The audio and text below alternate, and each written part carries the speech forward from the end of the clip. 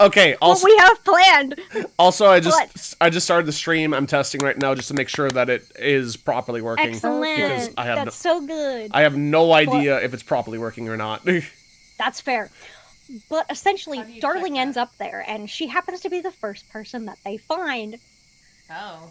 And, Oh, boy. There's going to have to be so many warning tags on this! Uh-oh. Oh, boy. Uh-oh. Honestly, I love that. This is gonna be, you know, we have to label it dubious consent for a reason. Mm-hmm. Among other things. Because, what happens is that once she dies, is that the god of death in the haven pretty much gets her soul and is like, what the again, can kind of tell Feli, who is also my friend Helio's character, Feli, the goddess of death, right, is like, wait a minute, 1, this soul isn't from our world, 2, what the fuck do you mean Darling's loose again? Or just in general. So they scramble to get, because Darling being loose in another world is bad, you know?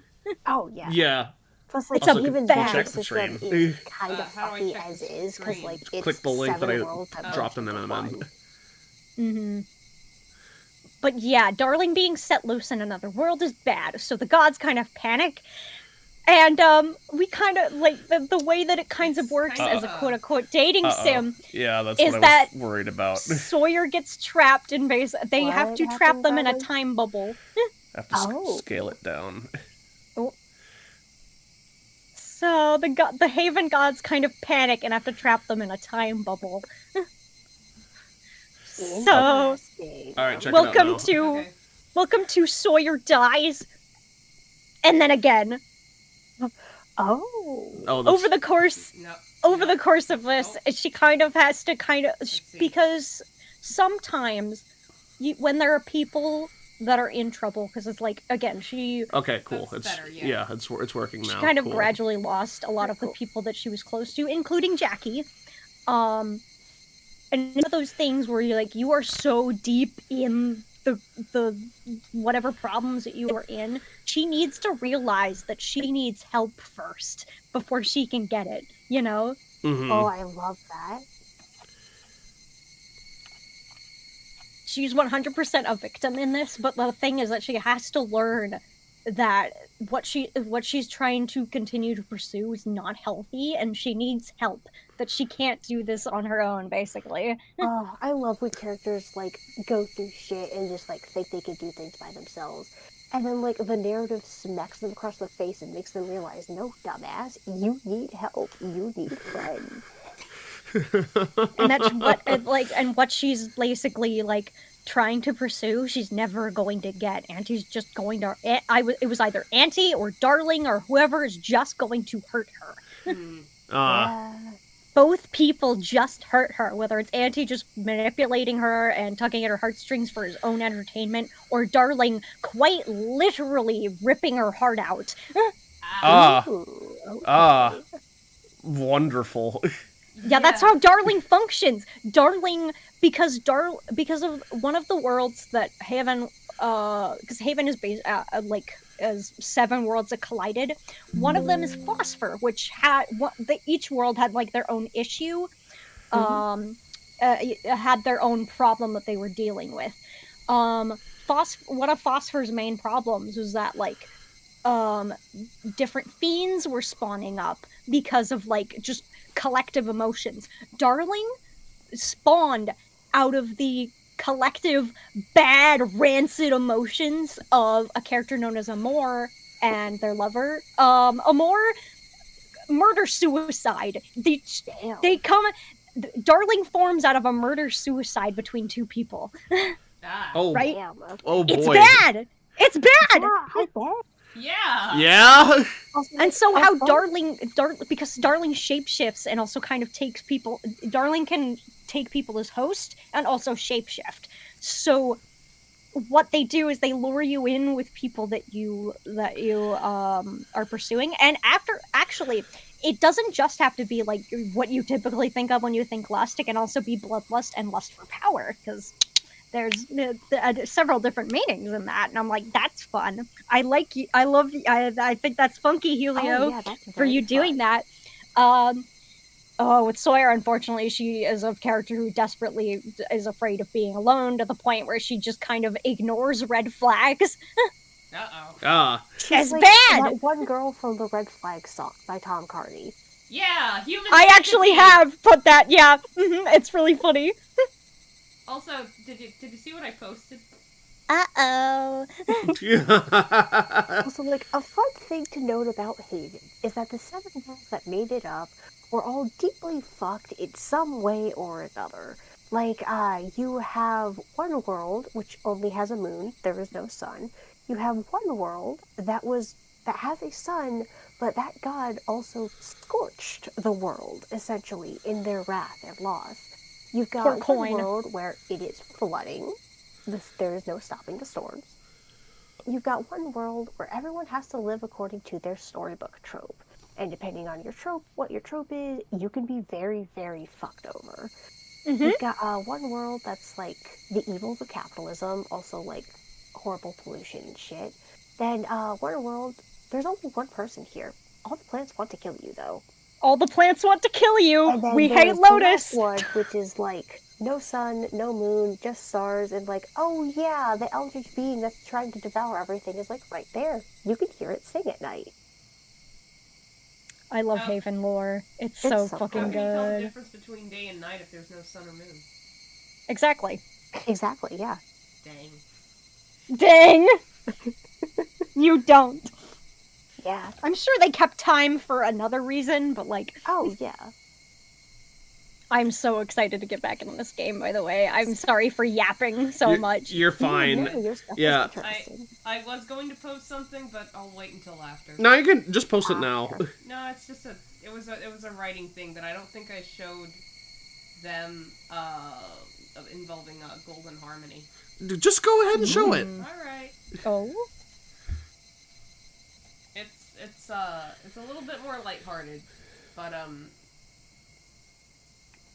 you know.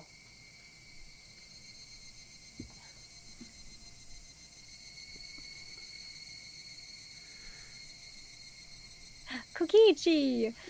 Yeah. To do a seize the day shtick or whatever. Give me a minute. He tired, he eepy, let him eat. He made me sleepy. Shuichi. Oh, this is very good. A faint boost of energy from people bickering. He feeds off of people suffering.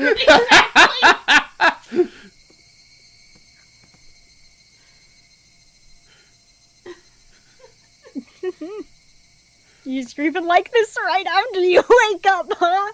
Always. You can never get rid of me. Isn't this the scene where, like, he kicks him or something? Yeah, in the ankle. Fuck you. For Oh context. yeah, Kristen, I see fan art of like a catchy board on. Like, oh yeah, that's Kristen Forbo.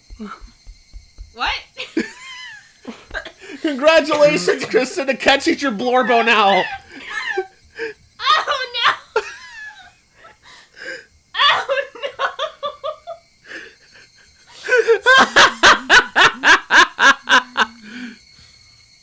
Yeah, we should probably get into the game at some point. Yeah, we Yeah. should. Yes, I have my micro. Oh wait, hold on. I have to make sure my microphone settings are okay. Give me a second. I'm so sorry. No, you're fine. I'm so sorry. You're- No, don't you're don't wor- good. don't worry. You're good. Let me make sure everything's right. Voice is off. Okay, cool. Okay, that's turned up all the way, and let me make sure it's turned up all the way on Discord, and also selected. It's MacBook. Hey, how's that? Better? Yeah, you're perfect. You sound Yeah! the same on my end. Fair enough. Horse. Okay. Oh yeah, our best friend was spying on us outside our door. Yay! Surprise! Right, because of the dramatic zoom in, which they first did with one of the gremlins, just like as a joke, and then like, oh fuck, Raina's creepy. Yeah. Yeah, I still remember the game jump scaring me. Yeah. Yeah? Jump scaring me. I wonder how much time has passed since I laid down. It was getting dark outside. My body was soaked in sweat. Yeah, I don't blame you. Would probably be a good idea to change my sheets. At that moment, the phone downstairs rang. Oh, I haven't heard a phone like that ring in years. Yeah. It was probably Mom. Mom was quite the worrywart. Maybe she'd called many times, but I just didn't notice it. Oh yeah, aren't the parents out for like the weekend? Or They are, yes. They are. Shit! Welcome to ever since we found out our best friend was spying on us and is also a creep, the paranoia is kicking in. I mean, like, we knew Raina was kind of a creep, but we brushed it off because she's cute. Mm-hmm. Anything the matter? I don't think anything's the matter. Hel- Anyway, Hello, this is the Maibara residence. Oh, he's alive. Hello. This is Mion. what's wrong with you? Sorry. How you doing? Is this one of Keiichi's friends? Keiichi is resting now, but shall I put him on? Thank you. What are you on about? What?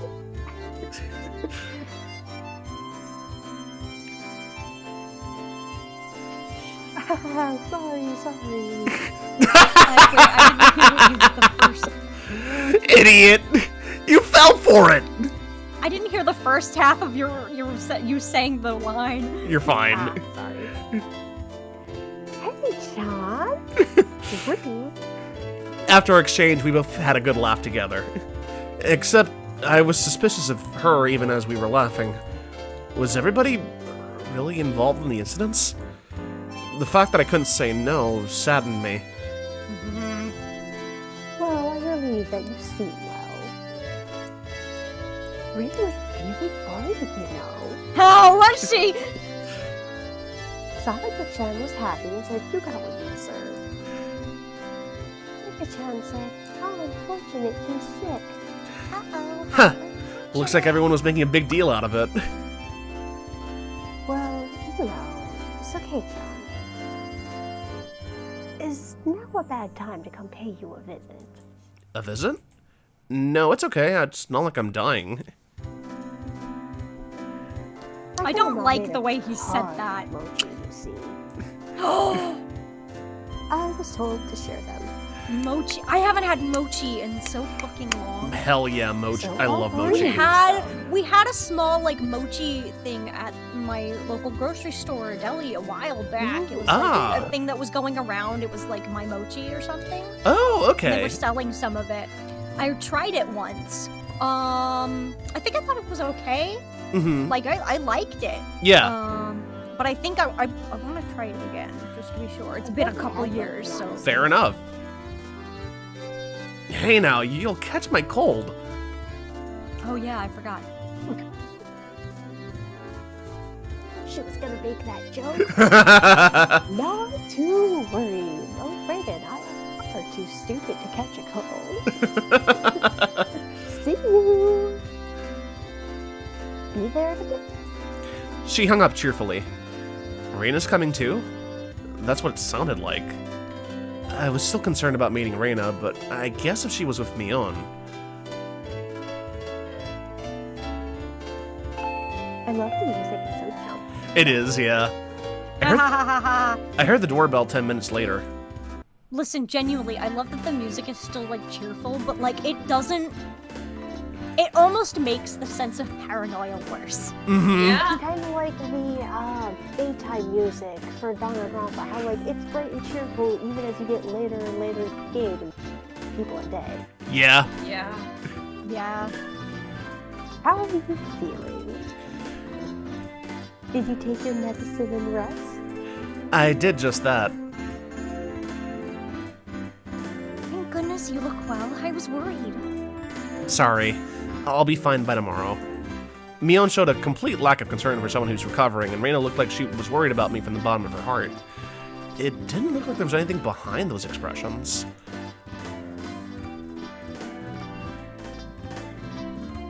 I thought we might hang out for a bit, but it looks like you're not in quite the condition for it. You don't say. Seeing my face appeared a bit sullen. Then here, Keiichi-kun. These are the mochi Michan's grandma made. Reina held out the package wrapped in newspaper. There might be about 5 in here. It was quite hefty. Thanks. Send my regards to your grandma, Mion. I need to make... No, yeah, mochi is like it's the ice cream and, right, what is it, like... It's not ice cream. It's, oh gosh, how do I explain it? It's like, Well, there's mochi ice cream. Well, yeah, mochi ice cream exists, yeah. But I think mochi on its own, it's kind of like a sweet dumpling, kind of. Yeah. Yeah.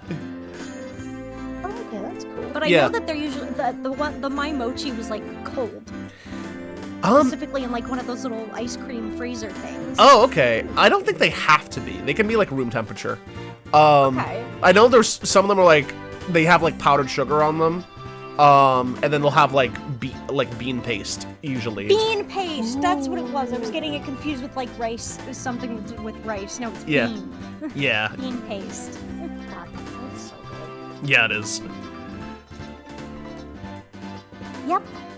Oh, and one that I made in there as well. I wonder if Keiichi-kun can guess which one. This is Kei-chan's homework since you missed the club meeting today. There are letters on each mochi, so I'll ask you tomorrow. Were you checking if I was feeling better, or did you just come here for club activities? Yep, you're looking fine. Guess you'll be able to make it tomorrow. Man, what are you gonna do if my fever comes back because of your shenanigans? Michan, we shouldn't be making such a racket. Let's go. The other people here will get angry. Both of them thought my parents were home. It was because the entranceway was a mess. You're right. Let's get going. Ah, by the way, Kei-chan. Yeah? Uh-oh. I knew it! You said it with you! Oh, wow, yeah. Sorry, I don't mean to scream.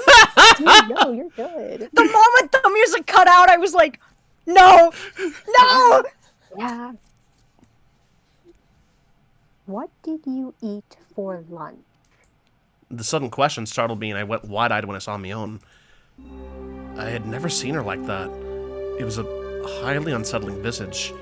But why is she asking me about what I ate for lunch? Again, I don't know what it is about the art direction specifically, but I think it's amazing how all they have to do is really change the expression just a little bit for everything to be again, I think it's very specifically, it has to do with the shine in people's eyes. Mm-hmm. And of course, obviously, the people's looking smaller is just creepier.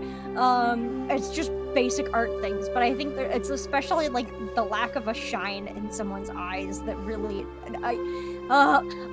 the whole metaphor of the light in somebody's eyes being gone. Yeah. Yada yada yada. What she said was so inane that it was almost meaningless. The way she said it, it was almost like she didn't even care at all about what I ate. I ate out? She must have suspected that I was with Oishi-san. Anyway, I felt... Oh, I forgot about that. Yeah. I felt that if I hesitated or tried to change the subject, then they'd read too deep into it. So I tried answering as quickly as possible. Except, contrary to the efforts I had made, there was a pause before they replied. Oh, so you I ate don't out like for lunch, Keiichi-kun? The glimmer from Reina's eyes had changed at some point as well. Oh, they even make a point of that, okay. It was that. now Ooh, I like how it's diegetic. It was now sharp, as if to make me feel the feigned ignorance behind her words even more. As if she already knew. That's how it looked to me. Well, was it good? Why are you asking me this? Mion was speaking in an unusually low tone, almost as if she knew that I'd eaten at the restaurant in town. No, I'm overthinking this. I mean, both of them should have been in school at lunchtime. There was no way they could have known where I was.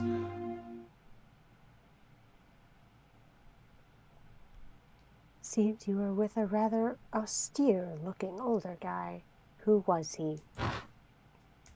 The package with the mochi I was holding slipped out of my hands. I could tell the blood had drained from my face, making me go pale. Damn, Kate, you can't lie for shit. Yeah, no kidding. Oh? Keiichi-kun, who was he? Could it be the person from before, I wonder? I could feel the back of my throat going dry. This was no longer a bluff. They knew everything? How do you know that? Took everything I had to finally force those words out from my throat. My knees were shaking. Because there's nothing this old man doesn't know. Mion sneered knowingly. Her laugh seemed to carry on forever. So, Kei-chan, what did you talk about? It seems like you got pretty worked up over it, too. We weren't talking about you guys. It didn't have anything to do with you, Arena. Wow. Ah! Isn't it a bit strange to hear our names come up even though nobody asked about that? Reina's unwavering gaze pierced through my eyes and peered further inside me. I dug my own grave. Yeah, you just did. Yeah, you did. My heart was throbbing so much, it felt like I was going to explode. He's kind of stupid. He is, yeah. Yeah. That makes him more endearing as a character. Because it's like, how what? I feel like most people are bad at lying. Yeah. Well, whatever you're trying to hide, this old man already sees through it all. Remember that. I couldn't even shake my head. Took everything I had to stop my teeth from chattering. She never let her gaze break from mine. Even she tilted her head slightly. Hey, I'm hearing crickets. It's not cicadas, but Sure. it's crickets. Mm-hmm. You're right, yeah. Interesting. Keiichi-kun, you don't look so good. I think you should lie down. That's true. We should both head back home. As if nothing had happened, they both giggled at each other and started making their way out. I would not eat the one Raina made. I don't trust it. I wouldn't eat any of them. I hadn't moved the muscle since I dropped the package of mochi. As they left, the door slowly closed behind them. All I could do was stare, as if I couldn't move until the door was completely closed. Just as the door was just about closed, it opened again slightly with a sudden creak, sending my heart racing once more.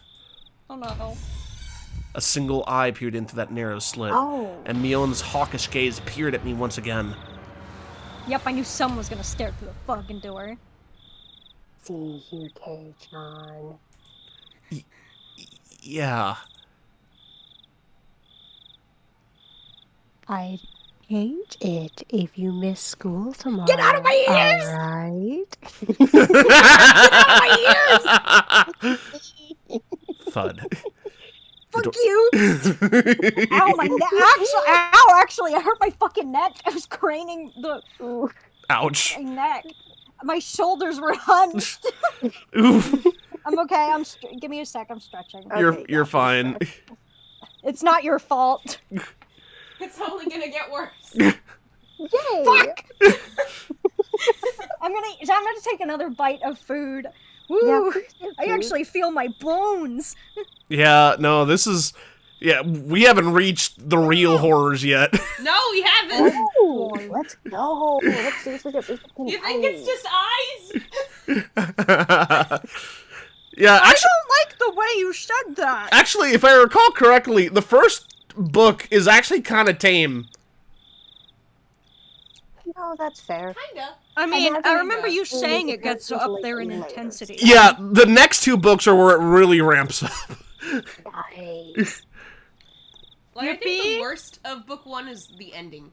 Yeah, the ending of this one is where it gets the worst, but, like, Okay. yeah, Interesting.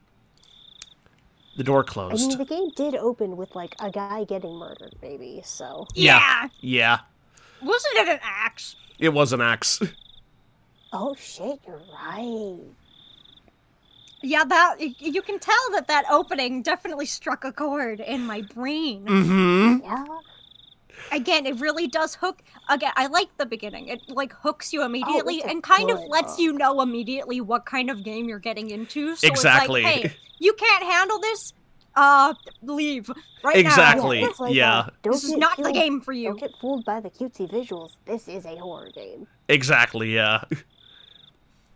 I wasn't able Anyway. to move a muscle even after their low laughter died off into the distance, and silence once again enveloped the room. Coming back to my Fuck, man. senses, the first thing I did was lock the door. Yeah, that's sensible. They knew what Oishi-san and I had talked about? Why? Where's How? lying on them in the diner? No, that wasn't important. Thinking about it now, all of it could have been overheard from the beginning when Oishi-san met me. Just as Mion said, I couldn't hide anything. Then, what were they trying to tell me? That part was obvious. They were warning me not to say anything unnecessary. What did they deem unnecessary? I only talked to Oishi-san about one thing, and they were warning me that that was unnecessary. What was it that Oishi-san talked to me about?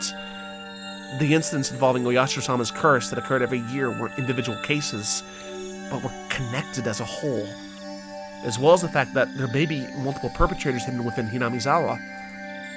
No, more precisely, that Mion, Reina, Sadako, and Mika-chan were all suspicious. Is that what they were warning me against? What kind of nonsense am I thinking about? I hit my own face hard enough that it let out a loud slap. Feeling that would wake me from this nightmare. For some reason, it felt like I was punching a blanket. It's almost laughably painless.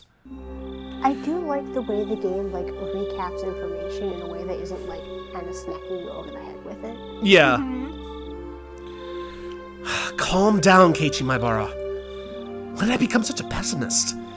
Calm down, calm down! Settle down and sort things out. The reason Mion knew I was eating lunch with Oishi-san was probably because somebody from Hinamizawa just happened to be there at the time. He must have told Mion that I was there. That made the most sense. Plus, come to think of it, she didn't ask me where I ate lunch, did she? She only asked, was it good? They were just curious since I was together with someone not from Hinamizawa. It's not as if they had any ulterior motives. Denial is not just a river in Egypt, Keiichi. Listen, if you were... Oh, I mean, it's a put very yourself in his realistic shoes for a response. second. Like, I What? don't blame him for trying to rationalize it to himself. It's also just, I'm still gonna poke fun of him. Fun at him for it. That's Yeah. fair. Yeah. What were we gonna say though, Kay? I was gonna say something of like, think about it from his perspective of like, you know, his two of best friends are suddenly like two of his best friends, and he's known for what? Has it been a year? A Couple months? few months. Yeah. Well, still, like two people, like people that you've known for like even several months. It's like, and everything is suddenly going all weird and wrong. Yeah, it's gonna be. You're even after a few months, you're gonna be like, there's gotta be an explanation. Yeah, Oh, yeah, I totally get that. that's it. That has to be it. Thinking about it that way was the same with Reina. I was just being strangely ambiguous about when I met with Oishi-san, and Reina was just correcting me on that. That's when I was bewildered by the change of character from the usual mild-mannered Reina. I was just startled by it. That's the most natural way of thinking about it. I felt like my mind was mixed up in it with like a tangled mess of spaghetti. Deep red marinara sauce would have poured out of my nose and ears if he squeezed my head. It's so weird. Thinking that, I suddenly felt like vomiting. Yeah, don't. I really didn't want that to happen, so I stopped holding my head. Lately, I had no idea what anyone was saying. Spending time with them was fun. It didn't feel like there was any sort of hidden agenda. I really do think they're a good bunch of people. When I just moved here and I couldn't make heads or tails of anything, they were really kind to me. Raina was really kind and always looked after me. As long as that strange affliction didn't rear its ugly head, she was also really pretty cute. Mion was also a really good person. She didn't care about anyone's age or gender and was optimistic and outgoing. I was never bored when I was with her. Talking about not getting bored, Rambunctious Sadako was a good person for that too. She was pretty bratty, but that was just the way she interacted with others. Rika-chan was the same way. She didn't speak often, but that didn't mean she was always silent.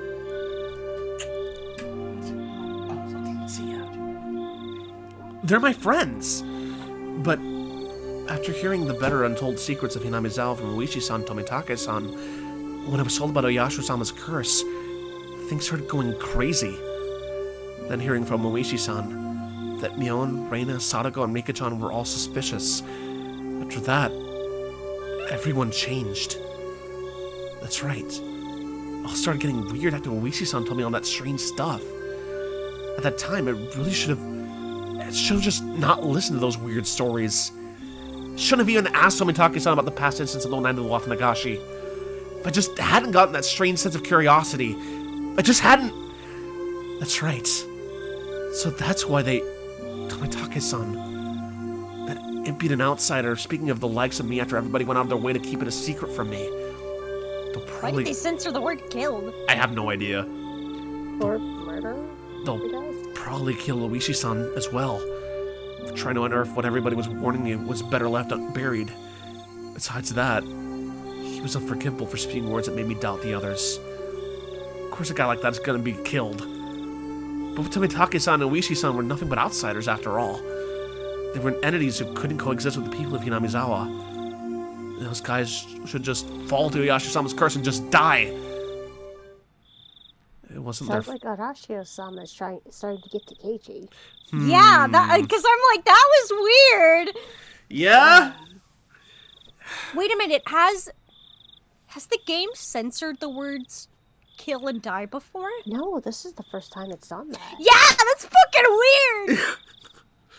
I actually don't remember that happening, to be honest. Yeah, I don't either. Oh, well, did you accidentally push a setting? I might have. That's the only thing I can think of. Hold on a second. I know there's settings in the, well, not... There's, like, hidden settings somewhere. Hidden settings? What the fuck does that mean? Hold on, Kristen. Can I use your laptop for a second? Sure. Thank you. Squint. Also, the stream is, like, blurry for some reason. Yeah, that'll happen. Oh. Yeah.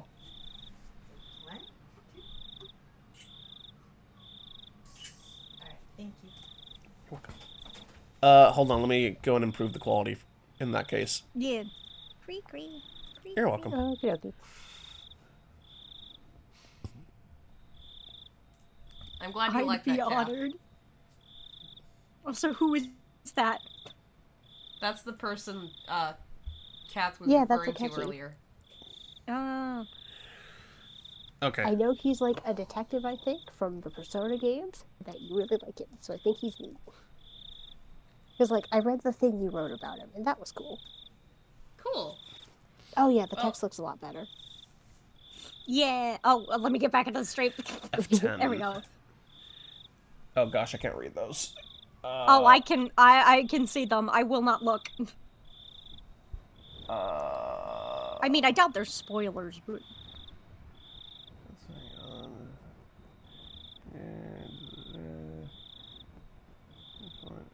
I can't, like, hold on, I need to, like, get closer to the screen, because I can't read them from there.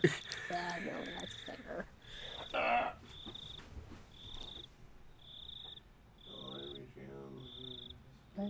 Technically, I wrote two things with this guy. It was the whole, like, nightmare sequence thing and the Kool-Aid story. Not the fucking Kool-Aid man. Oh, for good. Kool-Aid man's funny. Oh yeah. It's not. Okay.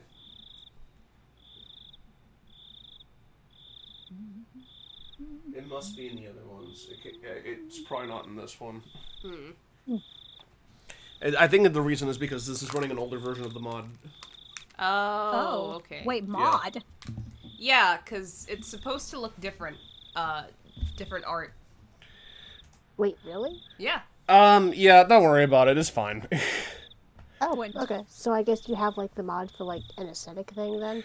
Yeah, exactly. Okay. It wasn't their fault. It was my fault for not being able to hold back my curiosity. It wasn't their fault. It wasn't their fault. It wasn't their fault. It wasn't their fault. It wasn't their fault. It wasn't their fault. Oh, poor KG. I settled into a daze. It was lethargic, feeling like I had just gotten up, but the ominous chill that haunted me had subsided. I was fine now. I was no longer frightened. I completely recovered. I'll go to school tomorrow, right as rain. I'll greet everyone. I'll take part in club activities. It'll definitely be fun. Bestie, you can't go back to normal. It had to. No. It had to be fun. I was one of them, after all. Ugh, that reminds me, I need to eat those mochi. I hope I'm able to tell which one Reina made. I remember the homework the two brought with them when they visited me. Wait, Why do I have a bad feeling about the mochi? Yeah. But wow, our club did delivery. That was something else. I picked up the package I dropped on the floor and headed into the living room. I fear. Sir, that is your kitchen, not your living room. Yeah. It would be Some nice. people have a kitchen connected to their living room, just like me. Yep. Oh, no, I do too. My house has an open floor plan. However, that is a kitchen. It would be nice, I guess, to have some tea with it. That's what you say then. To fill my mouth with mochi while drinking tea. Oh, this was quite a delectable situation I was in. Opening up the newspaper wrapping, there were 5 plump red bean paste mochi fit snugly inside. There were letters written from left to right on the newspaper. A, B, C, D, and D. What? Now then. They said Reina made one of these. I wonder which one. Oh, they probably labeled them so that they knew they could make it a game. Oh. There wasn't much difference in how they looked. They smelled and appeared about the same. Wait, I don't like the fact that they're red. I don't like the fact that they're red! Red beans are a thing. Yeah, red. No! You know what else is red? What? I'm paranoid as fuck right now! I mean, granted, it would be a very different texture if it was blood. And Yeah, I blood think is also it would darker. look different Yeah. if it Yeah. was. Didn't stop Pinky. Okay, fair enough. Also, the smell. Yeah, How would they be able to mask the smell? yeah. You're right, you're right. Oh, yeah, Listen, speaking of I'm tea- fucking paranoid! Yeah, speaking of tea and stuff, my dad recently got, like, one of those Keurig coffee maker things. And like, there's also, like, the little cups of hot chocolate, too. But my brother got a couple boxes of tea for it, and, like, me and him have just been using it for tea. Uh-huh. Yeah, he got a sampler of the, like, different fruit spreads and whatnot, and we both really like the blueberry one, as it tastes like drinking a blueberry cupcake. Ah, cool. It's not where that's supposed to go. They smelled and appeared Anyway, about the back to same. the game. This was a pretty difficult problem. Biggest difference was probably their shape. I wasn't sure what kind of person Mion's grandma was, but Reina's had to be different from hers. Looking carefully, I could see one mochi that was made very neatly. So well that just by staring at it, one could tell it stood out. Looks like this challenge depends on whether or not this one's Reina's. Calm down and think even harder. Mion had said her grandma had made a ton of them, was told to give some out, if I remember correctly. So that meant 4 of these were from that large batch. Then what about Reina? She probably only made 1. So she probably spent quite a bit of time on it. Meaning the one that Reina made for this one was this one, E. For a moment I thought it might have been a trap Mion laid as she knew I'd pick up on it, but that probably wasn't the case. I wouldn't be so sure if I knew Mion had made it, but since she and Reina said Reina made it, it probably wasn't a trap. Alright. My tea is ready too. I'll start with the defending champ, Mion's grandma. Let's see. Not bad. The smooth bean paste was soft and chewy texture left little to be desired. The tea I drank afterwards was also accentuated the experience. This was an exquisite piece of work. Now, how about Reina's? The creation was so delicate, one would think it was a high-class Japanese dessert. Since I normally had quite the appetite, I was slightly worried about the size of the portion. But, well, first a bite. This was quite a difficult one to judge, actually. The ingredients were exactly the same, so there was little difference in flavor. What was different how it was shaped at the end, so it was to be expected. So the deciding factors would be presentation and volume.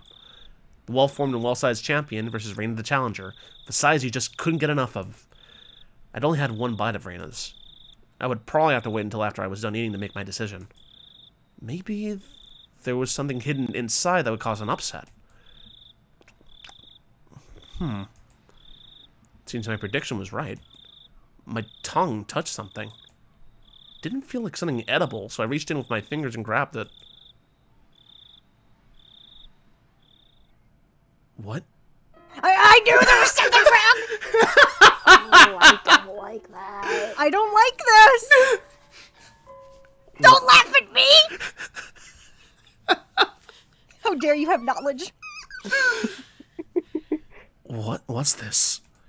Before I could fully comprehend what it was, I threw away the rest of the mochi I was eating as fast as I could. It slammed against the wall, causing the bean jam to splatter. Oh, now we all have to clean that up. Then, after sticking for a moment, it slid down to the floor. I was dumbstruck by my own actions. What was I doing? Rainy got out of her way to make it for me. How could I? Dumbstruck, I looked down at the hand that performed such a vile act. Then I remembered what I'd taken out of my mouth. At first I thought it was a hair. Even though it was shorter than Mion's, Raina's hair was still quite long. And it wasn't this short. It was also a bit too hard to be hair. It was thick enough to roll around on my tongue. Oh, that's a tendon. There was a bit of a metallic sheen on one end of it. Yes, there was a hole for where the thread goes through, like it was a sewing A needle. needle? Yes, that's right. It looked very much like a sewing needle. That could hurt somebody! Exactly like one. The end was pointed as well, quite sharply. It really What the fuck? did look just like a sewing needle. Huh? That's like those fears of people putting razor blades in candy. Yeah? Oh, wait, or was it apples? It doesn't matter. What did I mean by looked very much like a sewing needle just a bit ago? I couldn't answer. But a voice inside me already knew. Let me know by chattering my molars together. I couldn't stave off the terror welling up inside me. Suddenly, I tasted something metallic. I felt a prickling pain at the back of my throat. Oh my god. I stuck my finger in the back of my mouth and felt around to see if I was bleeding. Suddenly, I felt the urge to vomit. The sharp taste of bile irritated the back of my throat. I clasped both hands over. Bone? Because bone can also be sharp. I clasped both hands over my mouth, and after writhing in agony, I was somehow able to hold back the nausea.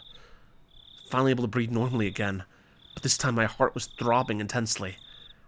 Then, it finally registered. Exactly what was mixed in with the mochi. Before I could think of the correct word, my hands were already on the move.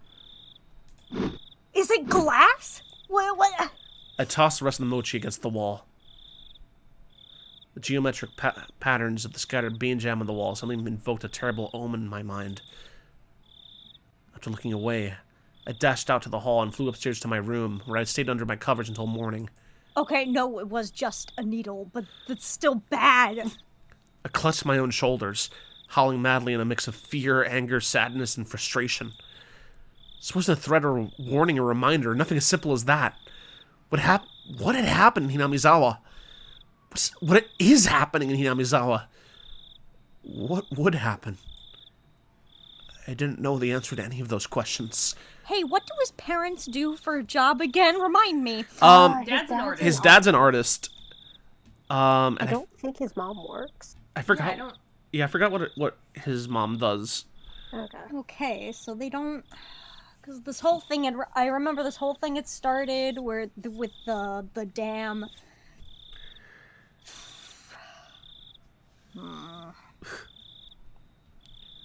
Where did I break a taboo?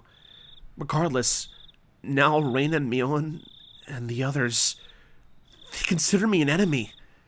And they thought I should just die. I won't let you kill me! Not for such a pointless reason! Fell into a restless sleep as I was crushed by negative emotions. It's as if I was being drawn to a billowing, bottomless marsh.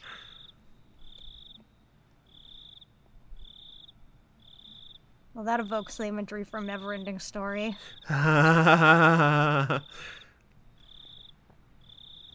Jesus Christ.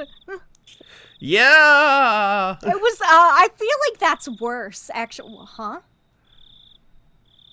Huh? Oh yeah, what they thought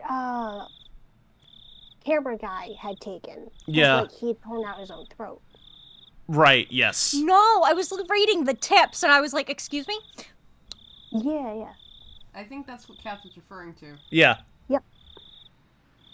Also, like, Oh, yeah. when he throws up against the wall, now he's gonna have to clean them up. Yeah. Oh, yeah. Or, like, worse, his mom will have to clean them up, and then I'll just feel bad for her. Tap, tap, tap. The sound of muffled footsteps stopped in front of the door to my room. A moment of silence, as if whomever they belonged to was ascertaining if I was inside. For all the things I should have been doing, continued on with my restless slumber. I was very much conscious, but my body hadn't caught up yet. Even with danger bearing down on me from just beyond the door, it was as if I was completely paralyzed, unable to move. Without a doubt, this was sheer terror. Please, just leave. Hey, why isn't my body awake yet? Oh no, sleep paralysis. If they came into my room right now, then... Ah! I knew it was his mom, but like... That's also, sorry, I didn't mean to scream that loud. I didn't Oh, it even, didn't I pick up literally, on it your did mic. not register. Oh, okay, cool. It was so loud it didn't register on your microphone. Damn, That okay. makes you feel better. Oh wait, have you changed your microphone settings? Why? Do I sound different? No, I was just like, remember from, Danganronpa, we had a similar issue. No, I have not, honestly. Input down, that's how that works. Yeah, I Input mean, I volume down. have it, like, lower right now. Okay. Yeah. I sprung to my feet and threw my covers at my mom, who was opening the door. Whoa! Keiichi? What's the matter? Sorry. I was still half asleep. I thought it was still 1 or 2 a.m., but the morning sun was already streaming through the gap between the curtains. Felt nothing like morning. Yesterday, I must have fallen asleep right after that.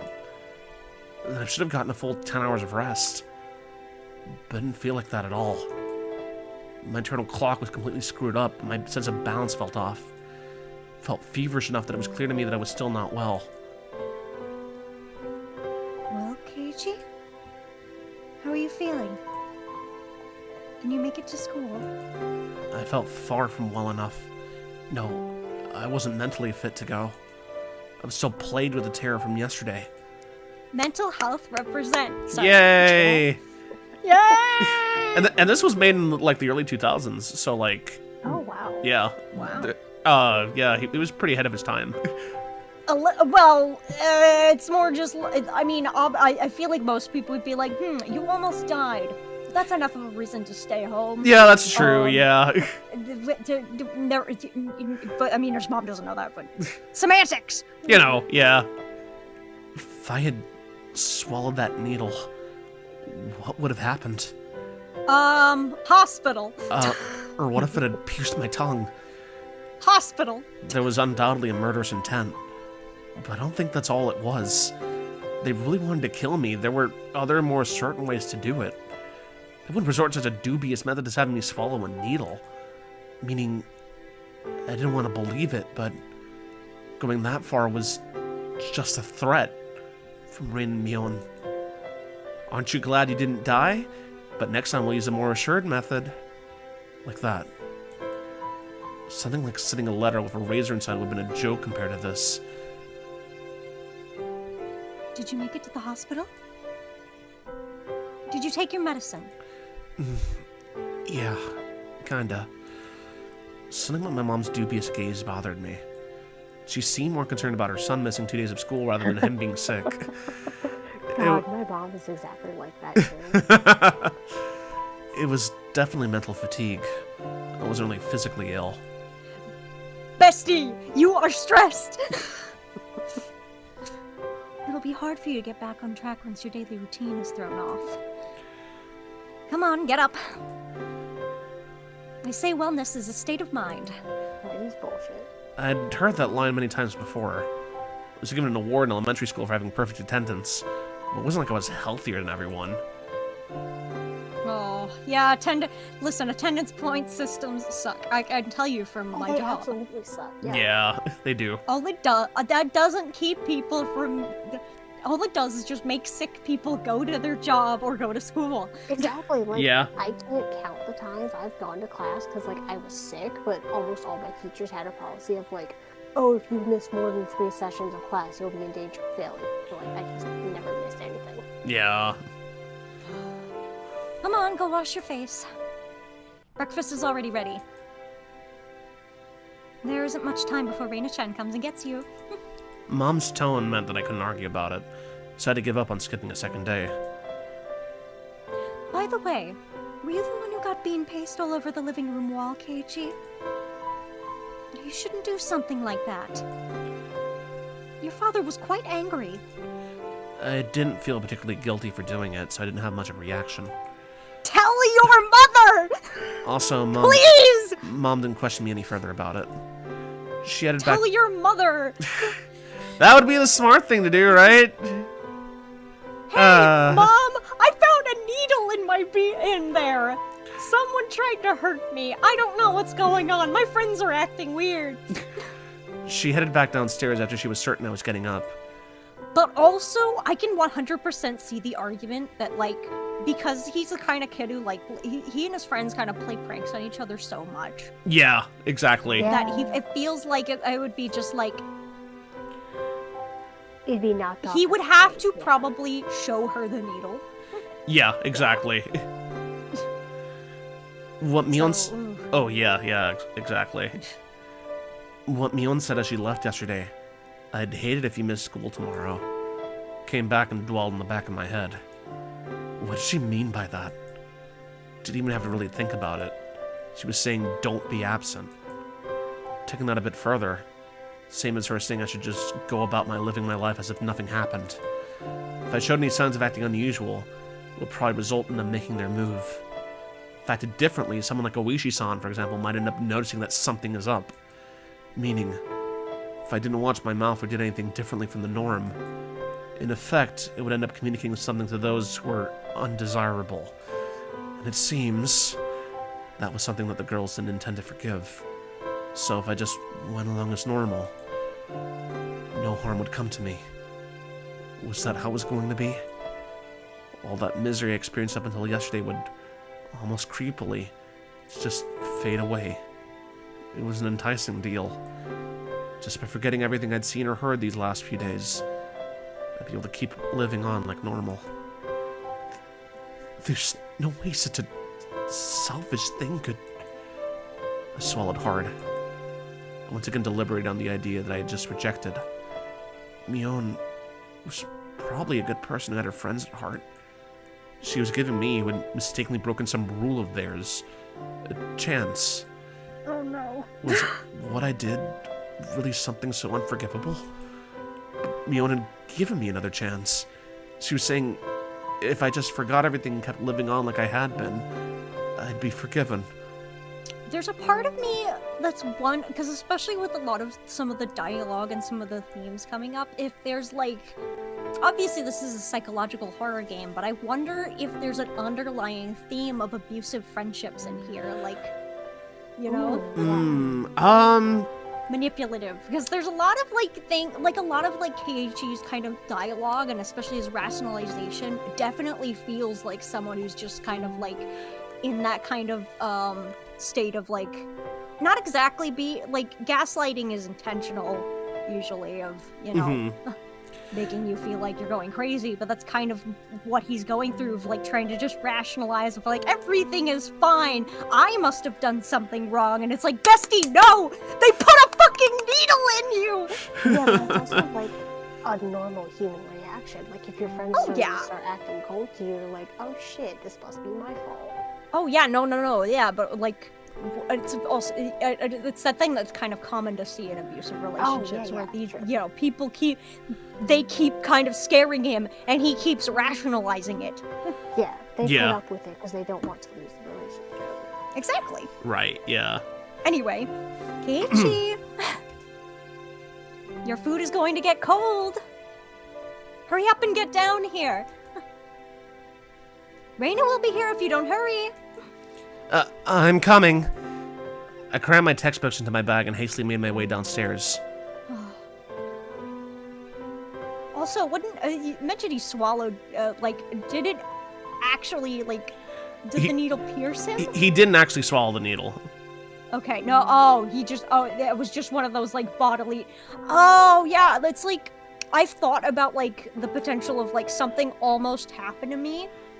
Sometimes, and it's I feel that kind of similar sensation. It's right, yeah. I think it's similar to Phantom Limb. My guess is that it's a defense mechanism. Yeah. I picked you from putting yourself in danger. I picked up my somewhat bland breakfast. It seemed I didn't have much time. It was already past when I usually met up with Reina. Given yesterday's events, she'd probably be here in the next 5 minutes. I need to be ready to head to school by then. And I forget that everything had happened the past 2 days. Forget it all and return to my normal life. Actually, sorry, I'm so sorry. I don't mean to... You're fine. It's actually reminding me exactly, because one of the lines that I work on at work, because I work with, a pharmaceutical company, one of the lines we have, works with those kind of, needles kind of stuff. Uh-huh. Of course, they're in, the packages, so we're not exposed to, any of the actual sharp things or anything, right? Right. And, in fact, the one of the things I was touching wasn't even, a needle, but, because we're dealing with it, especially the first couple times I was on the line, whenever I had to, unpack the boxes so I could, take the stuff out. Yeah. Yeah, it had to do with how the job works, basically. I kept feeling a lot of, tingles or pinpricks in my hands. It felt like I was getting, pricked a couple times. Right, but nothing was actually happening. It was just in my head because I've got, a bit of a needle phobia. Gotcha. So that's what... Yeah, sorry. I had the inverse of that the other day, where, I nicked my hand a little bit with a box cutter, but, keep in mind, almost every single box cutter at my job is a piece of crap where, only the tip of the blade sticks out. It doesn't go any further. One of them actually has a decent blade, but if you're cutting cardboard up, it still has to, you still have to go at it several times. Yeah, I nicked my hand a little bit, and I didn't notice. Granted, it was only, 1 or 2 layers of skin, it did not even bleed, but I was just why the fuck is my hand catching that shit? Oh, when did I nick myself? Yeah. I think it was also the same day I nicked a finger on a nail, but... Ow. Ouch. It happens. Anyway. For this to be normal, I'll have to be where I normally meet up with Reina. Today of all days, the rice was dry and hard to get down. I jumped at the sound and dropped my chopsticks. Yeah. That chime signaled that Reina had arrived. Mom... Also, I found a picture of the my mochi. Oh, cool. I just realized 2 seconds after I posted the picture that they're pink colored. Ah. It does in fact say ice cream on it. Yeah, my mochi is I think it's very because it's an American thing. It's an American brand where they're just we could also do mochi. Japanese food is becoming very popular in America. Let's profit. Hell yeah. And they probably mochi. I'm assuming ice cream mochi was probably becoming popular. Or at least just, it's very specifically just mochi ice cream. That's what it Yeah, is. yeah. Anyway. Mom hurried me along. Come on, Rita-chan's already here. Hurry. My mother's merry smile and my gloomy face were polar opposites. Honestly, I was reluctant to see Reina. I was waiting there on the other side of the door. The Reina on the other side. Was it the Reina I knew? I couldn't keep her waiting. I needed to do things as usual. Morning. An invigorating greeting filtered in from across the doorway. I came since Keiichi-kun was a bit late. Will he be okay today, I wonder? The manner in which Reina was concerned was without a doubt the Reina I knew. But that was probably only if I reciprocated. Forget everything from yesterday. Pretend as though nothing had happened. Man, now my throat's starting to feel weird. Oh fuck! Sorry. Good? You're good? I'm good. The bowl. Hold on. It fell off my stair. Ow! Oh no. Oh man. Okay, I gotta pick up the tiny bits of rice that are now on my floor. Yeah, take a few minutes to like Fell out of the clean bowl. this stuff. Hold on. I think that's all of it. I'm gonna go take this downstairs really. Fuck. I'm gonna take this downstairs really quick. I think that's all of it. No more loose rice on my floor. I'll be back. Man, this is chaotic. Well, it wouldn't be a stream of ours without some sort of technical difficulties. I mean, yeah.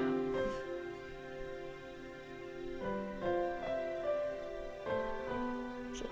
Damn it. Get back on there, you little shit.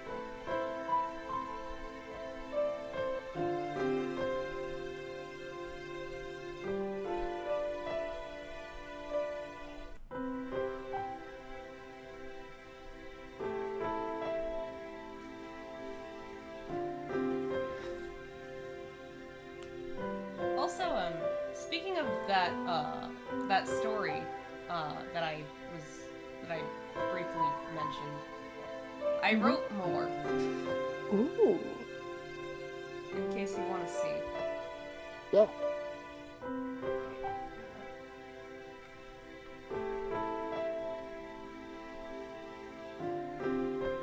Oh, here it is.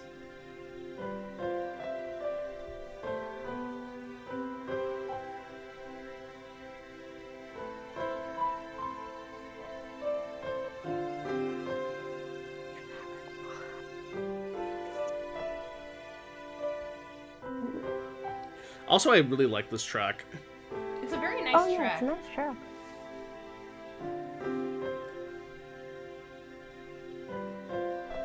It makes me sad. Give me 1 second. I'm gonna use the bathroom. You're good.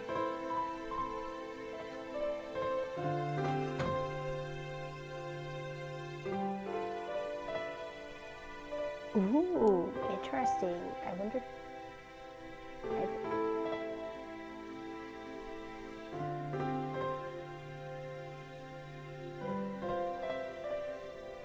Yeah, your writing is always fun, and it's like always a treat to read as I make this Yeah. style. So, what do you think is happening? He's being led somewhere, and then someone else shows up. Maybe a phantom thief. I don't know. Well, in actuality, the figure in white and red, that is another one of his outfits, actually. Oh, okay. Cool. So this is a little bit further in the future, compared to when he kills, the other person, if you remember. Okay. Yeah, I figured that like some amount of time had passed between those Yeah.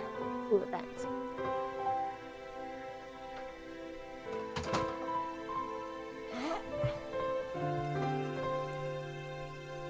Hello, I'm back. I brought snacks, and I'm going to drink my water to get the weird feeling out of my throat. Ha ha ha.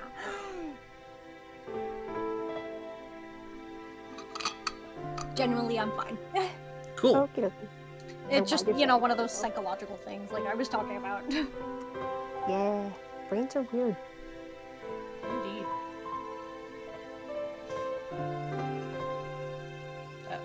Bradley? Oh, are we ready? Yes. I'm sorry. No, you're fine. Okay. Forget about the gruesome dismemberment. Forget about the serious deaths that happened the following years. Forget about the people falling to their death, the terminal illness and suicide, fatal beatings and the disappearances. Forget it. Forget all of it. Forget that Rain and Mion were scary. Of course, forget it all. Forget about all of it. Forget about the mochi, too. Forget. Reina, once again, asked to make sure. Can you make it to school? Yeah. I'm fine. Great. Then let's go. Michan is waiting.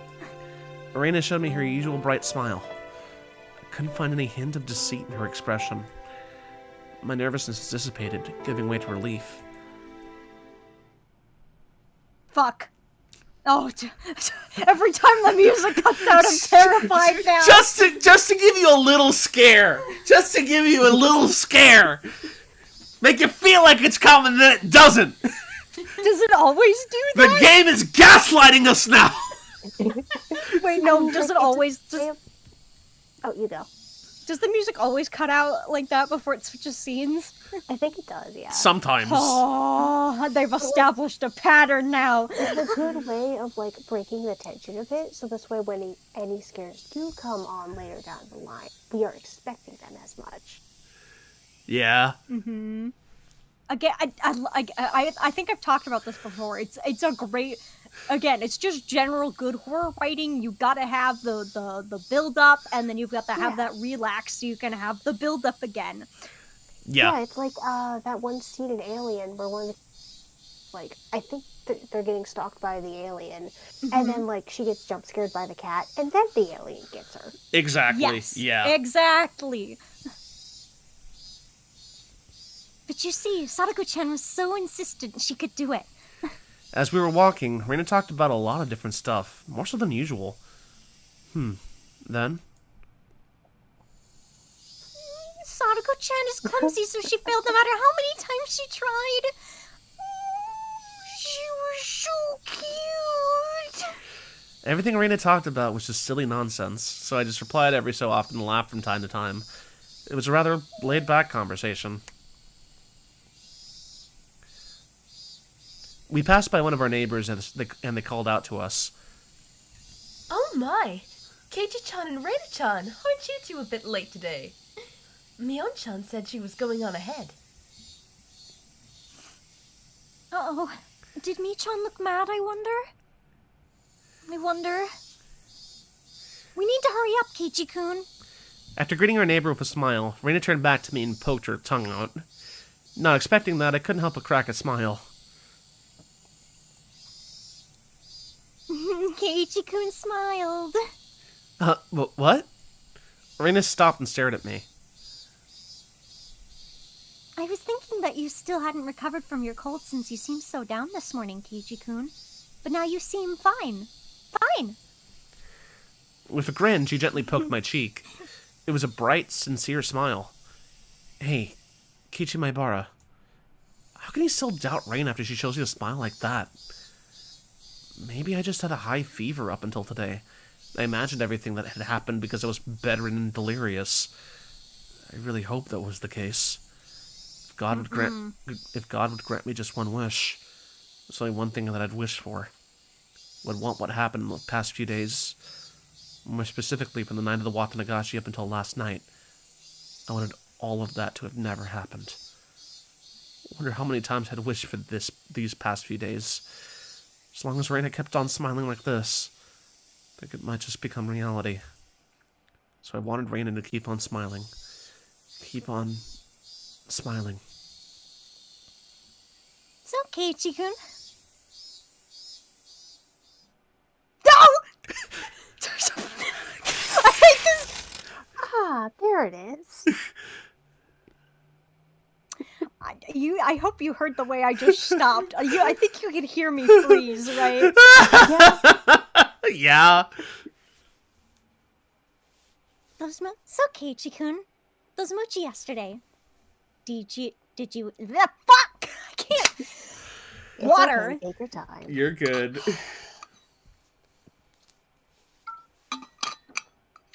So Keiichi-kun, those mochi yesterday. Did you eat them all? That vain wish of mine was instantly shattered. My heart began palpitating. Black's morning mood suddenly became frigid. Rena's smile was the same as usual. Her eyes were gentle as usual. Those mochi yesterday, did you eat them all? Of course she wasn't asking the question at face value. In other words, Rena was asking, did you get the message? She was probably trying to convey that.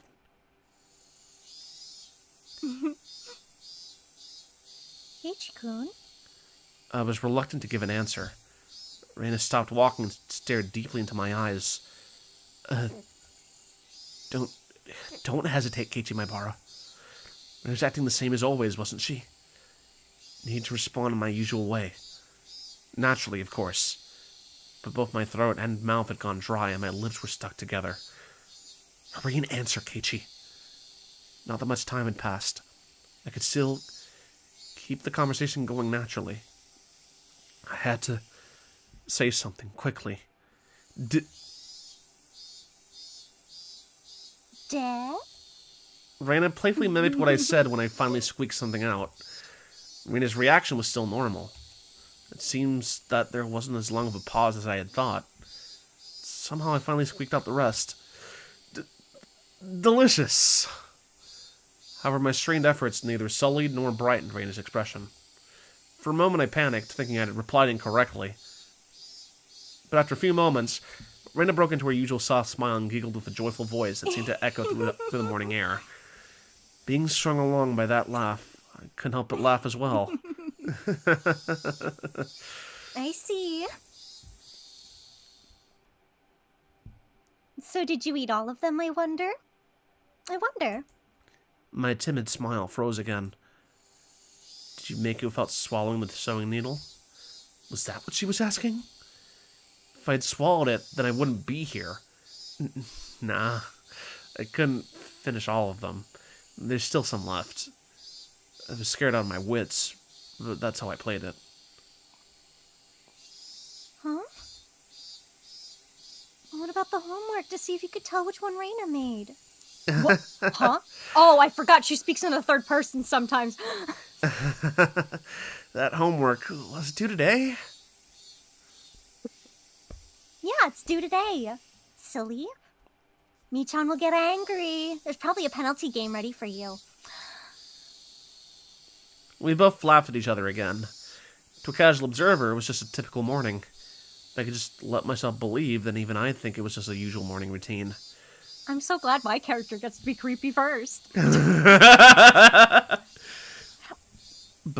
I'm good at it. I was certain I wasn't mistaken. There was something imaginable buried beneath the facade of this giggling Reina. Recalled that unexpected piercing voice that I could hardly believe came from Reina's mouth. The moment that image crossed my mind, I felt a cold sweat trickle down my back. Was it only that particular time that something evil had possessed Reina? No, that was wrong. That was still Reina. Oishi-san told me, didn't he? I actually looked into her. For Ryugu. Huh? I think that's Kath. Oh, I'm sorry. Actually, I looked into her. Before Ryugu-san moved away to Hinamizawa, she was suspended from school. It seems she went through her school building and broke all of the windows. Oh yeah, I forgot. Reina had a disorder that normal people didn't. No matter how unpleasantly she smiled, that fact would not change. But I couldn't even imagine how she looked as she broke all the glass throughout the school.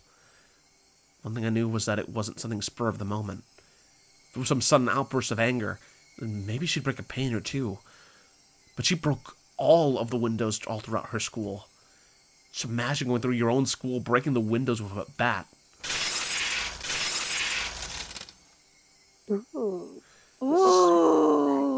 Good artwork! Right. Yeah, baby! Swinging full force at each pane of glass, one after another, paying no heed to the flying shards. Classmate aghast, unable to move with the sudden turn of events. I wonder, where she could have found the most windows lined up in a row. Probably the hallway. Walk, wind up, walk, wind up. It was difficult for me to connect that horrifying image with Irena smiling at me right now. But I just had to imagine it. Impossible because it was unimaginable. That naive way of thinking no longer worked. The unpleasant, piercing sound of shattered glass. The crunching noise as Reina treads across the broken shards, walking towards me. Reina's classmates going pale as they forget to even breathe. I wondered what they did as Reina came closer, breaking windows along her path. They earnestly try to bring her to her senses by saying something? They jump at her, trying to stop her savagery. They run to the staff room to call for the teachers. What I think is interesting in this artwork specifically is that, like,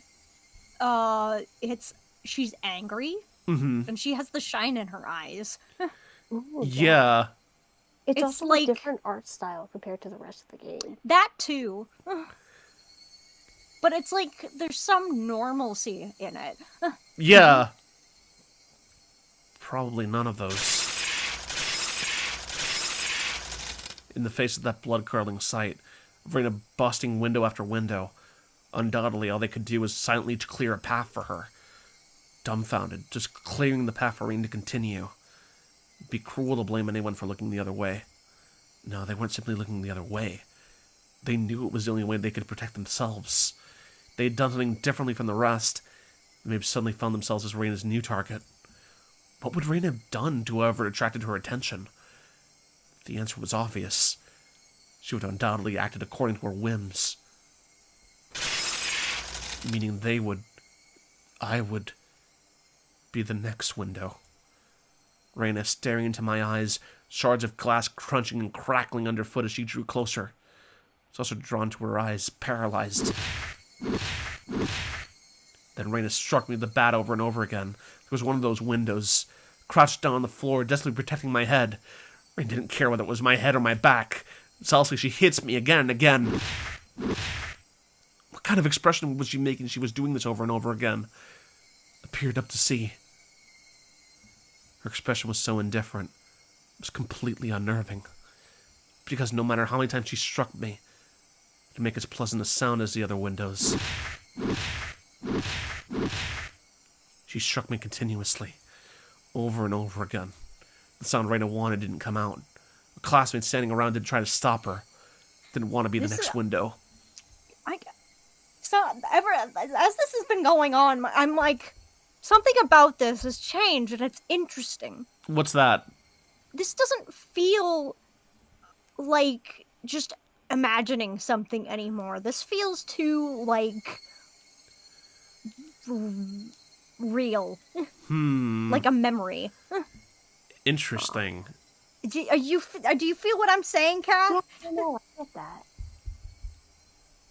It's too, like, deliberate. At some point, if you're imagining something happening, like, awful, I feel like there's a natural point where your brain stops. Yeah. Like, this is... Whoa. Hmm. This is like it actually happened, but it hasn't happened. Or has it? I don't know, I'm just theorizing. It's interesting. Interesting. Okay. Don't worry about it. Or if this is just a writing style the game that is choosing to make. I don't know. It's okay. Don't worry about it. I don't like your tone! Sure you are! Sorry. Somebody save me. Turning a blind eye unless we're hanging out. Of course, everyone in class scrambled to obtain the highest standardized test scores. They gained nothing from saving a cram school tryhard like me. Eventually, there would be a faint sound, similar to when you crack open a walnut. Some sort of reddish-black spray would shoot out. Anyway, it wasn't that Reina momentarily lost herself in her anger. After forcing myself to breathe and calming down my heart, I recalled what Oishi-san told me. And in the counselor's medical report, he recorded all the conversations he had with Renaissance. It shows up, Oh, I forgot about and this. quite a bit at that. What does... She mentioned the word Ayashiro-sama. Following that, Reina was suspended and had regular examinations at the hospital. Then, as Reina was undergoing counseling, she said it over and over. Oyashiro-sama. Sorry. You're good. No, you're good. I'm opening cookie. Cookie. Cookie. It's one of those so little oatmeal cream ones. Ooh, Oh, nice. It seems that the Arashio-sama she spoke of was like a ghost appearing in her house every night. Standing over her pillow, looking down at her. That was only a piece of their conversation, so I still couldn't see the big picture. But it was by no means a happy little conversation. Then what Reina did, was she saying that ghastly incident was a result of her being possessed by Oyashiro-sama? We're forgetting about that element. Up until now, I didn't want to believe in Oyashiro-sama's curse. That's why I wanted to say that the mysterious deaths every year happened because of some sort of conspiracy. Every time I talked with Oishi-san, I was more certain that the deaths were the work of men and not of some curse. Except, if it was people perpetrating the incidents, my friends were somehow deeply connected. If I refused to believe that the curse was real, then I would have to believe that those who acted the kindest to me were deeply involved in the incidents. Why? How? For what reason? Was Reina? Was everybody? It was much more painful and troublesome than accepting that it was just Oyashiro-sama's curse. In the aftermath, Reina had admitted to her doctor that it was because she was possessed by Oyashiro-sama. I felt a strange sense of relief from that. So that's how it was. It wasn't a second side to Reina. She did that because she was possessed by something strange, like Oyashiro-sama.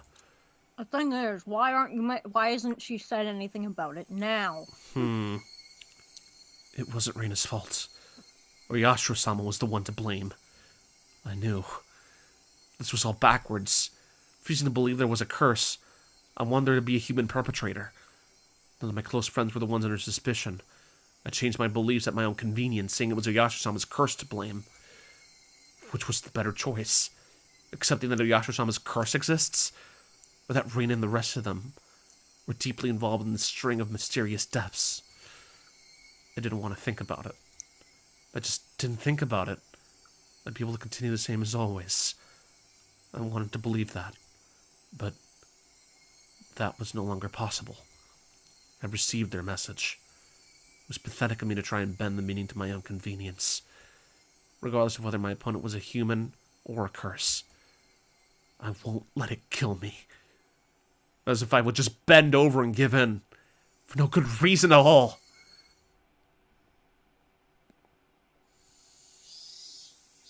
Keiichi-kun, you've been making a really weird face.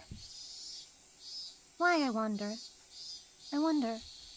Inhaling sharply upon hearing Reina's voice, I came back to my senses. Before I'd realized it, we were already at the entrance. Shaking my head a few times, I exercised all those terrifying thoughts. No matter how you looked at it, there's no way Reina could have done such terrible things. It's like I was trying to placate myself.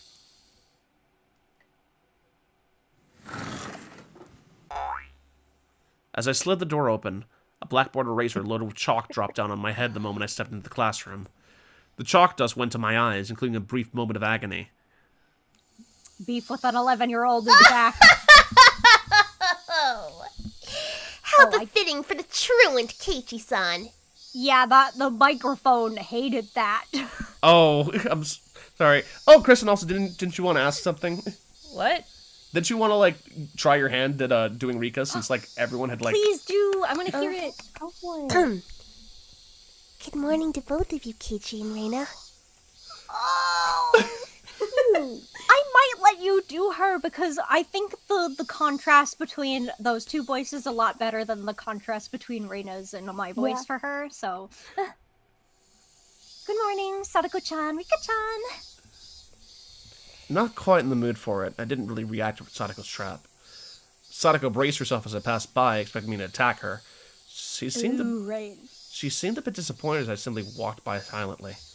Oh yeah, I forgot. The character's going through it. What is this?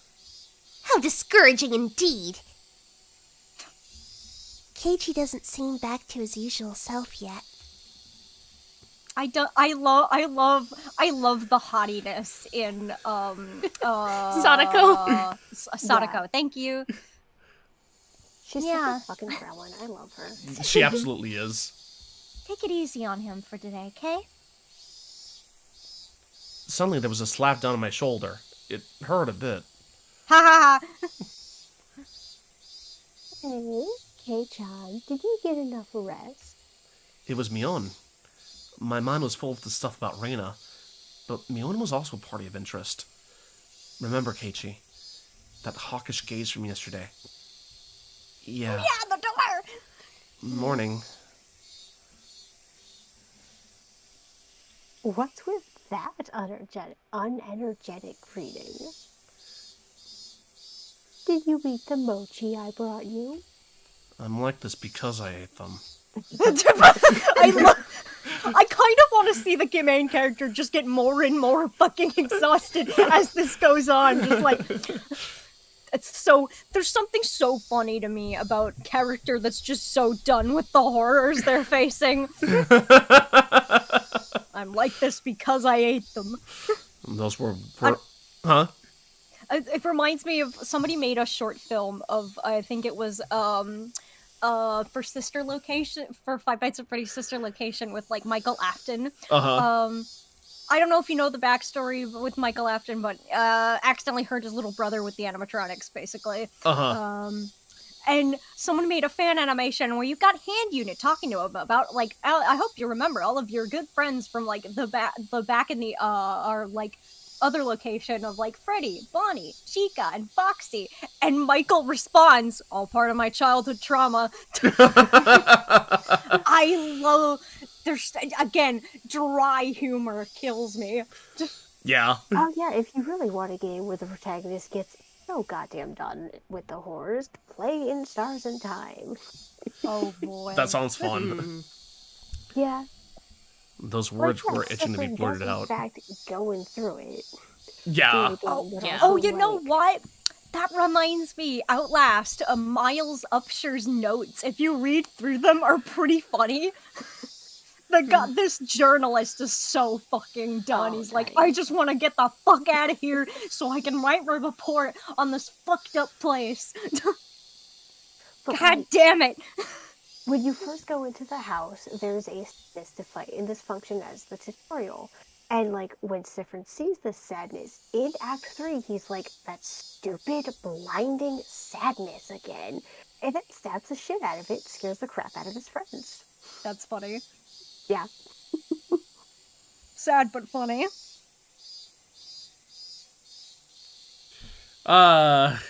Anyway. Those words were itching to be blurted out. I really just didn't have the appetite. I ate a few, but quite a lot were left over. Oh, what about the homework? Do you have an answer for which one was Reina's? Keiichi-kun said he forgot his homework. That's a typo. Oh, yeah. Sheesh, then we can't help it. Time for your penalty. Flashing a lurid smile, Mion returned to her seat. Ooh, lurid. That's a fun word. I'm looking that up. the ever-knowing life of a writer is ooh, words. Yeah. There was nothing from our exchanges that would cause our classmates to suspect anything was amiss. But of course, anyone listening to our conversations up until this morning wouldn't see anything suspicious. That was why it was so frightening. They acted in a way that, regardless of whatever happened to Keiichi Maibara, no one would ever suspect them. That fact had me terrified. Soon, the teacher came. After she asked how I felt and took attendance, another dull, ordinary day began. Oh yeah, you're the teacher, Kath. Okay. These chapters go by pretty quick, and we're able to get through them. Yeah, exactly. Granted, We're so sorry. Nah, you're fine. Scheduling hell. I forgot it. Maybe I shouldn't. Maybe I shouldn't make this joke while on stream. Yeah, you know what? Mental health is sometimes funny. I don't remember if I told you, but I started taking antidepressants. Oh, good. Congrats! Congrats on your new depression. Damn. It's more like No, I'm it's joking, having I'm the joking. tools to help your brain hate you less. Yeah, I know. I do think I need to up my dosage, but... Yeah. Yeah. This free study period was a convenient time to consider where I stood. Yeah. I gently closed my eyes and pondered the ridiculous position I was in right now. Yeah, it is pretty ridiculous when you think about it. I'm so sorry. I need to stop my constant commentary. Nah, you're fine. Oh no, your commentary definitely adds to the game. It definitely does, yeah. It wouldn't be as fun if without it. Exactly. Really? Yeah. Aww. Yeah, I like hearing you talk. Yeah. First of all, what I shouldn't forget was how dangerous of a situation I was in. I'd fallen out of favor with them. After interacting with Oishi-san multiple times, I could see it as I was getting closer to the heart of the matter. The warning yesterday with the mochi was a good indicator of that. No. Calling it a warning was just my habit of understating things. It probably had no meaning beyond stunting my progress and buying themselves some time. Till they had a method of completely erasing me. They were just biding their time. Even though they were keeping me under their thumbs with threats, it didn't change the fact that I knew too much. The chilling sensation on my desk made me recall Satoshi Hojo, the boy who was using this seat until last year when he disappeared. Was he also similar to me? Did he learn something he shouldn't have? It was erased? Oh, did you guys forget about Satoshi? I did. Yeah, so Satoshi was the guy who used to be hanging out with the group. And, Yeah! and then oh. he disappeared. And then he vanished one day. Also, like, Oh, fun! oh yeah, that's what it was. Okay. I forgot. You're good. Damn. I wouldn't let them get rid of me so easily. Never! But were they really trying to kill me? I've had these contradictory feelings for a while now. Even though I suspected them, I felt I had to cover for them. Even having witnessed all their suspicious behavior, a morning like this just made it all seem like an elaborate hoax. No, that's just what I want to believe. Doubting my friends? Covering for them?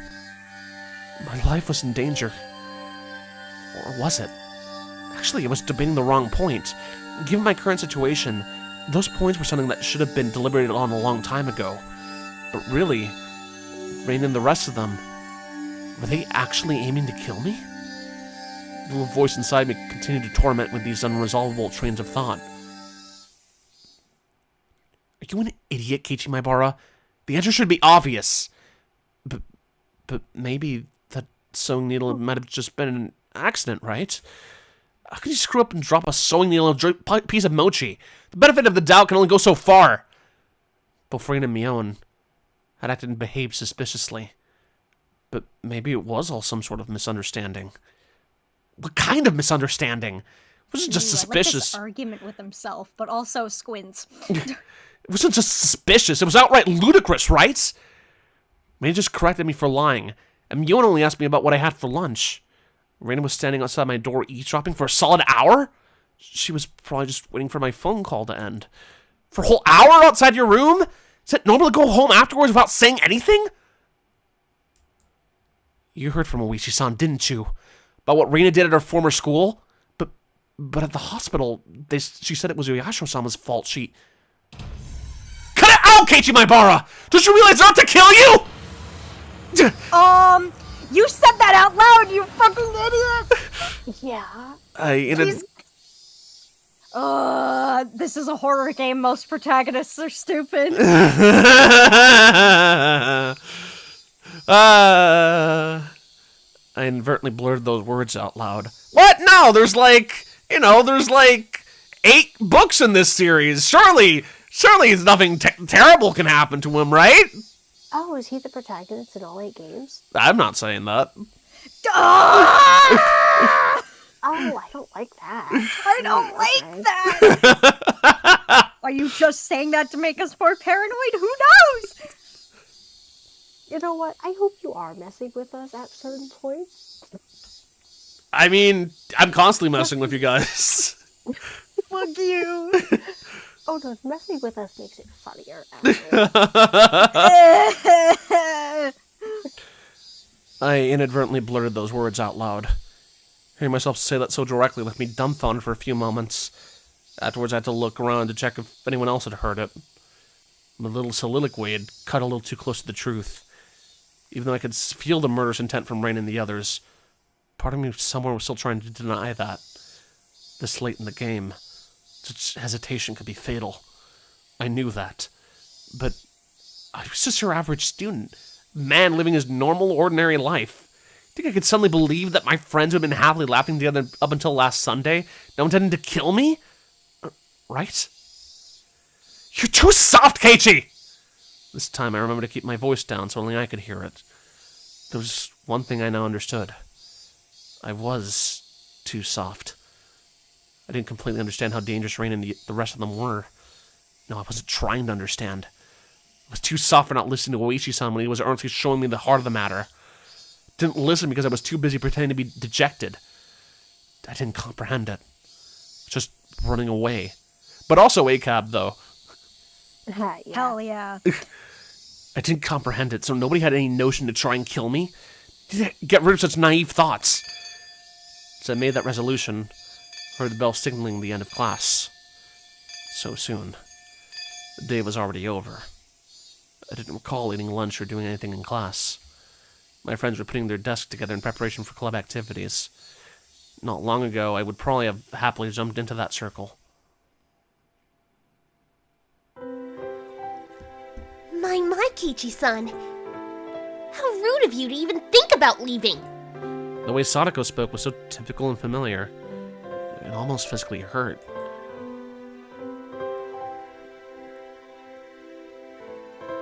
Oh, sorry. Oh, No, you're I was good. doing something. Crew. Huh? Keiichi-kun, is today not a good day, I wonder? And we were going to win big together. Aw. Seeing Raina's expression, she said she was really looking forward to today. It was hard to take. Hey, Keiichi. Maybe Oishi-san is just some enormous jerk trying to separate me from the others by lying to me. Trying to expunge such weak-minded thinking, I slapped myself in the face.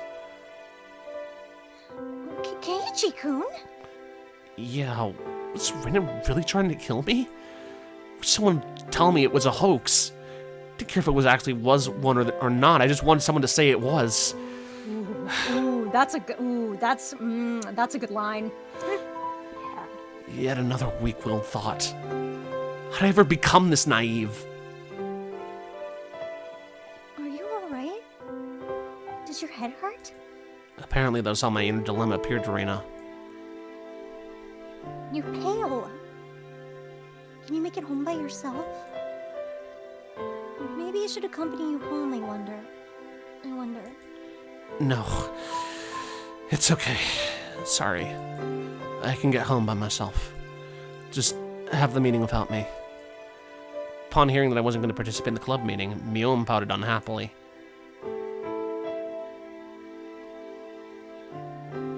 Since Kei-chan was so bent on a revenge match, we were even going to play that deduction game from before too. Keiichi-san doesn't have the burning desire for a rematch? How pathetic! I wouldn't fall for some dumb taunt. Without even a real retort, I just grabbed my bag and was about to get up. Someone's hand perched itself gently on my head. Keiichi doesn't seem to be well. How very unfortunate. It was Rika-chan. She was stretched up as far as she could, doing her best to pat my head with her petite hand. It felt so nice, which made things even harder. Sorry, everybody. See you. That's all I said as I quickly left the classroom. They said something to me as I was leaving, but I couldn't make it out. You know, I'm really sorry. This was something that I was kind of thinking at this point in the story. Oh, yeah? Why doesn't he talk to them? Yeah. Yeah. Like, If I thought something was up with my friends, I'd bring it up. especially in that situation where all of them are there. So it's not like they can... Exactly. Yeah. So it's not like they can corner him there. Yeah, they can't jump him.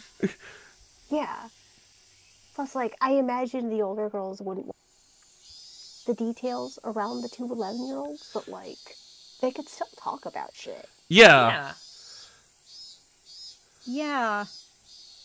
I do guess it's one of those things. He's also a teenager. So, That is true, yeah. and it's also a thing of, like, he's just so... You need to think about, like, the paranoid state of mind that you'd be in. That is true, yeah. And this is also kind of another thing that leads me to believe if there's, like, maybe an underlying, like, theme of, like, abusive relationships kind of thing going on, because you often don't talk about it for fear of consequences. Yeah. That is true, yeah. Yeah. I managed to make it all the way to the entrance in that state of mind. Took out my shoes, put them on, and went forward. Forward. Harden that heart, Keiichi Maibara. They were, for some unfathomable reason, trying to kill me. They were plotting something dubious, watching my every move. He But- also I don't- says they, so he Yeah. probably at this point is wondering if it's all of them. Yeah. I honestly don't think they're trying to kill him. Like, yes, the needle could have hurt him, but that was very shut up or we'll make you. Mm-hmm. They could have, like he even said, there's a lot easier ways to actually, like, try and threaten someone's life. Yeah. I get I don't know what the fuck is going on. What the fuck is going on? I love that feeling that you're having right now, because that is what I love about this series. Is like, what is going on? Is like, that is peak Higurashi. A good I- mystery should always have the feeling of going on, while also leading to try and figure it out. Mhm. Yeah, when's the earliest you can start trying to piece things together?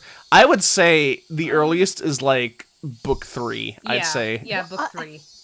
Oh, I would have figured that they would have given like little bits of answers like at the end of every book. Well, they sort of do, but they're very, very vague. Okay. Oh, okay. To be fair, this is also a long over. Yeah, it is. Mm-hmm. But I couldn't hate them, because weren't they my friends? Part of me lamented my naivete. One other part lamented the fact that I had lost something important by lamenting over it in the first place. I felt like my personality was being ripped in two along with my body. This is what Yashiro-sama's curse was like. It was just too harsh. Hey, Yashiro-sama. I was wrong for not believing in your curse, but I believed in it now. Completely. Your curse does exist. So seriously, give me a break. I beg you. Come on.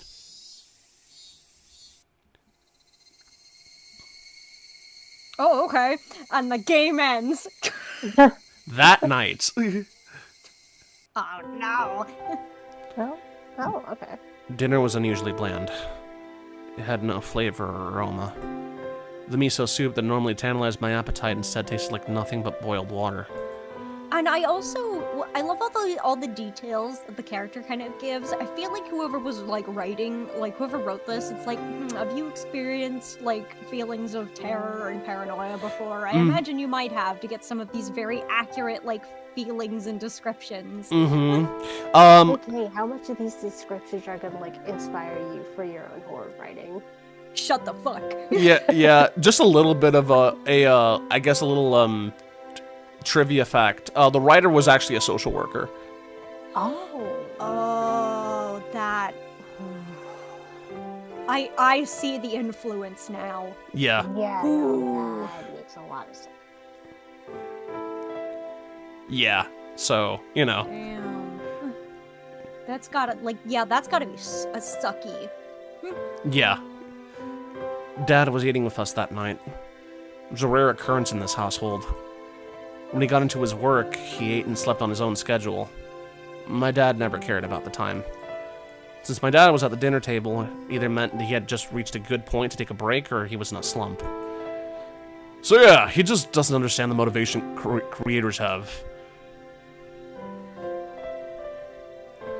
Oh, that's you, Kay. The partnership was just a verbal agreement, wasn't it? If it's so hard to agree on things, why not just end it? I feel like it's an industry with a lot of back scratching. It gets in the way of business. I wasn't able to pick up much of my mom and dad's conversation, but I could tell it wasn't a very pleasant topic. That, of course, made the discussing food even less appealing.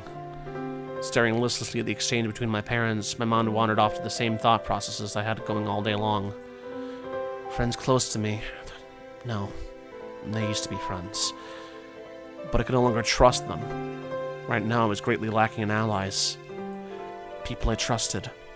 People I could depend on when push came to shove. There was something I just didn't have. Having just one ally would have been incredibly reassuring in the currently hopeless situation I was in. I put down my chopsticks and looked over at my parents. We were still talking about work. The first course of action that came to mind was to tell my parents everything. Currently, there wasn't a single person in Hinamizawa who I could trust 100%. It meant the only people I could trust were my parents. But if I told them everything that happened up until now, would they understand? Reina, for example. That neighborly Reina was so diligent in looking after me, came to get me every day, and sometimes brought over a share of what she made. How can I explain that she wanted to kill me? No matter how I explained, it would probably be difficult for anybody to comprehend. My somewhat eccentric dad wouldn't understand. My headstrong mom would probably drag me off to a psychiatrist in the blink of an eye. Sadly, that was the amount of trust that exists in our relationship. Yet if they did come to understand, what could they possibly do? Unless they could uncover the truth, they wouldn't be able to protect me. No. By informing them of these unnecessary things, I'd be putting my parents in danger as well. Considering that the victims in past incidents were often married couples, I couldn't even joke about it. For the entire Maibara family to have an accident or just vanish into thin air, it was easily possible in Hinamizawa. What was important here was that knowing something unnecessary put you in danger. The most unsettling question was, how did they know that I knew? As long as they didn't know, my parents might not fall victim. That was one way to think about it, I guess. At least it was like that in my case. After I found out, things started becoming odd. In other words, it meant the following. As long as my parents didn't know anything, nothing would happen to them. Which means that this house would be a safe haven as long as my parents were in. I knew these were just assumptions based on conjecture on top of conjecture. Wanting this house to be a safe haven, that was the pinnacle of my weak-willed method of thinking. I had to concede that it was not completely safe. It was only safer than the outside. I knew that I couldn't rely on my parents. No, I couldn't risk getting my parents involved. The only person who would be my ally would be Oishi-san. Him and him alone. He was the only person who understood the situation I was in. Didn't care so much about my safety, but he was without a doubt passionate about solving this case. It was a bit frustrating. Oishi-san was basically the whole reason I was in this mess. Now to get out of it, I had to rely on him. Meaning, it was all going according to his devices. It's just my job to look appetizing while bobbing in the waves as bait. Then, when the fish started gathering around, Oishi-san would pull up the big haul. It was slightly infuriating, but even I thought that was the best course of action. So then, what should I do? Patience was the first rule of fishing. Just keep waiting until the fish actually bites.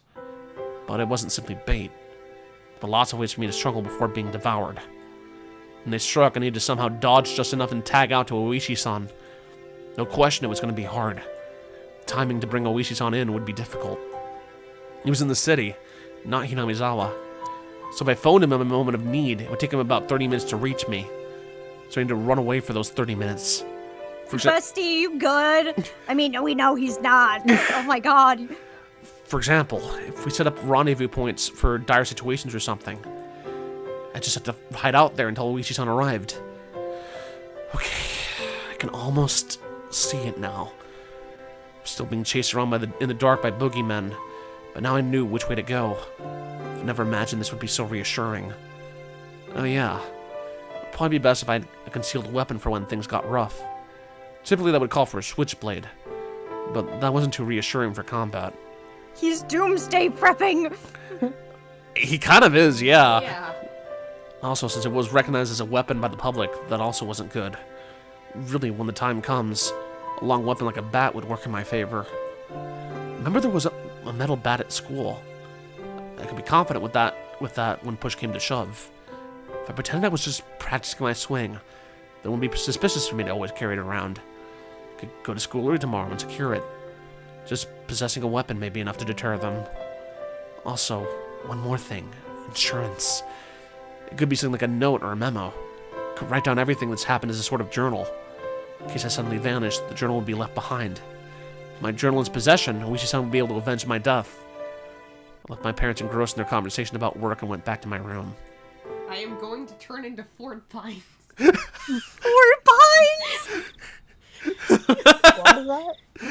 Ford Pines! From Gravity Falls. Oh, okay, yeah. Adjusting my You're good. head. I tore out a piece of paper from a notebook and made my way to my desk. Last time I wrote a journal was for summer homework in elementary school. In the off chance that something bad happened, the police could use my diary as a lead. So I should only write down the facts. How should I start? I jotted down my thoughts as they came. I, Kichi Maibara, am in fear for my life. Made me laugh nervously. It was a line that showed up often in detective stories. Never even dreamed that I would be in the type of situation to write it myself. I do not know why they are after my life. The others were suspicious, but I had no proof. Hey, question. Yeah? Did the other people write notes in the last cases? They haven't said, actually. Oh, yeah. Oh, okay. I thought there was a mention of a note somewhere. Or maybe they did and I forgot. Maybe it I was think with one of the cases. suicide. Okay, yeah, it was one of the cases had a note. Thanks. Not all of them, but one of them did. Okay. Yeah. Okay. Okay. Yeah. Okay. Okay. Okay. I'm normal. I'm really curious about what's going through your head right now. I'm so normal. Hell yeah, let's be normal about Higurashi. So incredibly normal. Everything is fine. Don't laugh at me. Oh my god. Assholes. Oh my gosh. Check the hold on, check the chat. Kristen's posting something. What? Oh. What is it? Hey! Also, fuck you, Cat. Nervous laughter, what the fuck? Okay, honestly though, that thumbs up is one of my favorite memes. I gotta remember it. I need that as a reaction image. Rin and the others were suspicious, but I had no proof. And that's why I couldn't write anything more. I left Riley at myself for writing such a passage stripped in mystery. The police be able to get the hint from reading this enigmatic passage? No, they wouldn't. Yeah, No. I could only pray that they would. Oh my god, you're fucking stupid. What I prayed for the most, though, was that this journal never need to play its part. Here, I laughed nervously. Also, like, that is a loose sheet of paper. You could have just kept that in the fucking notebook. True, yeah. Yeah. Also, speaking of like funny reaction images, I forgot I saved this one because I needed it to show to somebody because I do the kind of gremlin pose all the time. Imagine I do this constantly. Yeah, I do see it. Except imagine spine straight. Roughly. Yeah. Okay, maybe hunched. Actually, you know what? No, that is entirely accurate. It's just sideways. No, I get it. I get it. Anyway. Yeah. It was too simple, so I wrote down one more line I just thought of.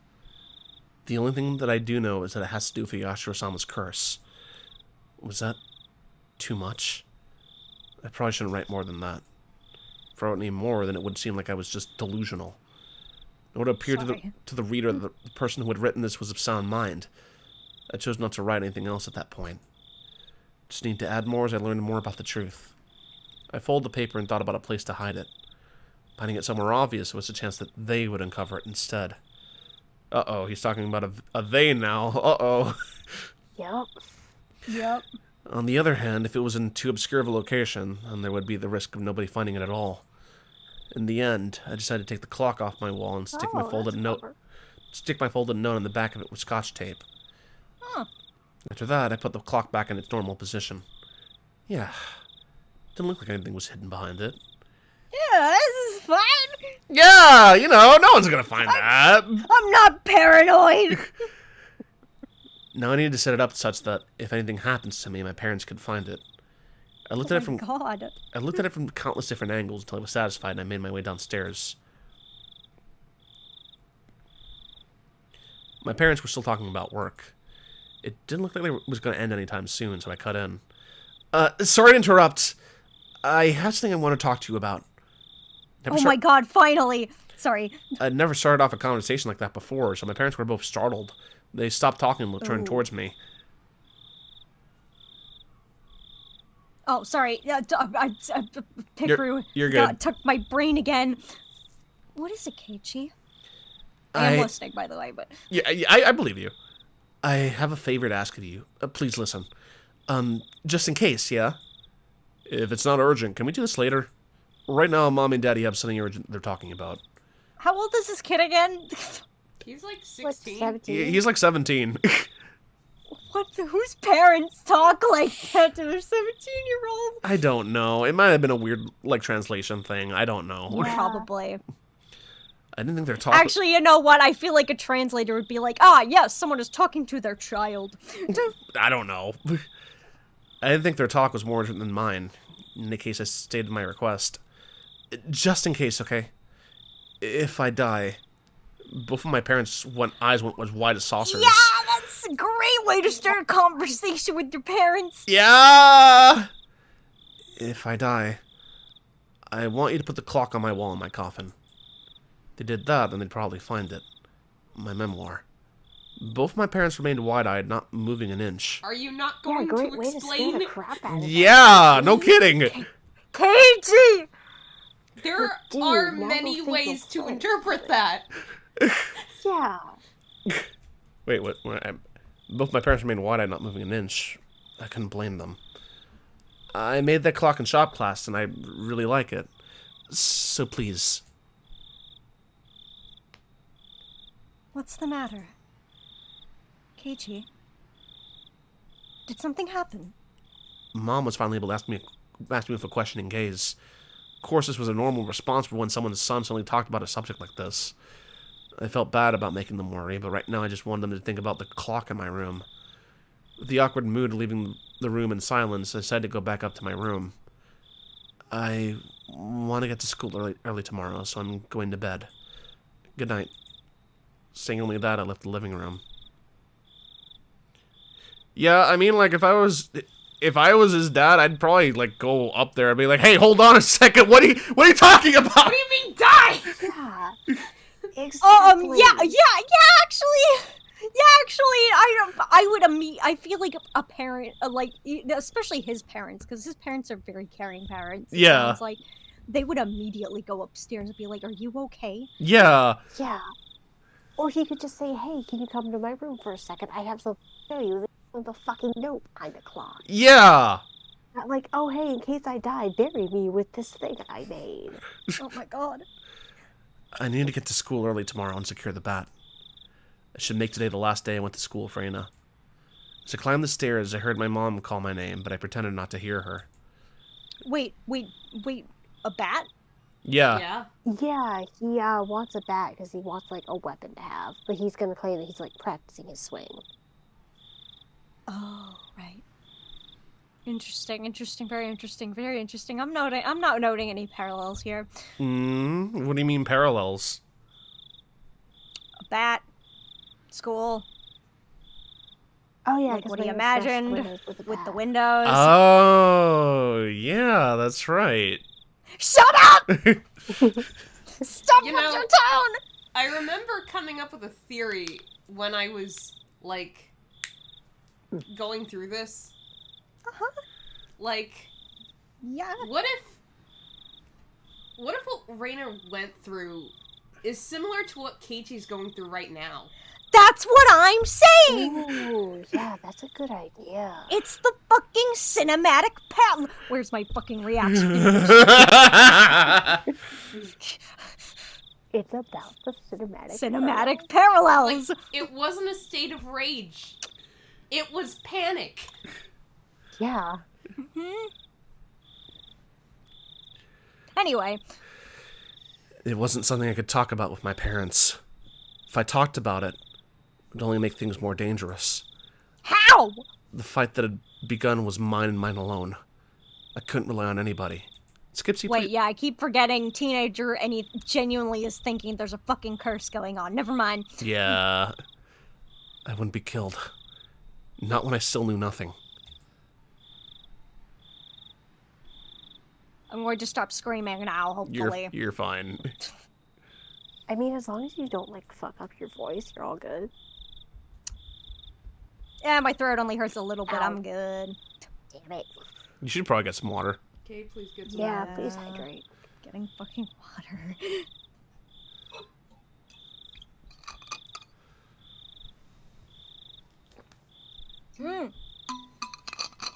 What did those tips say? Not feeling so hot. Really?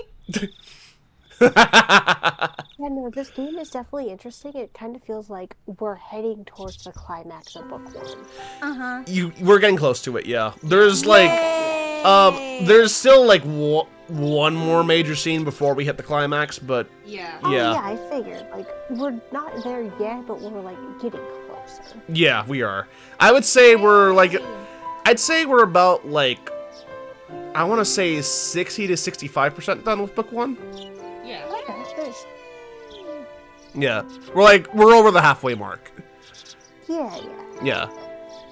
This was the first time I'd ever woke with such clarity. It was 5:59, just moments before my alarm would go off. Oh. 5:59!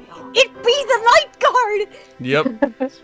I'm so sorry. I'm so sorry. It was an automatic response in my brain. You're fine. No, you're good. I saw the phrase of, like, we had one thing earlier, and, like, a fix the other day, my brain immediately. But what about second thing? Yes? Yeah. That's funny. I was amazed at the precision of my internal clock. I made preparations for the next day of school before I went to bed. I changed quickly and descended to the deserted lower floor. It appeared that my mom was still asleep. Neither breakfast nor lunch was ready. Yesterday just unilaterally declared that I'd be leaving early today, so it couldn't be helped. Slathered jam on some bread and tossed it in with some instant cocoa. Just as I was finishing up breakfast, Mom rose groggily from her slumber. Hey, Keiichi. You're up early. Is there some sort of school event? Not really. Answering bluntly, I picked up my bag and stood after stuffing 2 slices of bread down my throat. Only 2 slices of bread? Dude, you need more food than that. You're leaving already? What about lunch? If you don't wait a bit, I can't make it. If I waited for her to make my lunch, then it would end up being the same time as usual. If I did that, it would raise the chances of me running to Rain and Mion on the way. Yes, from day onwards, I was going to go to school alone. I'll be fine for today. Then what will you do for lunch? I'll slip it and buy some bread or something at the store. Not more... Really? Really? Then here's some lunch money. Be sure to bring me back the receipt. I took the 1,000 yen bill from Mom and slipped it into my pocket. It's pretty early. Is Rina-chan up this early as well? No, just me. Did you tell Rina-chan that you're leaving early? I have no reason to tell her every little detail now, do I? Finding it difficult answering the onslaught of questions, I made an annoyed face. Tell Rina that I went ahead when she comes. Hey, Keiichi, wait! It's not that I didn't trust my parents. Just couldn't rely on them. They couldn't help me. Could only hope that they didn't get involved. It was safer that way. My mom's annoying voice was cut off by the slam of the door. For the first time since I moved here, I headed down the road to school alone.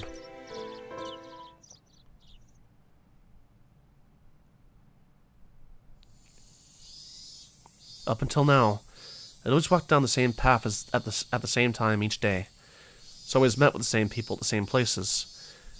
But today was different. I didn't meet the people I would normally, and nobody was at the places where I would have normally met them. Of course, Raina wasn't in the spot where we usually met, and there wasn't anyone at the spot where would have met up with me on. The length of the tree's shadows, the morning air, and the brightness of the sun. It was a completely different type of morning from what I was used to. Without a doubt, it felt strange. It left me with the impression that I had destroyed the illusion Hinamizawa had set up for me before it had enough time to prepare all the props needed to deceive me.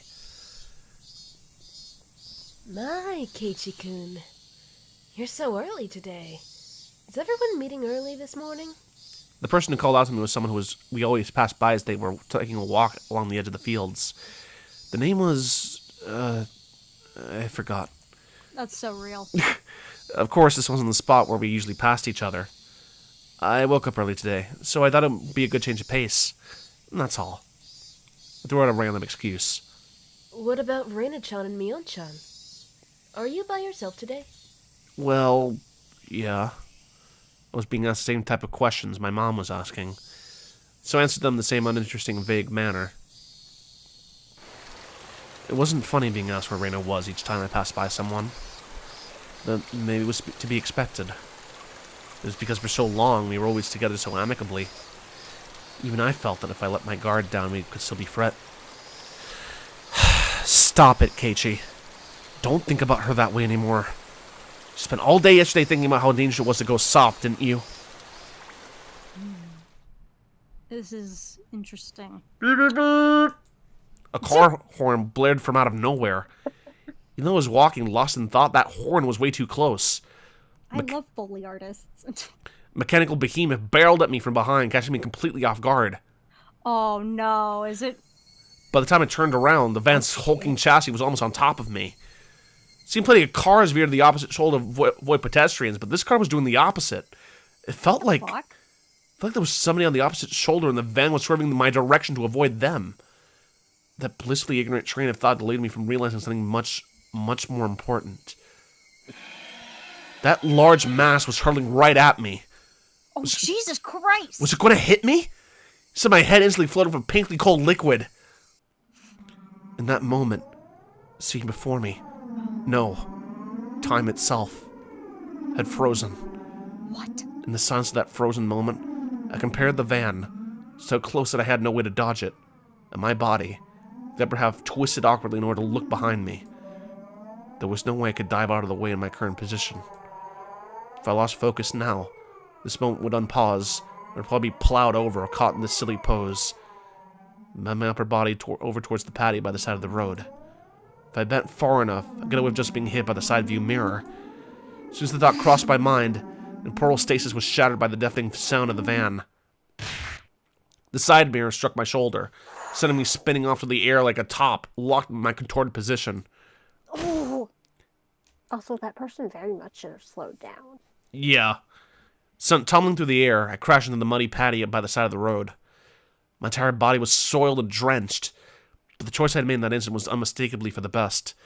I was covered in mud, but when the alternative was getting hit by the car, it was the closest I could be to being unscathed. Jesus. Rising up from the patty, had enough in me to glare over the stopped van and yell profanities at the driver. I'm not sure if he was able to see me, but the van sped off suddenly. Is that technically a hit and run? Yeah, it is. Yeah. It is a hit and run. Wait, damn it! This was what they call a hit and run, wasn't it? Thank you, game. I couldn't help but continue yelling out profanities. The disgrace from being covered in mud hurt me more than any physical wounds. Jesus. I slogged to the muddy patio and made my way back onto the road. It's a crime, damn it! Shit, I'll track you down and sue you! I go looking for a van I'm sure to find in this little village. The path I was on had rice paddies on either side, and it had become so narrow that one car could barely fit through. Wasn't a place you could tear full speed down in a car, let alone pass by pedestrians. It wasn't a narrow road, but the car just now was closer to my side of the road than the other when it went past me. Even as I cursed, I was desperately trying to suppress the dark cloud rolling up within me. This wasn't just a hit and run. That car just now was trying to run me over, wasn't it? Thinking back, it did feel like there had been a car creeping up on me slowly for a while. Jesus. Don't like that. That's right. As soon as I parted ways with that person taking a walk, I had that feeling the whole time. If it had wanted to pass me, it had no shortage of chances. Normally I would have felt suspicious and turned around sooner, but I was lost in thought and I was kicking myself for not realizing it was there sooner. And then, when the path became narrow and there was no one else in sight, he floored it. If I'd hesitated for even a moment, so it would have been no laughing matter. As the adrenaline rush from nearly being run over subsided, the realization of how terrifying the preceding events were sunk in. There was no doubt about it. That van was intensely trying to hit me. A cold, vicious sweat seeped into my scalp and slid down my back before dribbling off. I struggled to avoid falling into a panic. There was still the possibility that this really was just an accident. Calm down, Keiichi. But also don't be so naive, Keiichi. Being that lax will get you killed next time. You need to always be on your toes. Don't give them any openings. My enemy was really out to kill me. The next time, they would use a more reliable method. That time came and I was acting like I am now. Getting covered in mud was the price I had paid for my own naivete. Covered in mud, but without an injury. Not even a sprain. I guess this was... Yeah, you're lucky, man. That mirror still would fucking hurt. Yeah. Yeah. I imagine him hitting the mirror to fuck up the mirror. Probably. Yeah. Because, like, I've had people come into work for, like, new side view mirrors, and it's kind of a pain in the ass because, like, they all need specific measurements. But it's usually from, like, someone running into them or, like, them running into someone else. Or just, you know, shit breaks. Yeah, true. I guess this was what you would call the silver lining. Began walking again, this time cautiously. Wouldn't even show a hint of carelessness. I suspected only Rain and the others up until now. No. It was because I had suspected them that I believed there were no other enemies. Oishi-san had said so, didn't he? There was the possibility of a village conspiracy. So I really mired so deeply in the situation that I had no choice but to try and carry on as usual. Would it be safer to just hole myself up in my house? But the moment I abandoned my regular routine, everyone around me would abandon theirs as well. That was just too horrifying of a thought. Recall the tales Oishi-san told me of when Hinamizawa was still called Onigafuchi. A frightening tale of an entire village of demons hunting their prey, surrounding them and eating them alive. One must not interfere with the demons. One must pretend not to see it. The enemy were numerous. The whole village. The villagers with their unwavering faith in the curse would do nothing to help me. The strong sudden flash of sunshine made me feel dizzy. I had no idea what was going on anymore. When I suspected it was the work of a man, I would catch a glimpse of Oyashiro-sama's curse. When I suspected it was Oyashiro-sama's curse, someone would poke their head out. What was coincidence? What was intentional? Who was my enemy? Who was just a bystander? No, what I really truly wanted to know was, how did I end up with a proverbial bullseye painted on my back? Eventually, an answer in a form I could understand will appear. I don't care when that will happen, because until then, I cannot die. That alone fueled my resolve to fight and will keep me alive. That's tempting fate a bit much, Keiichi. Yeah. Oh, tractor. I remember seeing the metal bat in the gym storage shed, but there was a padlock on the door barring my entry. At the very least, I wanted to get my hands on it before everyone else arrived at school. I circled around the school grounds impatiently. But all I could find were things like pieces of lumber, nothing I could bring into the classroom easily. Then, I had an epiphany. I should search inside the classroom. If it was something in the classroom to begin with, there wouldn't be a problem. I could tell that everyone's indoor shoes were still in their lockers. Good thing I came early. Nobody else was here yet. I wondered, what could I find in the classroom? Didn't think I could find an especially effective weapon like a bat, but couldn't be helped at this point. Till the gym storage shed was open, I needed to find a substitute. A lingering hint of naivete whispered that there was no way I'd be attacked at school. But... Ooh. Huh? You know what? I feel like I already said this and predicted it before, but I feel like Sadako's traps may eventually, down the line, come into play in a more dangerous aspect. Interesting. But such soft ideas would no longer protect me. To think that they were slowly making their way into parts of my life that I had once thought impenetrable. In the worst case, my own house might not be safe anymore. That was an incredibly frightening thought. But I believe that not considering the worst case scenario would have been even more frightening. Anyways, I will survive. So long as I lived, they will definitely be able to escape this labyrinth of nonsense. Definitely. My exploration of the classroom came to an impasse. That much was to be expected. There's no way there would be anything that could be a weapon in the classroom. In case of emergency, there's probably nothing I could do but swing my own chair around. My gaze landed on the lockers that had come to be used for personal storage. The locker that Mion used to store a pile of games was among them. There was one for each person in the class all lined up. Of course, there was one for me as well. Oh yeah, there's supposed to be a tracksuit in my locker. Seeing me covered in mud would be strange. I should go change later. But first, I needed a weapon. When my classmates came, it'd be hard to rummage through all the lockers. I swiftly began opening the lockers one by one. They were mostly just filled with things like gym clothes, personal items, and umbrellas. An umbrella? If I couldn't find anything better, then this would have to be my weapon. I was about to give up on finding anything decent when I opened a locker that held exactly what I wanted. It was, without a doubt, a metal bat. Oh. It was well worn and pretty beat up, but there was no doubt it was usable. Whose locker did he open, I wonder? Oh, it's probably the missing guy. I wonder. Yeah, You're just talking like Reina now. Yeah, I think it's the student who went missing. Oh. Like, the locker smells of mold and there's a baseball uniform. Oh. And, like, Oh, I don't Satoshi. think Japan has softball. Oh, Yes, I was thinking it might have been Reina's locker. That's also possible. it is, but I know how gendered baseball is in the States. I don't know if it's the same in Japan or not. I'm sorry. Oh, go ahead. Just a bad joke that I made earlier. What is it? When Kay said, I wonder whose locker that is. And then I said, I wonder. It's just like, Yeah, I heard talking you. like Reina. You repeated it just like Reina. I've always kind of spoken like that anyway. So, That is true. Yeah. but I do want. Shut up. I was about to say wonder again. I do think that maybe I am like the thing. You know what? Pick up speech patterns the more you're around them, kind of thing. Yeah. Yeah. In that locker that reeked of mold, there also hung a baseball uniform. It was probably the locker of a student in the Pee Wee League or something like that.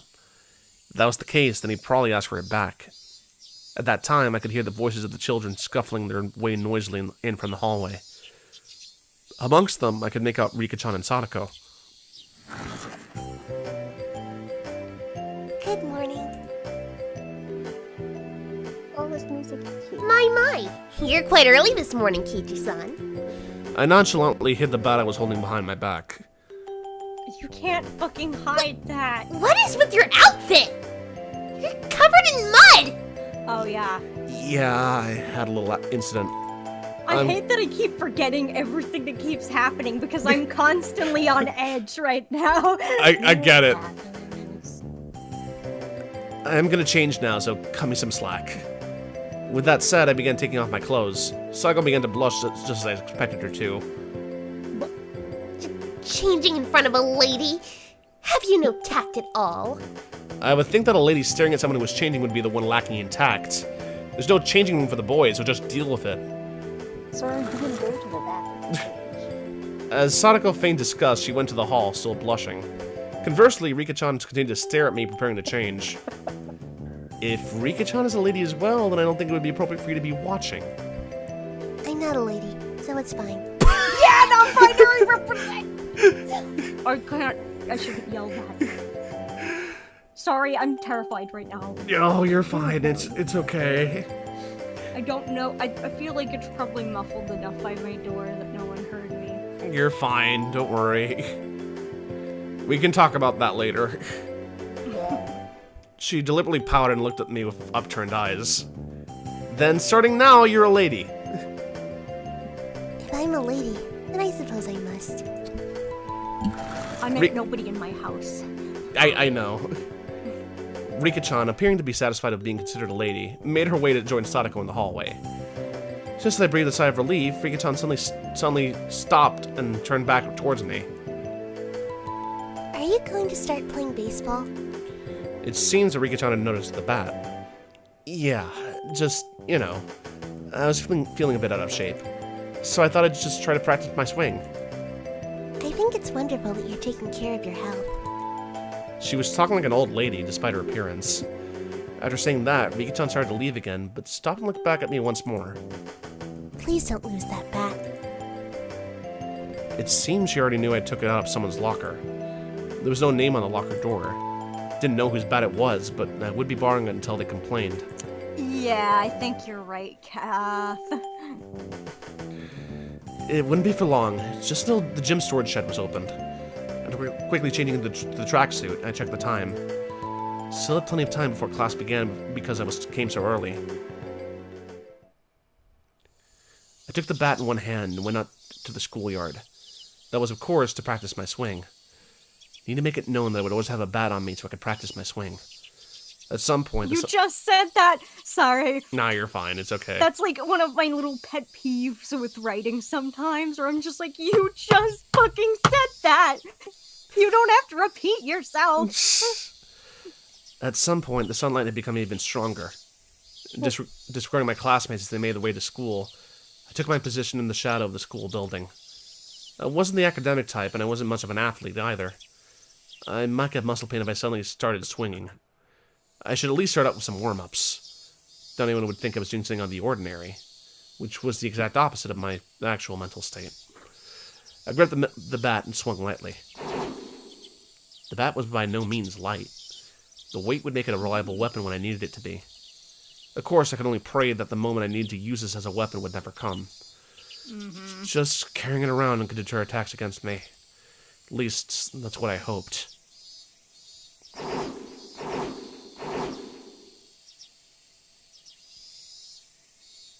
Huh? Hey, Chan, what the fuck? What the fuck? What are you doing? Being bombarded with such a hysterical voice, I jumped. Whoa, Keiichi-kun, are you on the baseball team? The baseball team? It was raining Mion. I was surprised to hear you went off ahead. What are you doing, Kei-chan? Can't you tell by looking? I'm practicing my swing. For the championship. You can say it's part of my diet if you want. Diet? Kei-chan, are you really that fat? Bet you didn't know. I actually have a beer belly. It's plump and jiggles.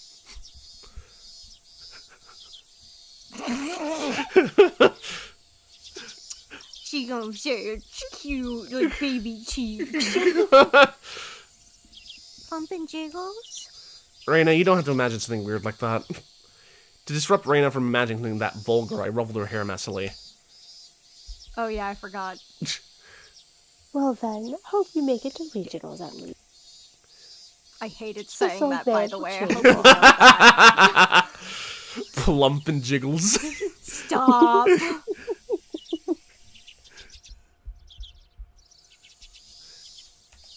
Oh yeah, I said the line. Yeah, sorry. Okay, now you're good. Regionally speaking, it seems that Oshimaka is pretty strong. Also, I apologize for interrupting you. You're good. Oh no, you're good.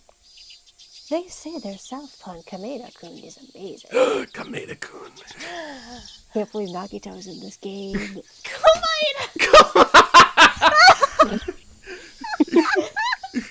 I can't believe he plays baseball. Hi there, Keiichi-san! Oh wait, that was Kristen, actually. Kristen, please. Wow, Keiichi, I didn't know you played baseball too.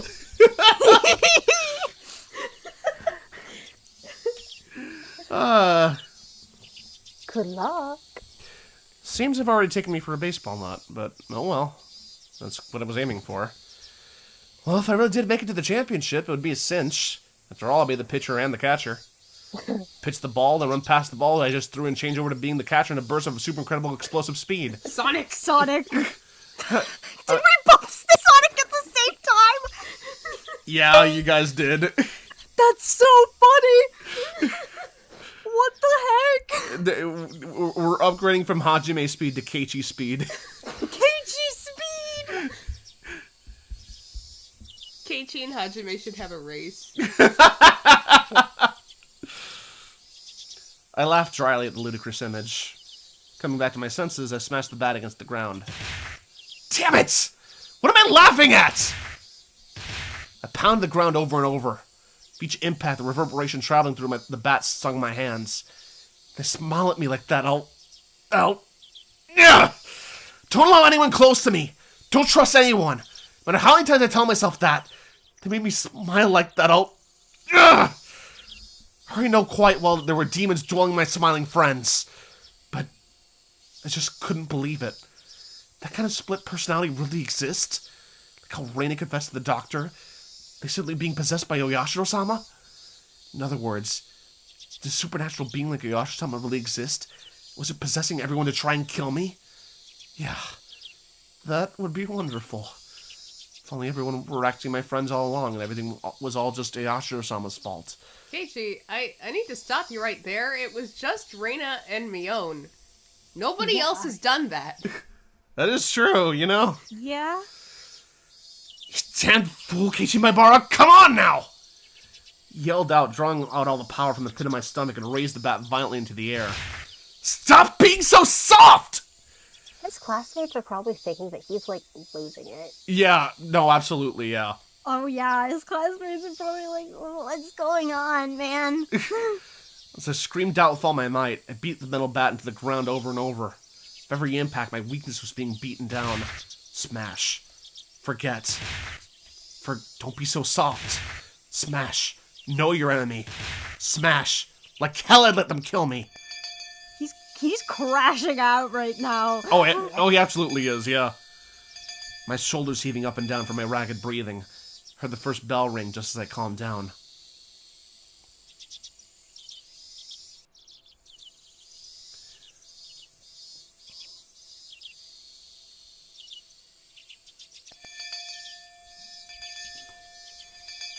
I gasped with a sudden realization.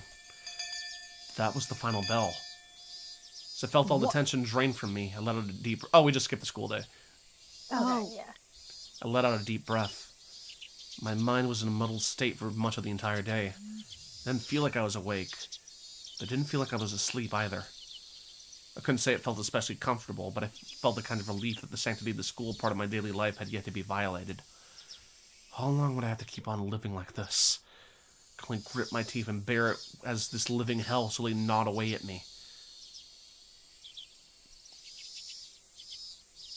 Keiichi-kun! Come on! It's club time! Club time! The sound of Reina's voice brought me back to my senses. Oh, come on, Kei-chan. Stop spacing out. Bring your desk.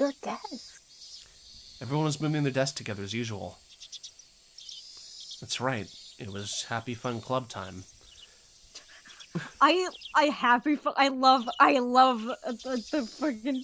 He's so tired of everything right now already. Yeah. But I had He's like, this is so fine and normal. But I had no intention of taking part. I haphazardly stuffed the contents of my desk into my bag as I prepared to go home. It was a weak-handed gesture to avoid having to actually say, I'll be going home now. What's this, Kei-chan? You planning on going home right away again? Mion sounded quite disappointed. I'm just not in the mood. Could you just let me be for a while? The tone of the words that spilled from my mouth matched Mion's disapproving glare. It felt like the air in the room had dried out. Sadako looked like she was about to say something, but perhaps dissuaded by the mood, she swallowed her words and stayed silent. Nobody said a thing. I took that to mean I could leave if I wanted. But the collective gaze of the four of them, like the tiny pins used to mount an insect in a display, held me in place. Verena was the one who cut through the heavy mood. Keiichi-kun, you just didn't like playing with girls, I guess. She said in such a melancholic tone that it sent a wave of pain racing through my heart. This pain was gonna kill me. I wanted to be the soft part of me that could still feel pain. I tore up my chest, finally tearing out the pins that held me in place. That's not it at all! I wouldn't be hurting myself by saying anything more, so I swallowed my words. Cutting things off there, I turned away and exited the classroom. They didn't speak a word to me as I left.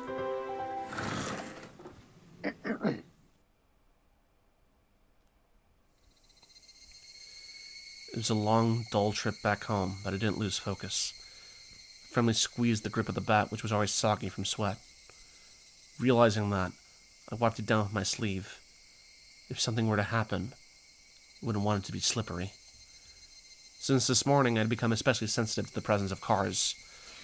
Even while walking, my ears pricked up, sought out threatening sounds and presences that could be closing in. I've got a little tiny theory that just popped up in my head. Oh, yeah? Go for it. That if this is like all of those other curses, like the potential like curse things have been going on. Mm-hmm. What if it's a little weird, like a little more the other way around than what we would expect it? Okay. What if the person who, like, if this is like a kind of a cycle thing that has been going on, Mm-hmm. the person that does the killing in some fashion, Mm-hmm. what if they were the ones that were being like driven to madness, like what's happening with Keiichi right now? Because I just kind of clicked in my head that he has a bat, and of course there's like that whole thing that was going on in his memory about the idea of Reina beating him basically to death with the bat. That was the idea that he had in his head of like the and I'm like, I wonder. It's making me wonder if genuinely if a part of the curse isn't I don't know if it does feel like there's probably some sort of curse going on. If the curse is the paranoia? Yeah. Interesting. To the point where it drives you mad and you kill somebody. Yeah. Interesting. From it. Very interesting. To coin me back to my horror origins, it's like the goddamn rocket to insanity. If any... Bradley, you know Pony Origins. Do you know about Rocket to Insanity? No, I don't. You don't? The idea is that it was like one of those iterations of like cupcakes where the idea was Rainbow Dash kept having nightmares of the events of cupcakes to the point where Rainbow Dash actually like snapped. Oh, interesting. And killed Pinky because it's something in real life felt like it was paralleling what was going on, and she snapped. Now, there's other versions. There's actually a whole video essay that somebody made where they've, like, got a pinboard of different Rocket to Insanity versions. Actually, one of the ones I brought up in a comment, which was the comic that he checked out, he kind of skimmed through the 4-hour comic dub video, though, because he's like, I don't have the patience for 4 hours, and I'm like, that's fair. I'm just insane. And autistic. Yeah. But that's kind of the same thing of what I'm thinking right now. Like, I feel like if it's I do think especially with the needle thing, I genuinely think that their behavior is real. But if it's spurned on by the curse to cause him to basically go mad, it's not as straightforward as we think it is. Like the build up seems to feel like it's like one of the girls is going to like kill him. Right. That's what it feels like. Or they'll kill somebody else or whatever. That's like kind of the weird build up that we're going for here. But I'm like, listen, you have a weapon on you. You are terrified out of your mind, and when you are terrified out of your mind, you will probably kill someone to save your own life. Oh, absolutely, yeah. Yeah. It's that I wonder if I'm onto something, or if the game is just gonna throw me for a loop. We'll see. Yeah. Especially with that intro. The intro, the way it was describing it, it didn't quite seem like it was Keiji being murdered. It felt like the other way around, but it genuinely not. I'm not sure. It's been a while. Mm-hmm. So I might be on to. So I might be. I might be cooking. I think. Well, okay. Yeah, I'll give it to you. You're in the ballpark. Ooh. I'm so smart. You're missing a lot of information. Obviously. But your inferences so far are you're. I'm not gonna say how close you are, but you are close enough. I will say. Okay. Okay. You are somewhere in the stadium. Somewhere in the stadium. Thanks. That counts. Am I in the nosebleed section or am I in the field? We'll never know. You're somewhere in the stadium. Thanks. Maybe I'm backstage. Oh, whoops. Accidentally unplugged my headphones. Oh. Well, there I'm back. Sorry about that. Hello.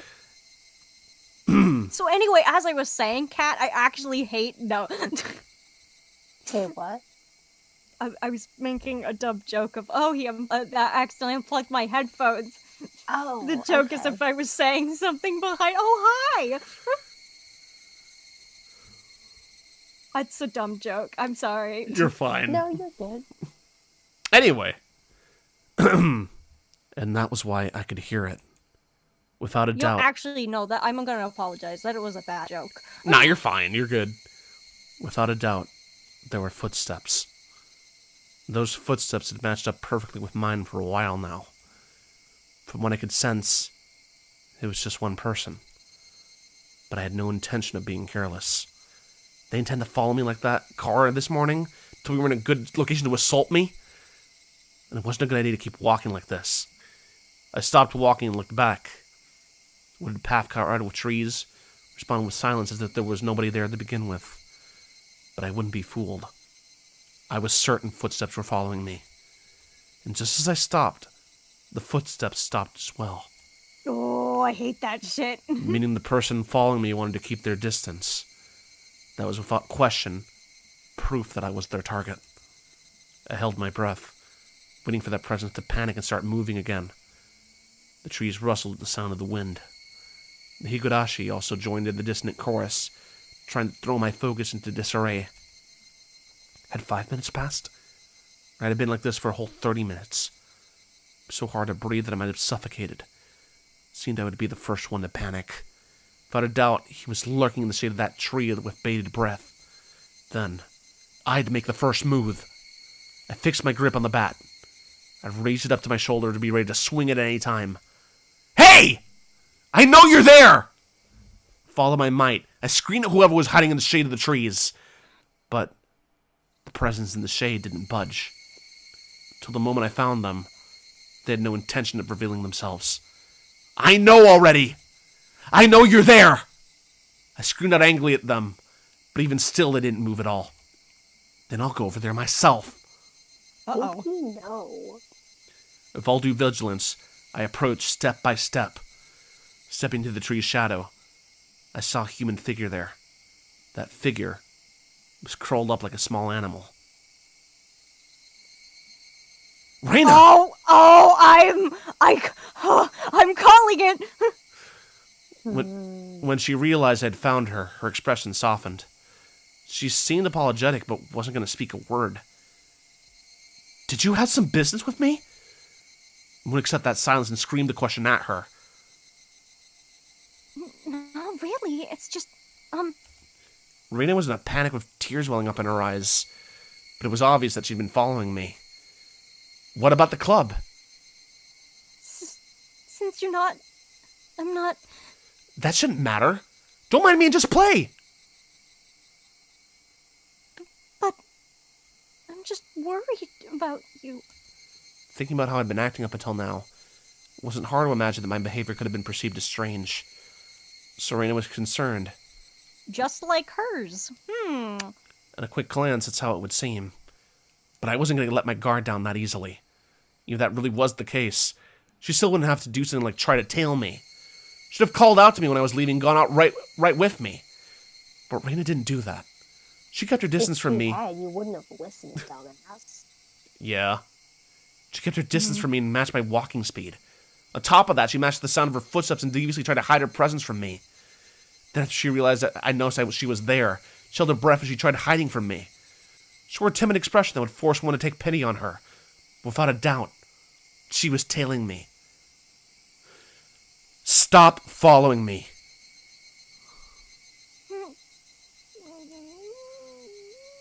Still glaring at Reina, I continued walking onwards. After I'd walked for a bit, she ignored my command and began walking again, so I yelled at her once more. I told you not to follow me! But my house is in the same direction. Then walk ahead of me. I'll start walking once I can't see you anymore. I moved out of the way and waved my bat violently to urge her forward. I'd like to go home together. With you. Making a pitiful expression, she meekly squeaked out the words in a voice that she knew would cut into my heart. That agitated me to no end. I knew it was a lie. If you wanted to go home together, then you should have called out to me. Now you're just blurting out random lies. Ooh, this is a lot like how she was acting. I'm sorry. It seemed like the seething anger within me was written all over my face. Even without me saying anything, Reina understood what I was feeling inside. If you get it, then go! I swung the bat, urging her to walk again. Reina looked back and forth between me and the bat and started walking hesitantly, then stopped again. Go on, then! Hurry! I'm going. Please stop with the bat. It's scary. That was a horrible delivery on that last line. Ugh. No, that was pretty good. You're good. Reina guarded herself while pointing at me and holding the bat. She may have realized that I wasn't planning on using this bat for baseball. I lowered the bat, but still guardedly opened the way for her. Go. There's no problem now, is there? There was nothing else she could protest. She passed by me timidly so as not to set me off. As I watched her pass by, she stopped completely after having barely moved at all. Hey, don't stop! Then, a powerful gust blew past us, barraging my face with dust. What? I don't like this music. The dust got into my eyes and clouded my vision. I don't like this music. While rubbing my eyes with my left hand, I swung blindly with the bat in my right, protecting the small opening I had presented. No. But Rain didn't even try to attack during that opening. Attack me? No. She hadn't budged an inch. I could tell from the sound of her fluttering skirt in the wind.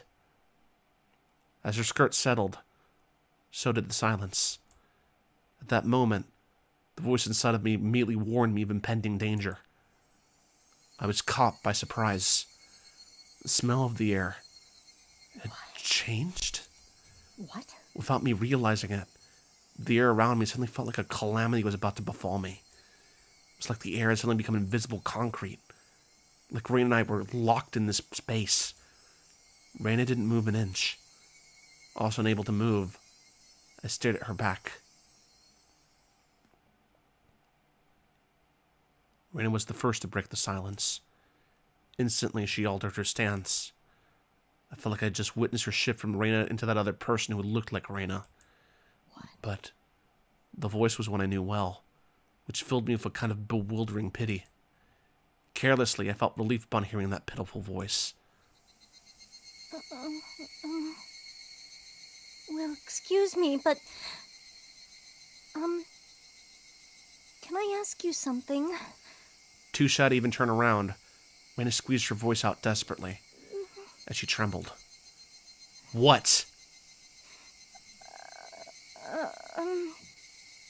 Well, why do you have a bat, I wonder? The question Reina asked was by no means unexpected.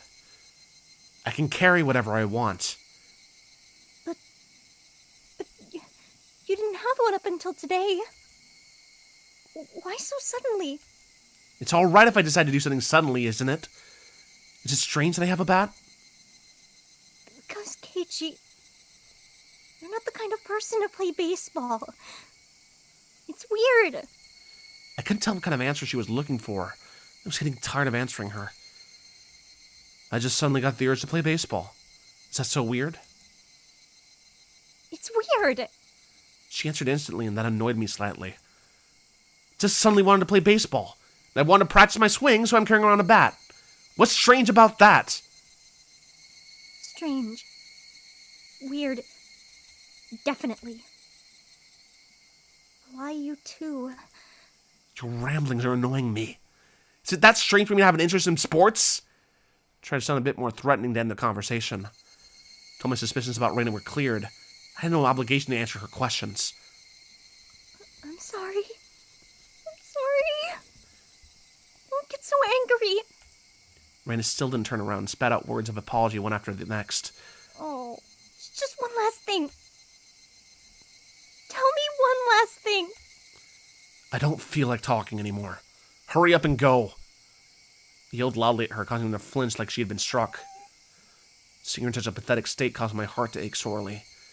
But even though she was afraid, she stubbornly kept herself from moving. Before I was able to threaten her again, Reina asked her final question. Why is even your bat the same? What did she mean by the bat was the same? I had no idea what she was talking about. What are you saying? I mean, why is even the bat the same? I don't understand what you mean at all.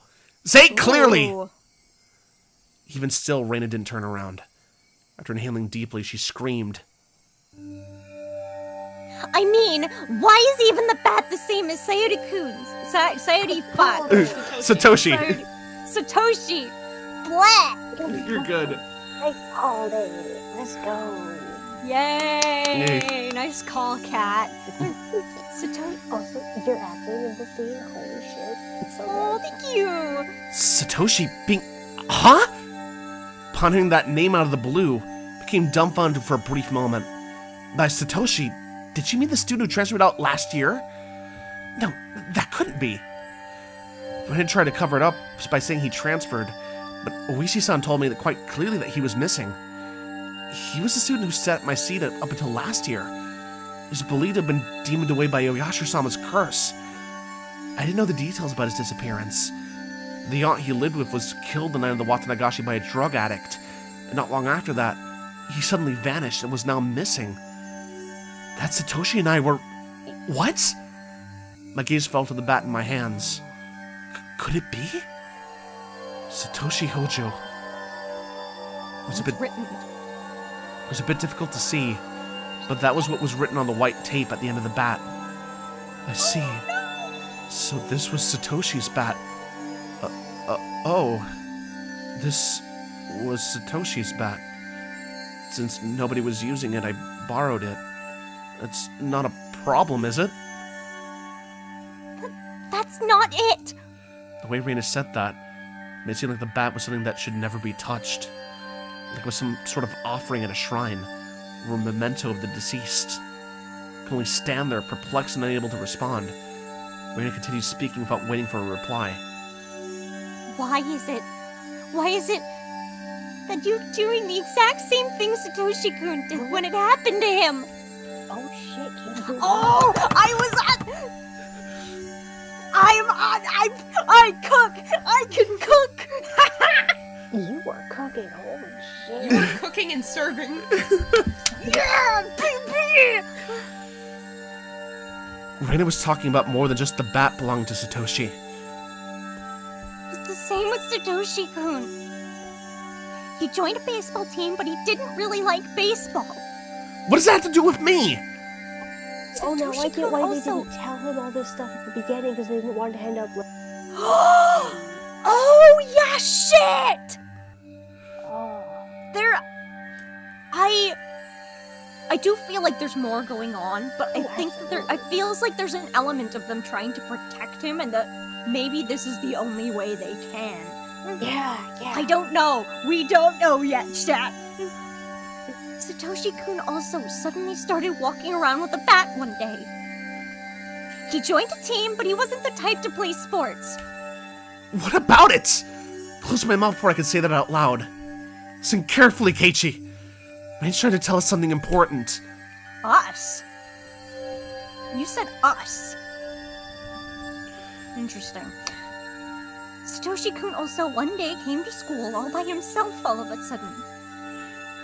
Just like Keiichi-kun. Then one day he suddenly started practicing his swing.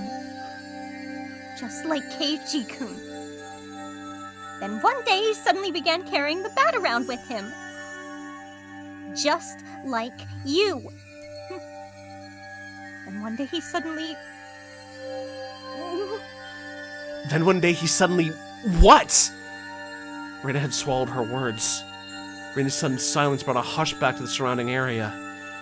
It was then that I could finally digest the content of the entire conversation. She was saying my chain of actions was exactly the same as Satoshi's. What was the meaning of this? Until just now, I'd forgotten all about Satoshi. Felt that. I had never paid much thought to him in the first place. Not only that, I didn't even know anything of what he'd done. My actions today should have been by my own creation, for all the planning I had done. But they had been the exact same as Satoshi's? I wonder if he also almost got hit by a car. Then Satoshi... No, more importantly, if both Satoshi and I acted the same, there was a really good possibility that what happened after would be the same. Ooh. Reina, that day, what happened to Satoshi? Reina knew. She knew what became of Satoshi. No, forget about what happened to a guy in the past. Reina knew what was going to happen to me. Answer me, Reina! Satoshi, what happened to him? With that, I grabbed Reina's shoulder violently and forcefully turned her around to face me. Uh-oh. As I faced her, I felt a jolt travel through my entire body. Oh no. I told you. Keiichi-kun. It was that person that I didn't know. At least, it definitely wasn't the Reina Ryuko I'd been talking up until now. The voice just now didn't have a trace of the trembling or emotion that it had before. The amount of regret I felt for turning around so carelessly was unsurpassed. That gaze that pierced like a cold needle. The smile on her face invoked an image of having been carved out by a knife. Chills went down my spine. My mind froze under a layer of rime. Both of Reina's eyes pierced through mine, leaving me unable to look away. As if to remind me of the fear from that time before, Reina brought her face close to mine, so close that I could feel her breath. Her face had filled my entire field of vision. Then, her sharply shaped lips grew even sharper, like the curve of a crescent moon. She grinned. I told you. Keiichi-kun? After a short pause, Reina repeated the same words again. Satoshi-kun, you see. Transferred out. Transferred? Meaning what? What Reina meant must have been some new definition of transfer that I was previously not aware of. Are you stupid? Sorry. My throat and lips dried up. Couldn't even acknowledge what I had just heard. All I could do was swallow down my own saliva. seemed that Reina saw that as a nod. She pulled her gaze back and probably stepped back 2-3 paces. As she did, my legs gave out and I fell to my knees pathetically. Reina and me on my knees underneath her emotionless smile. That would be a very odd sight indeed. Seeing me in that pathetic state, she neither scoffed at me nor held out her hand. But I could neither stand nor escape with her gaze shooting through my eyes. There was undoubtedly a metal bat in my hand, but right now it was useless to me. It was like a fly caught in her web. Heavy sweat beaded all over my body. I could feel it dripping from my skin. But you won't, will you? Keiichi-kun. Reina finally released me from that cage of time after what felt like an eternity. But her question was missing something important. It was incredibly vague. Once again I swallowed hard, urging her on. Do what? What did she not want me to do? Transfer.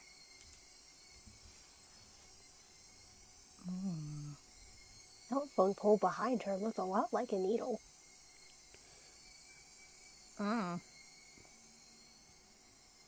Shit. Don't transfer out.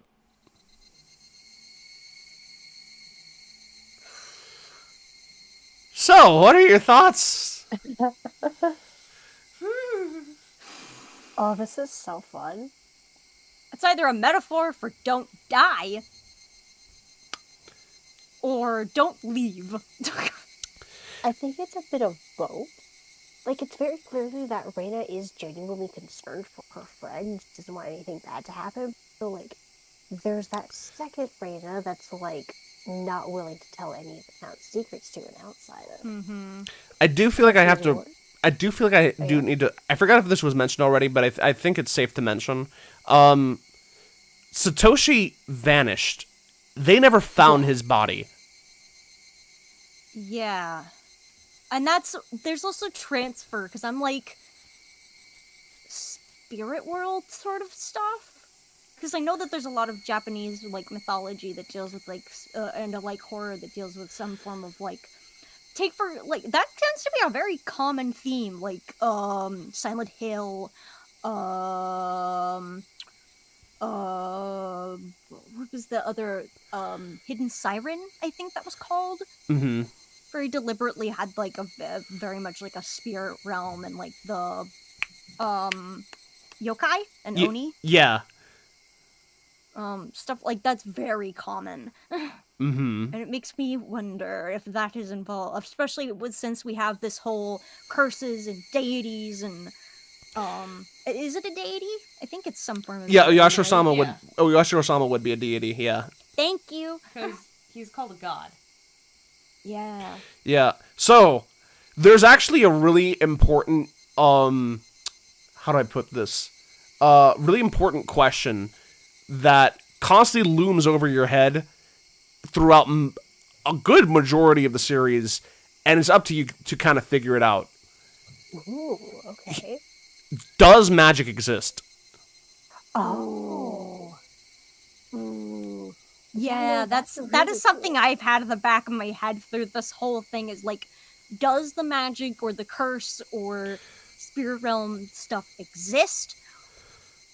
Or is it all it's like just... said, when he starts leaning more towards magic does exist, it becomes clear that, like, it's evidence of a person doing this.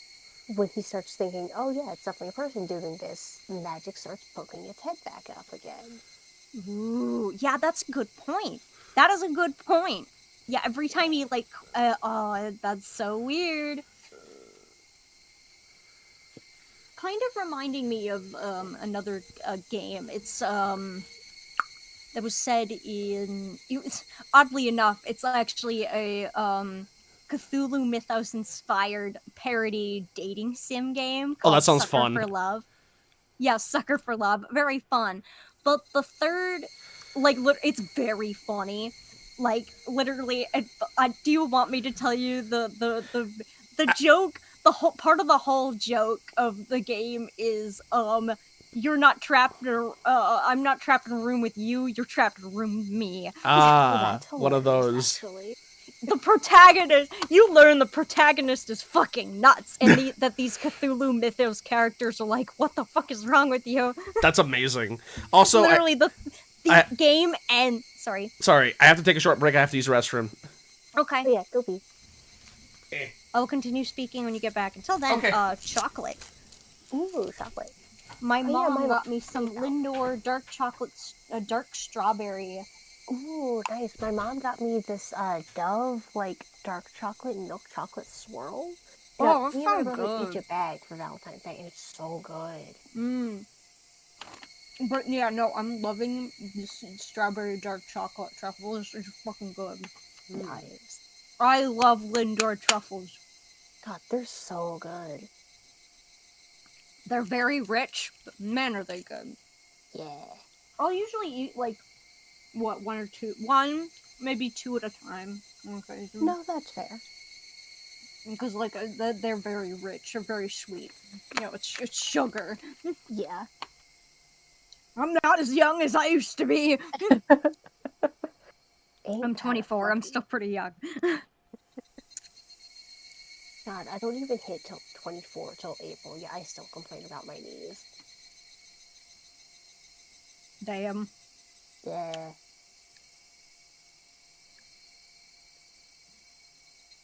Also, how you doing, Kristen? Just here. I'm just hanging around, just enjoying this. Nice. Uh-huh. What do you think of our reactions to the game so far? Very interesting. Bark, Very interesting. bark, bark, bark. We are actually pretty close to the home stretch. We have nice. 2 or 3 hours left in this game. Yippee, yippee, Oh yippee. shit. We might actually finish this tonight then. Maybe. Oh shit. Because, like, it's only 10. I'm comfortable staying up till midnight. I might have to take a short break in that case, because I have an assignment that's... Oh, Kristen, do your assignment. yeah. It'll only take about, 10 minutes, probably, but... Then do it while we're waiting on Bradley to get back. Yeah, good point. Please do your assignment, Yeah, bestie. please.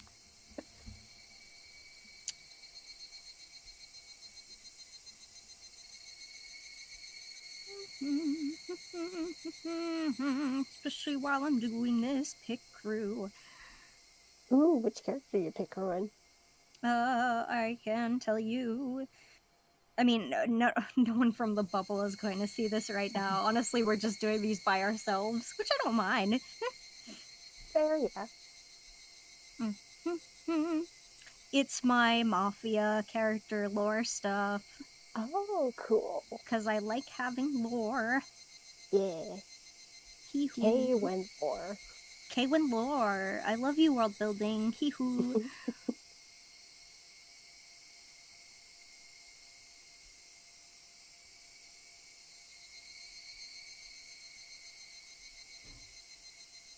I do a world build for fun. Nice. Yeah, I think I will leave that hand blank. Quite like that.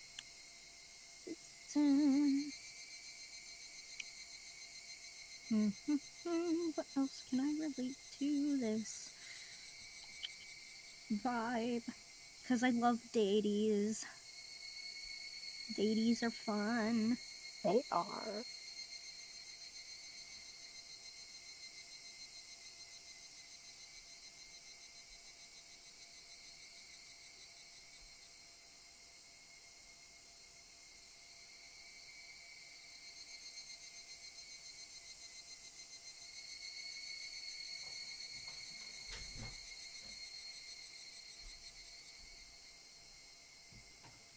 This is pretty nice background noise, I'll give it that.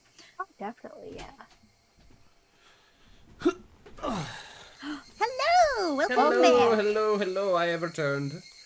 Yay! Anyway, Kay, what were you saying about the thing? Cthulhu? What? Cthulhu, yeah, the data. Oh yeah, Cthulhu game. Thank you. You're welcome. First of all, it's very the third game ends with basically of like the main character is a scare. It basically scares like pretty much like one of the most powerful gods because it's like I'm literally too horny for you to get rid of. That's hilarious. My goal is to kiss everything in the cosmos. I love that. That's great. That's amazing. That And it's honestly, I so would expect funny. Nothing less for the protagonist of an Elder Tor dating sim. Yeah, no, it's so fun. It's really genuinely funny. But there's one line that that God says, because actually that third chapter is like a really cool kind of like boss battle thing, or at least one route of that third chapter. Cool. Because there's like 2 different ways you can go about the chapter. But one of them is basically really fun and cool boss battle Cool. sort of thing. It's not quite a boss battle, but it's like a bit of a puzzle thing. I can't explain. Just shove the. I need to get to the line. Get to the point of because the idea is that the gods basically have to keep the people from being too curious. The more curious they are, the more that the world basically crumbles. Basically, the end of the world happens when humans know too much. So the gods have to scare them back into submission. It's that constant balance, and that's the same vibe you got me across when you were talking about every time magic. He starts believing in the magic, nothing is really happening. But when he starts kind of backing off is when that sort of keeps creeping back in. Was that what you were saying? Bradley? Oh. No, Kristen. Me. I mean, Kat. Kat was saying. Oh, yeah. That's exactly what you're saying. Yes, good. Yeah, that's really cool.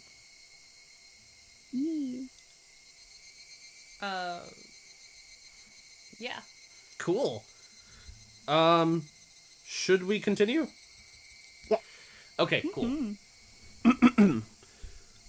Satoshi and I had what? All my well-planned actions throughout the day turned out to have been nothing more than a reenactment of what Satoshi had done. Satoshi, had he really been in the same situation as I was now? The friends he'd gotten along with had changed suddenly, and for no reason, at least none that I had noticed, planned to kill him? Then, fearing for his life as I am, he got a bat to protect himself, and carried it around every day to practice his swing. And then one day, suddenly, he transferred. My blood went cold, causing a prickling sensation to cut the course through my veins. Yeah, transfer doesn't mean transfer. Starting near my heart, it radiated outwards, from the top of my head to the soles of my feet, chilling every part of me without recourse. What did she mean by transfer? What did she mean by transfer? Was Satoshi still at wherever he transferred to? Was he the only one who would be able to understand me? Would he be able to tell me why it all ended up like this? More importantly, where did he transfer to? What did she mean by transfer? What did she mean by transfer? Before I knew it, I was at my front door. The frigid knob was hard to turn. Was nobody home? It wasn't that odd of an occurrence. I reached into my pocket and pulled out the single key attached to my first steel keychain. I stepped into the entryway. Just as I was about to take off my shoes, a chill ran down my spine. Someone had entered right behind me. Oh my god! Like a classmate messing around, standing right up behind my back. You're kidding, right? Had to be my imagination. Logically speaking, it was impossible for someone to be able to hide their presence within my personal space all the way through the door. But there was undoubtedly someone behind me. What the fuck? Hey now, Keiichi. How do you know they're there, even though they're behind you? Because I could hear the sound of flowing hair. What? There's no other reason I'd hear that sound. What the fuck? That was the presence. Because I could hear the sound of them blinking. Huh? Keiichi Maibara, there's no way you could hear that! My most base instincts were warning me of the presence. Common sense was telling me that it was just my imagination. Just my imagination. There was nobody behind me. I began to erase the mental image of an eerie figure standing behind me. Edgar Allan Poe would like to know your location. Edgar Allan Poe! But at the same time, I asked myself, If there was nobody, then what was I feeling? As an uncomfortable sensation crawled up my spine. Actually, wouldn't it be better if there was somebody there? If there was nobody there when you turned around, would you be able to accept that? Be able to answer all those questions just by looking behind me? But I didn't have enough courage to even do that simple task. Alright, I could try speaking to them. The person behind me might answer me. It was a random thought. I didn't care how I went about it, so long as I didn't have to turn around. If I calmed down and thought about it, would have known that there wouldn't have solved anything. Who is it? I spoke in such a hoarse, broken voice that I couldn't believe it was my own. I could almost feel them contemplating their response. I felt it. There's no way I should be able to do that. Calm down, Keiichi. It's all in your head. That time, I was certain I heard it. As if hesitantly trying to answer my inquiry, I was certain I could hear the sound of somebody inhaling. I heard it. I heard it. I heard it clearly. It was a girl. A young girl. I didn't know who, but a tiny speck of courage in me, however reckless it was, inspired by a primal yet fitting solution to this current predicament. A scream.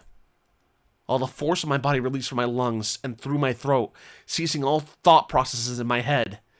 Suppressing all my thoughts and emotions, began to collapse like a house of cards, somehow managing to twist my body and look back as I did so. It was definitely there. Right there. Somebody was there. Till the moment I turned around, till I brought the area behind me to my field of vision, they were definitely there. Falling face up, my eyes traced the remnants of the presence suspended in the empty space. It couldn't be. They were invisible. They looked like they weren't there, but they were there. They actually still standing there? So I screamed. All the emotions I was holding back burst free in a violent wave. However, I was decidedly calm as my emotional dam collapsed. The turbulent wave of pent-up emotions was skillfully diverted to a torrent of aggression. That emotion was definitely required to extricate myself from the bizarre situation happening right in front of me. My state of heightened lucidity, I entrusted my body to the fury. The metal bat held firm in my right hand as if drawn there by a magnet. Uh-oh. A mid-level sweep would be the hardest attack to dodge. I remembered reading something like that from a book about swordsmanship or something. Ah! I brandished my will to fight. The afterimage of that amalgamation of metal flashed as it swung from left to right, beating down against the entryway. The bat slammed to the right wall, the tip rebounding violently. Very calmly, transferred the force of the rebound to a sweep to the left. The door to the shoe cupboard was split into pieces. Those two swings whipped through empty space. They seemed to have a great psychological impact on the enemy. Could feel the panic emanating from that space. The attack wasn't the only thing required. I extracted the bat from the cupboard as it was embedded in and screamed as I spun my entire body around in a large arc. Ah! A scream shook the air, bringing the ferocious swing with even more destructive power. Without mercy or restraint, my violent strike, the certainly fatal force behind it, shattered the top of the cupboard. None of my attacks struck the enemy. My ferocity had certainly seemed to impact them. Breathing heavily, my entire body soaked in sweat, the invisible enemy, there but not there, dispersed. When I was certain that the enemy had retreated, I locked the front door and latched the chain. No way. Only feigned retreat was now inside my house. Once again, I channeled my aggression and searched the house for the presence. But it was gone. I had succeeded in fending it off. At that moment, the tension drained from my body, and I let out a deep sigh of relief. All of the emotions I'd been holding back chaotically merged together and began to flood out. A hodgepodge of fear, accomplishment, and disbelief all mixed together and began to flow through my body. Unable to deal with each individual feeling, I beat them all back with the strongest exhaustion. Even in this moment, I remained composed. After checking that all the doors throughout the house were locked, I went up to my room on the second floor and closed the curtains.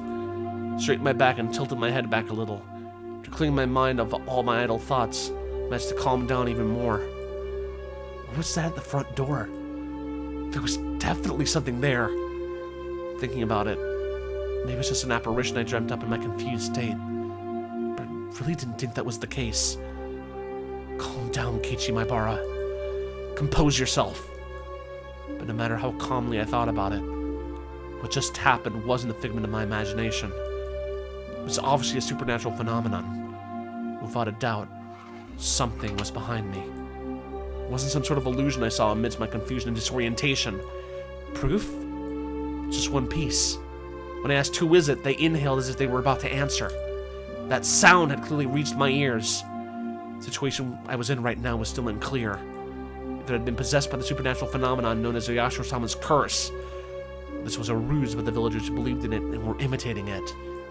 Either way, their motives were unclear. The roundabout way it had been done was also still a mystery.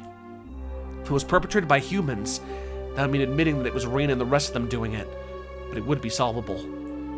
Oishi-san and the rest of the police would surely arrest my enemy. But if it was a manifestation of Oyashiro-sama's curse, I wondered what would happen. Oh, I'm stupid. Huh? No, not stupid. But it's more I just had a realization, because it's like, as we've been going through this, I'm like, I don't remember the writing being, like, as repetitive as it is now. And I'm like, Yeah, it's like the definition of insanity. Doing the same thing over and over again. It's like, he's literally, he's losing it. Yeah, he absolutely is. He's losing it. No wonder his his thoughts and like everything, like a lot of the prose that he's saying is like repetitive, because that's he's losing it. Yeah, exactly. Yeah. I can't believe it took until like now for me to kind of click that specifically. I thought it was like a flaw in the right. No, this is deliberate. Okay, but to be fair, Reina has that thing where she'll repeat like end of phrases and stuff. Well, I think that's more of a character. I mean, like the whole True, of like yeah. repeating what the character just said or just did, kind of thing. Yeah. So actually, it makes more sense in Japanese. It's actually an interesting reference to something, because the thing is, like, it is sort of like a childish thing to do, where like they'll kind of like, so when you like, it's not for questions specifically, but I think it's like, I don't actually know what the actual use case is, but Reina ends her sentences by saying kana, kana, kana. So she'll say it like usually twice in a row. Kana is actually onomatopoeia in Japanese, which is actually referencing the sound that the Higurashi make. Oh, Cool. that's so cool. Yeah. That's such an interesting thing that gets lost in translation. Yeah. Yeah.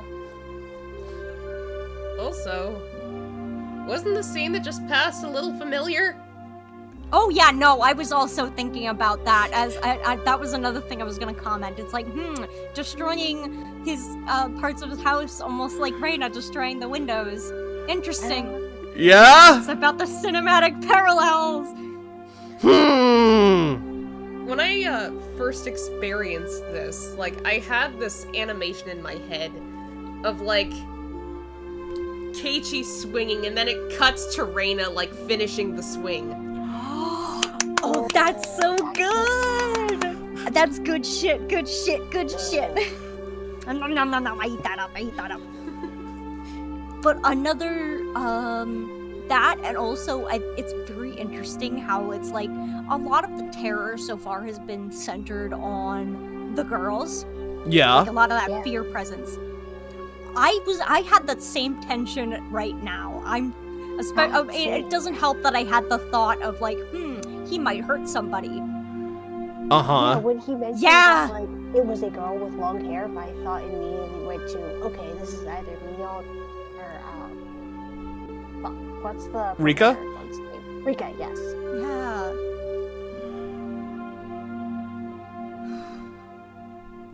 But it's interesting. I was terrified. This game has so fascinated me already. I was terrified of the protagonist. Uh huh. It's like, Wow. That's Yeah. the guy that could hurt me. Yeah. Yeah, it's like the same when he was swinging the bat around with Rick. It's just like, dude, if you hit her right now, you're gonna be wrong. Yeah. This is what I was talking about. The curse drives you mad. Yeah. That's what I feel like that's what the curse is almost, maybe. I don't know. It's so it feels very correct that there's obviously an element of people being driven to madness, exactly like our protagonist. Now, here's an interesting question. God damn it. Sorry. Is it just him, or is it all of them? That's one thing that's been on my mind as well. Because she mentioned it's like, hey, the same thing happened to the other guy that you're doing right now. But she also had been at the cinematic parallels of hitting things with a bat.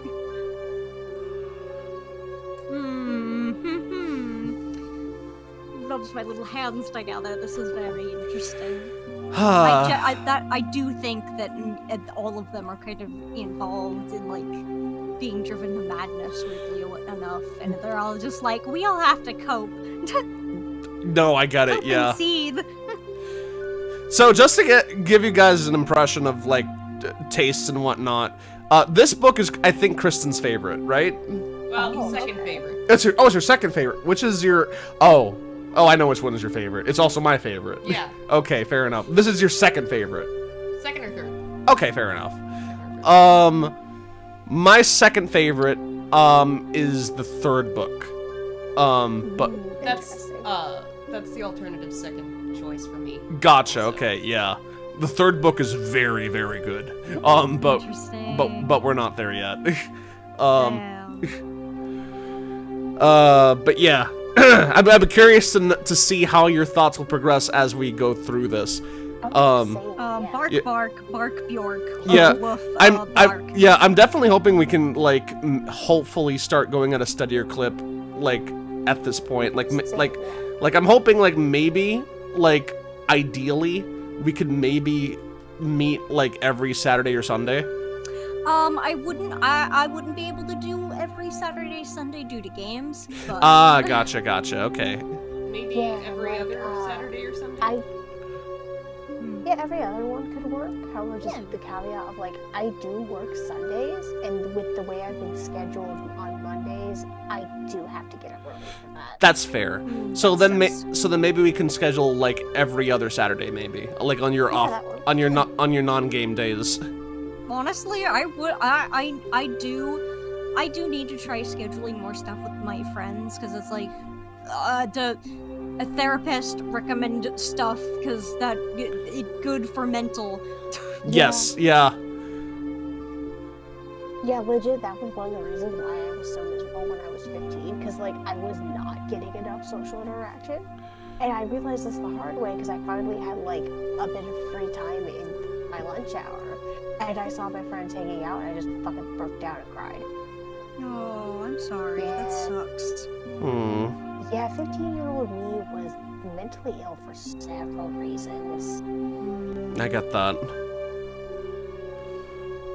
Yeah, I agree. I definitely, because again, this game, every time we play this game, I forget how much I love it. Also, while you had stepped away for a bit, Kristen had mentioned that we've got like maybe 2 hours left of the game, and I really want to try and finish this tonight. Oh shoot, dang. I don't, but I also know about Kristen. You mentioned that you have homework, and I do not want to push you.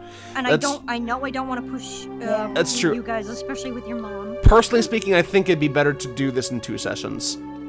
Okay. In my opinion, we can get up to a certain point in this in tonight, and then next time we can finish it. I think trying to finish it all tonight would be a little bit too much. Yeah.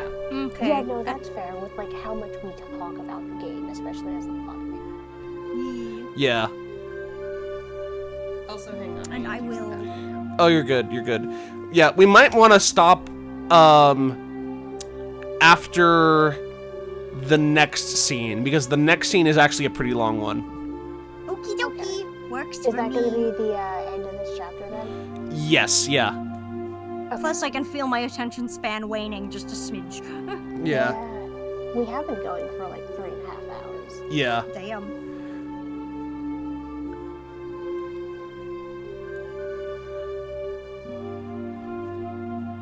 Because I think the next scene is a pretty good stopping point, because I think it's like... I think the next scene marks what I would consider to be the beginning of the end. Yay! Oh, but then that begs the question if, like, we do all of that at once in our next session, or if, like, we get a teaser of the end and are left wanting more. That would be the idea, yeah. Yay! Okay, I trust your judgment on this. I also trust your judgment.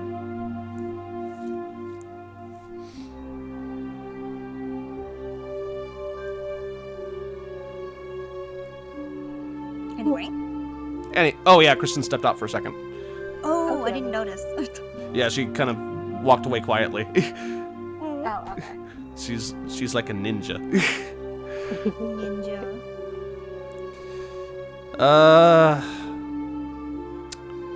Anyway, yeah, screw this administration. Screw this administration. God, I know, right? Wait, huh? We haven't talked about it at all, because I think we've all been feeling the effects of it. But man, I freaking hate the guys in charge right now. Oh, yeah. Yeah, this is why I try to tune out the news even more when I get. Yeah, it's just like, I think, honestly, it was really getting me down. It was like really depressing me. But I feel like, just being able to like get it off my chest with people who I know, like, are on the same side as me is just like really liberating. Yeah, screw that guy so hard. Yeah. What helped deal with all that is just like taking a break from the news for a few days and not having to like see the onslaught of all the executive orders and shit. Yeah. I cannot tell you how awful it was for me personally when I had to hear the part of the inauguration at work because it was on the TV at my job. Yeah. And just before I leave and have to go back, it like triggered my anxiety really bad because one of the things that I heard was, the last thing I heard was there are only two genders. That's what he said on live TV. Yeah. And the fucking muskrat did a goddamn Nazi salute. Oh yeah, I heard about that. Yep. There's like gifs of that going around the internet and it's just like, what the fuck? Hey, you wanna know how long the Roman Empire lasted for? How long? Approximately 250 years. Yeah, Do you I've know heard how long people it's- talking about that. Do you know how long it's been since America was founded? About I've heard people talking 250 about years. that. Yep. Yeah, that just reminds me of the one tweet that, like, I have to remind myself that people who happily fulfilled lives during the fall of the Roman Empire. Yeah. Yeah, my goal, my advice is, save up money, make sure that you guys have your passports, just in case, I Oh, don't mine have passports expired. yet. I would try to get a passport if possible. I mean, I could renew it, but, like, the last time I got one was, I was 15 or so? Yeah, because, like, we went to the Bahamas for spring break that year, and on, like, a cruise, and my brother turned 14 while we were down there. Okay. Yeah. The good Because news, I was still a minor. That expired after 4 Yeah. years. yeah, the good news for UK is that Illinois appears to be kind of a safe zone right now because they're kind I of like know. actively fighting against it. But Yeah. yeah, that's why I would say try to get your papers just in case while while it's still like, All the doomsday prepping is definitely making me really nervous, though. I do get that, yeah. Like, I've been kind of started- avoiding it in my brain. Like, Yeah. nope, I can't deal with this Yeah. right now. Speaking of doomsday prepping, Even though I live in a kind of, like, conservative area, I'm stubborn enough to stick it out. Also, like, I don't have the fucking money to move, man. I do get that, yeah. Expensive. Anyway, Yeah, I'm at my current job for a year now, and I own, like, get over 8K in the bank. Yeah, no, I get that. So, shall we continue? Kristen's back. Oh, okay, Hello, cool. Yeah, we Kristen. can Welcome back. I'm back. Anyway, Oishi-san very clearly declared that curses didn't exist. At that time, those words were pretty dependable. But as things were now, with the rising possibility that the perpetrators were not human, he suddenly seemed quite unreliable. If I told Oishi-san that this was the work of Yashiro-sama's curse, what would happen? I couldn't imagine his reaction would go without question that a void would expand rapidly between myself and Oishi-san. With me having so few allies to begin with and not being able to confidently declare whether or not this was a curse, there was no merit to doing that.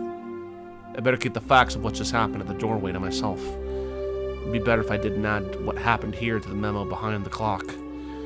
There's still the ever so slight possibility that I was actually confused when I thought it was composed. It was just going berserk in the entryway. How wonderful would that be if that was what really happened? I'd be able to refute Yashiro-sama's curse. But if I denied Yashiro-sama's curse, that would mean admitting that Reina and the rest were the perpetrators. If I said that Reina and the rest weren't the perpetrators, then that would mean believing Yashiro-sama's curse. Denying both of those, I'd be admitting to myself that I was losing it. Three options from which You are losing it, bestie. Yeah. 3 options from which I couldn't choose became a trilemma of sorts. Mixed together and formed a whirlpool in my mind and making my head spin. Once again, I straightened myself and leaned my head back slightly to cool myself down. Calm down, Keiichi. Accept what has actually happened as reality. Stop thinking of anything more than that. But I couldn't help but think of it. How wonderful it would be if it turned out I was delirious and everything up until now was a figment of my imagination. If Yashiro-sama's curse wouldn't exist, we'd still be bestest buddies with Rain and the rest. I would have to be crazy. That's the first time in my life I'd ever wished for such a thing.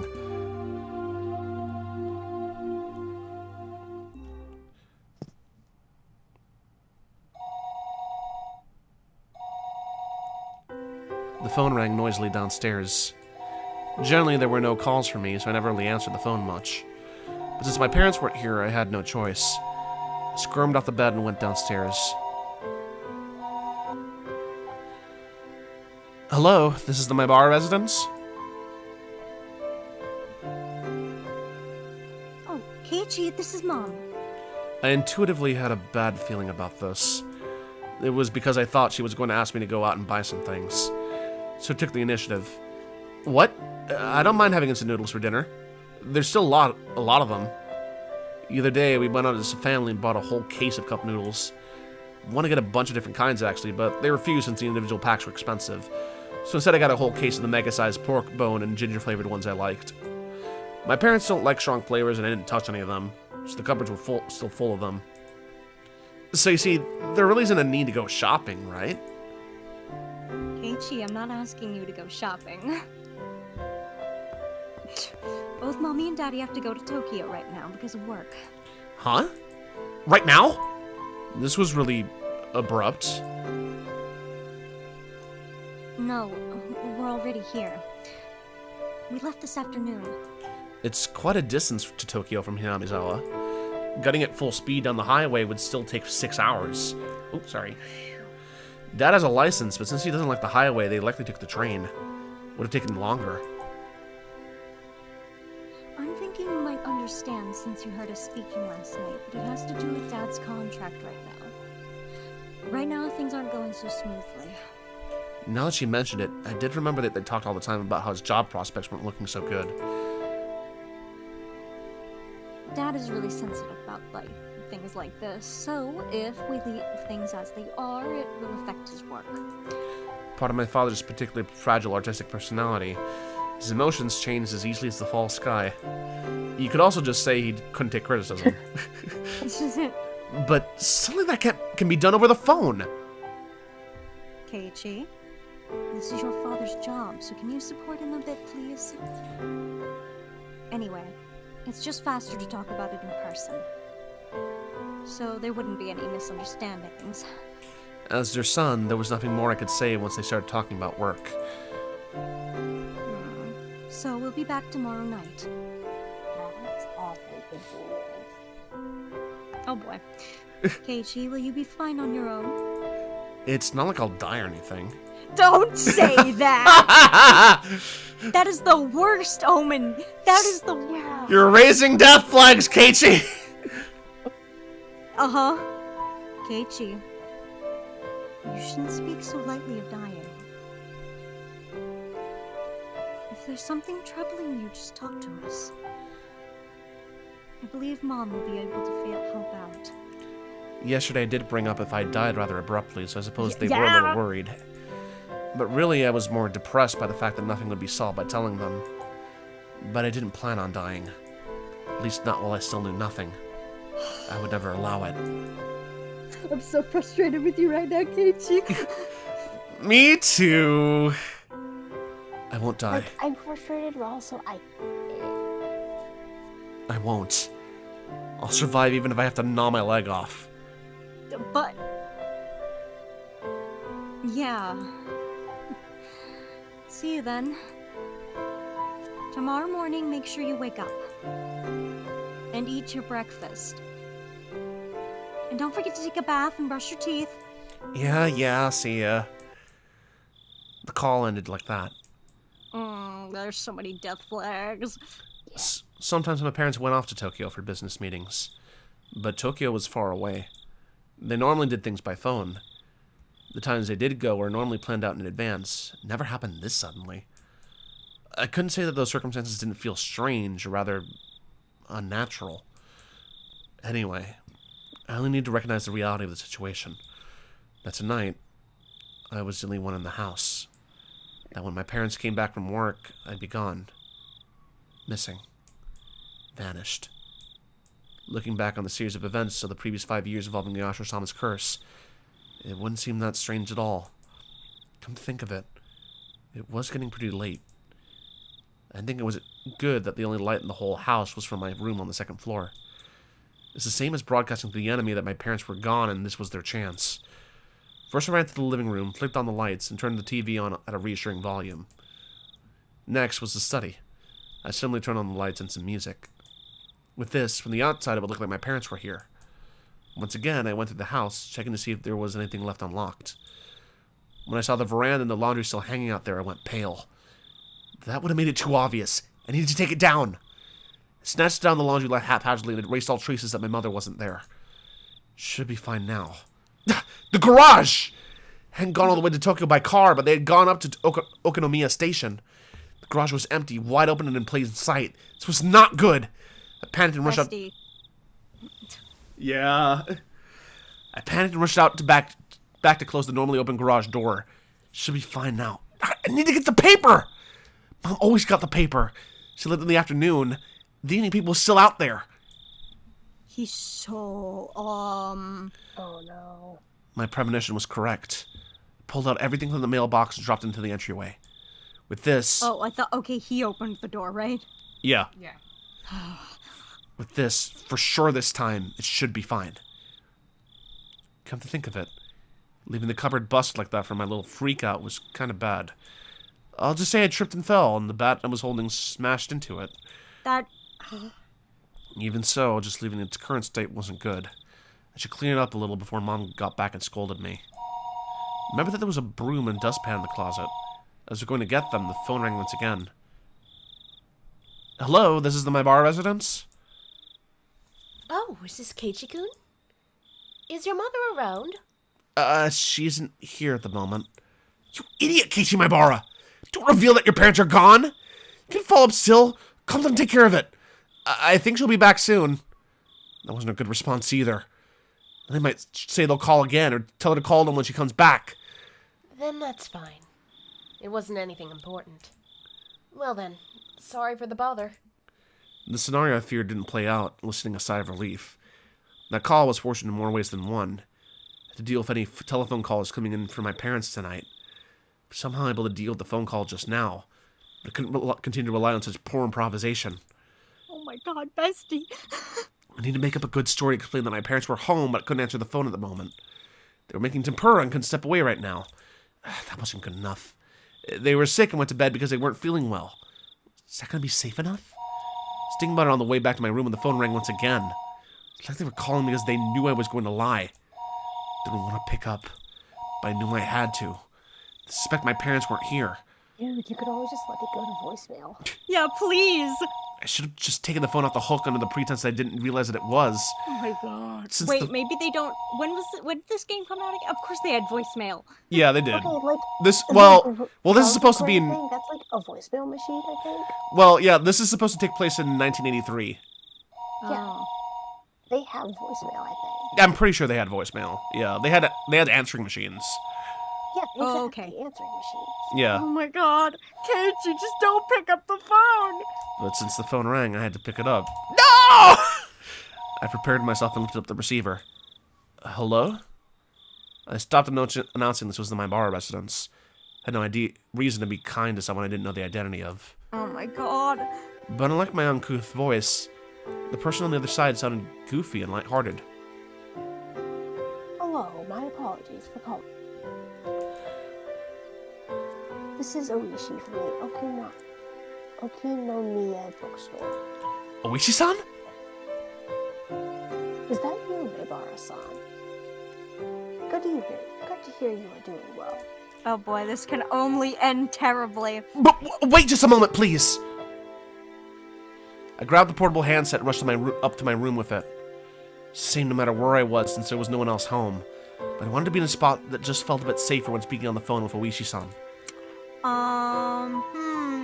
I feel like he might end up getting paranoid that, haha, now my phone is bugged. Sorry for the wait. How are things? Anything changed since then? Since then? When was that exactly? Like 2 days ago? There was something about the brazen way he talked that rubbed me the wrong way. Last time I spoke with Oishi-san was 2 days ago. The day I stayed home from school, met Oishi-san on the way back from the hospital, and we headed to town for lunch and had a talk. Then after that, Rin and Mion came to check up on me. Whenever I spoke with Oishi-san, they always knew about it. Just like that since the first time I met him. Stage phone call may well be phoned out by them as well. Hello? Can you hear me, Mibara-san? Huh? Sorry. What did you say? I asked if anything's changed since last week. There wasn't an answer, so I got a bit worried. Not really. The words stopped in my throat. There was a ton of stuff that happened. All of it baffling. What should I talk about? Didn't understand any of it. But I should try asking. I mean, I would start with the truck that almost ran you over. Yeah. Yeah, please. If I didn't ask now, I may never have another chance. This night when my parents weren't home, I had no guarantees I would make it through the night safely after all. Well, Oishi-san, it seems that someone is after me. Really? It could all just be a coincidence, but that day I missed school was when I was sick. The two of them came to check up on me. Which two? Rain and Mion. They started asking about how I had lunch with you. What next? They left me some mochi when I came to visit, but there was a needle inside. Unfortunately, I somehow didn't swallow it. I wonder, could that have been just a threat? About the needle. It was just one of those common sewing needles they see all the time. There was a hole to thread the string through. Not that, Mibara-san. The needle itself. That's evidence. It could be used as proof that they threatened you. Where is that needle? That's right. That's it! I dropped the receiver and rushed downstairs. When I tossed the mochi, Phone with you. I'd overlooked it out of terror. That needle was a valuable piece of evidence. Let's see. Huh? He has no survivor skills. Well, okay. Yeah, no, he doesn't. You'll see. No, he doesn't. You'll see throughout the series, he does not have survival skills. Oh, so he does survive this. Ha! Well, you'll see. Let's see. That's so funny. Let's see. I threw the mochi and needle at the wall together. If it was there, then it would be on the living room wall. Dude, your mom cleaned that up. But my prudent mother had cleaned that living room wall, and there was not a trace of mochi left on it. Could it be that it dropped in the gap between the wall and the carpet? Finally searched by running my palm around the carpet, but nothing turned up. Tried moving around the sofa and desk, pulling up the carpet and then flapping it around. But I couldn't find the needle. My mom cleaned up everything without noticing it? It's just 2 days ago. Know what day they collected the burnable trash, but it may still be in the trash bin in the kitchen. I rushed into the kitchen, opened up the lid of the pail, and poured out the contents. But even at a glance, I could tell it would be incredibly difficult to find the needle in this pile of trash. I was looking for Wow, it's almost like needles. Yeah, I was looking for a needle in a trash stack. I know. I'll try running my hand through it. It's a bit gross, but I was looking for a needle. Do not. If I felt a small prick, I'll be able to find it. You might find a bone. It was a pretty tactless method, but it was the quickest. I held my breath and started striking the pile of trash with my hand. Oh my, you idiot. He Phil- has no survival skills. Filth flew about. It was nothing more disgusting than this, but it was not the time to be concerned about such details. Continued on for a while, but nothing turned up. I wanted to search more thoroughly, but I was still on the phone. Should have keep Oishi-san waiting for so long. Later, when Mom got back, I'd have to ask her if there was a needle. I hastily began scribbling on the notepad affixed to the refrigerator with a magnet. Was there a needle? I scrawled the words with a red pen, then dashed back up the stairs where I had been keeping Oishi-san waiting for far too long. Oh, hold on, give me a sec. Oh, you're good.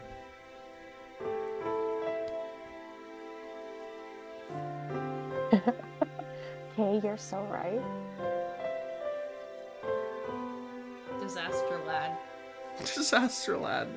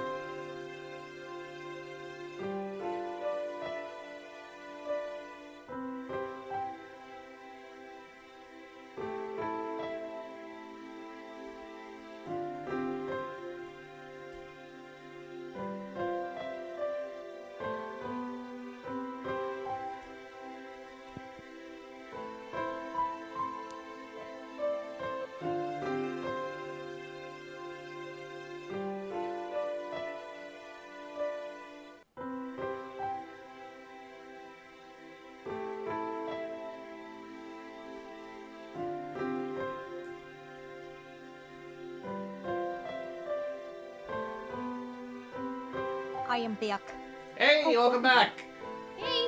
I had to fill up my sister's water bottle for me, which reminds me, I need to take another sip. Oh yeah, please hydrate.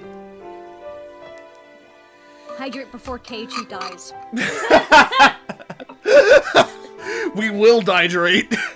I did actually just take a drink of water. Hello? How did it go? I couldn't find it. I was really overwhelmed when it happened, and I see. It would be great if you could find it. Keep it safe. What? Huh? that's right. The He needle. was looking for the needle. Yeah, he was looking for the needle and couldn't find it. Oh, I know that, but it's like, keep it safe. I'm like, Keep it safe Okay. in the case that you find it. oh. That's right. The needle wasn't the only That's so incident. weird. I had to tell him about this morning with the hit and run. Yes, you do. Also, Oishi-san, that isn't all. Actually, this morning, that fan was definitely aiming for me. See that without question due to the circumstances at that time. Did you see the license plate? I can search from it from here. Damn! The time I just flipped out yelling at him, I didn't look at the plate. What failures on my Most people part? don't. What failures on my part? The needle and the plate number. Bestie. So focused just protecting myself that I let some of the most important details slip out of my grasp. I'm gonna strangle him. Richie, get higher self-esteem or I'll smack it into you with your pillow. Like, bestie. Your survival is more important. Yeah.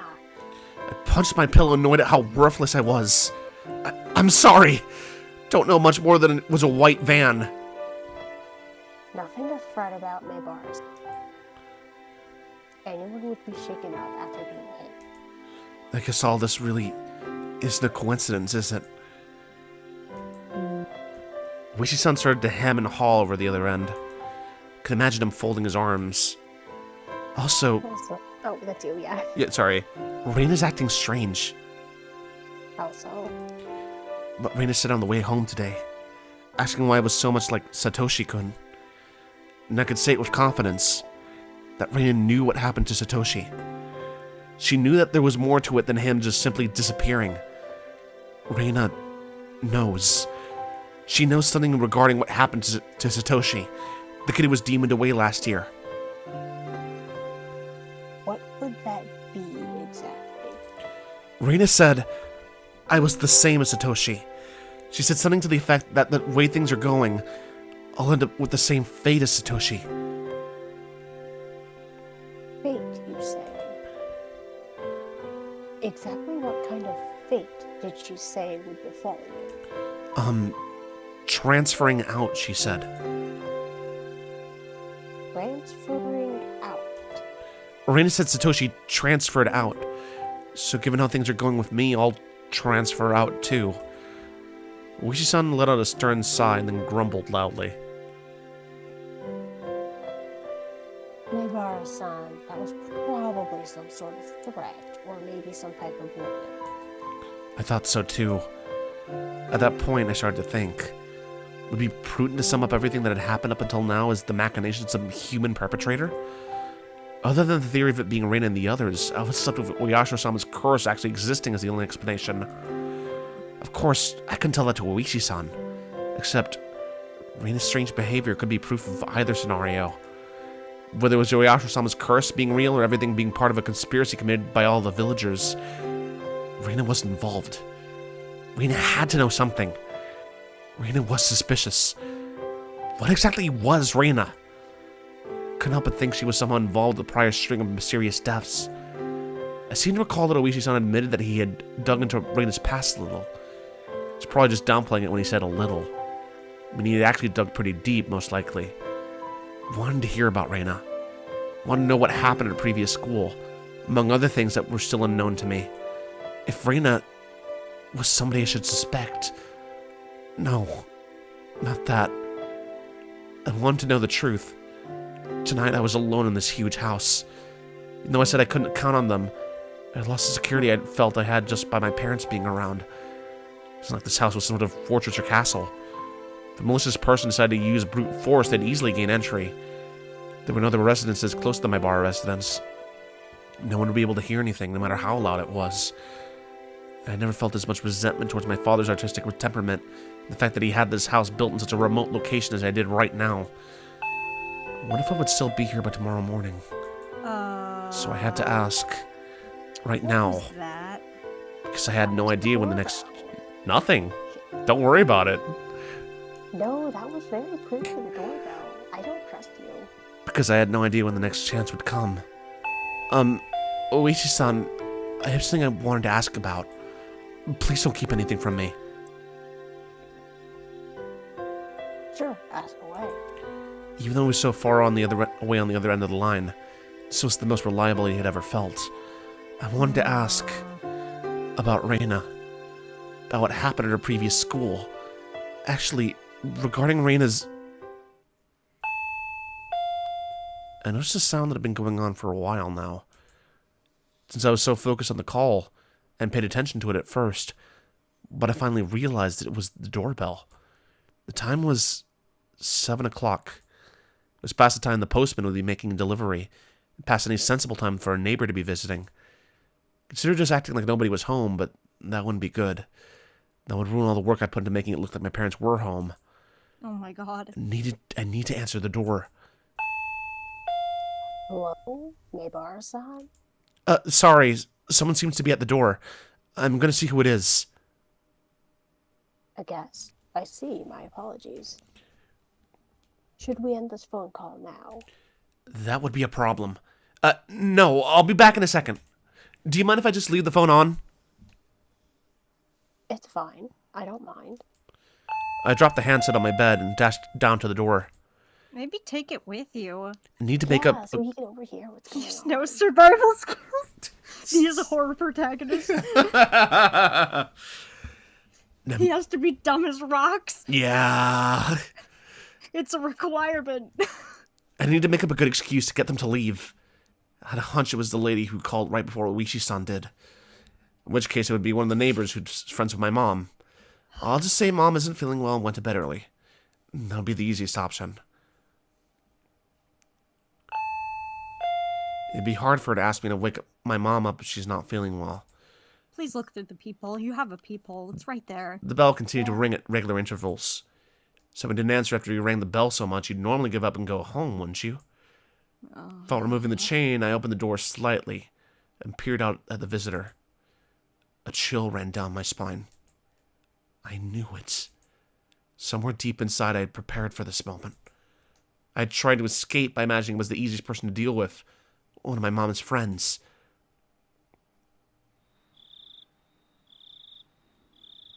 Good evening. Reina. There shouldn't be any reason for Reina to come over at this hour. The timing also made me feel uneasy. Because it was just as I was about to ask Oishi-san about Reina. I wish I could have chalked this up to mere coincidence. But those unsettling words from Mion several days ago echoed back to me. There's nothing this old man doesn't know. Are you alone, Reina? Yeah. Seems that Mion wasn't with her. But that didn't change the situation at all. Why'd you come here? Hey, Keiichi-kun, I'd like you to open the door so we can talk. Can I come inside, I wonder? It was true that speaking to a chained door wasn't the right way to talk to a classmate. But at my house, the chain has to be on at night. Don't worry about it. Then, can't be helped, I guess. Reina looked at the ground sadly. But she kept smiling at least, and her effort to keep that smile up was quite pitiful. Even though she was tugging at my heartstrings, I didn't lower my guard. As long as I stayed like this, even if it made my heart ache, my life wasn't in danger. What I really feared, more than the possibility that hoodlums would assault me if I removed the chain, was trusting Reina enough to remove the chain, and having my friendship betrayed. As long as the chain wasn't unlatched, even if it made my heart ache, I wouldn't have to deal with being betrayed by Reina. Since it didn't seem that like I'd removed the chain from her silent urging, She appeared to give up on trying to get into the entranceway. Have you eaten yet, Keiichi-kun? No, I haven't eaten. Since my mom wasn't there, dinner wouldn't be ready no matter how long I waited. I laid down when I got home, was waking up by the phone, didn't have a chance to eat since I used up all that time talking. I was gonna have cup noodles in a case. Could just eat one whenever I wanted to. No, not yet. What about it? Then good. Look here. I brought a bunch of dishes. Reina held out a stack of boxes wrapped in a cloth. If I could use your kitchen, I can heat up the miso soup and other stuff. It's fine. You don't need to do that. But there's a lot of tofu and vegetables in it. Does Keiichi-kun not like that type of stuff, I wonder? There's no way I wouldn't like that. I love miso soup with lots of ingredients. White radish, carrots, burdock root, and potatoes. Dense and fibrous root vegetables. Yeah, that miso soup looks incredible. I also brought rice, so if you microwave it, it'll be ready to eat in no time. Without a doubt, rice needs miso soup. Stuffing rice down your gullet, sipping miso soup in between ravenous bites. Oh yes, how wonderful it is to be born Japanese. What? Why is that line so funny? It reminds... You know what? I think I know why, because it just reminds me of just like one of my Japanese animes. I mean, From, it's kind of like being like here's some burgers and fries, and like I love being American. I love being American. Yeah. Also, I made some more pickles. My mom's actually made some pickles. Homemade pickles are great. Ooh. Ooh, sansei. I'm looking that up. Yeah, That sounds good. Sansai. Sansei. Thank you. You're welcome.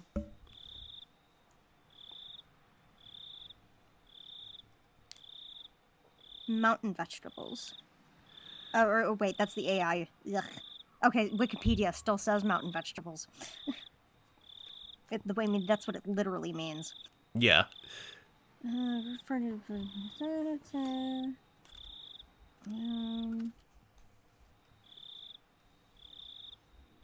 It's sold pre-cooked in water.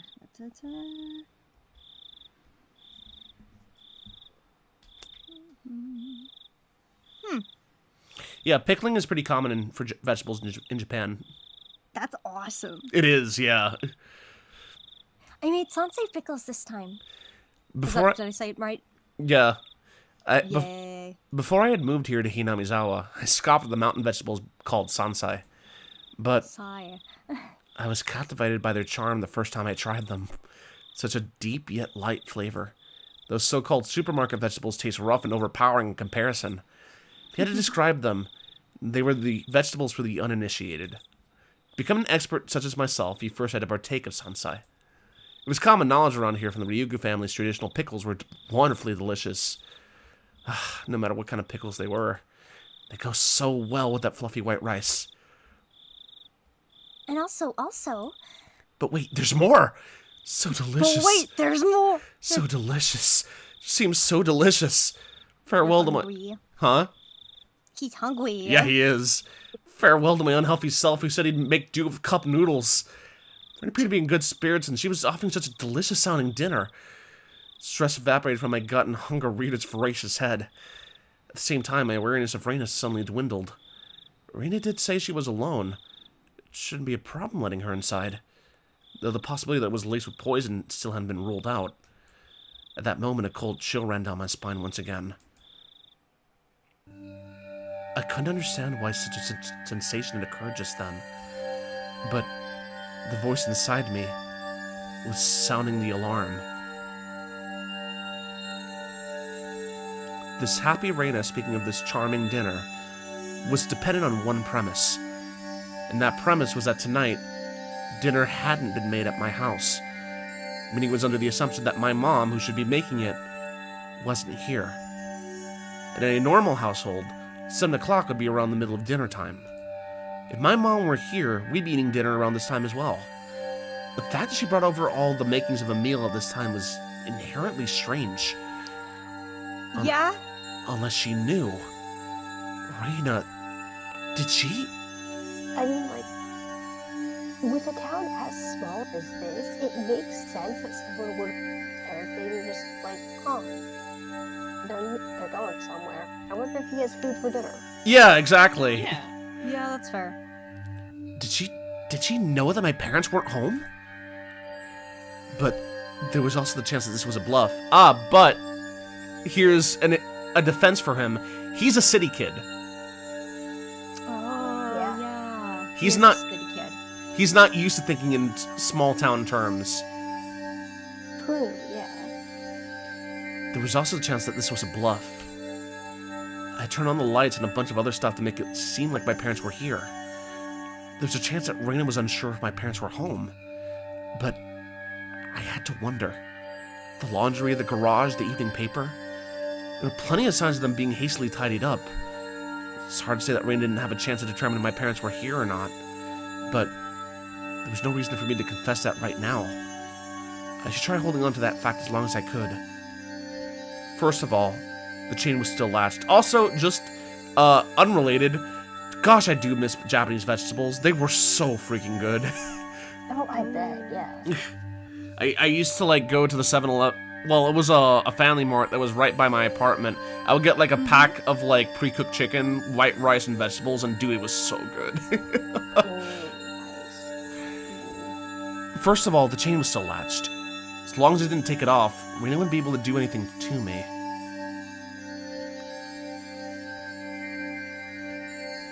I'm quite grateful, but dinner will be ready pretty soon. Huh? Is that so? Is that so? I know you went through all the effort and everything, but, well, unable to think of a good way to refuse, my words trailed off weakly.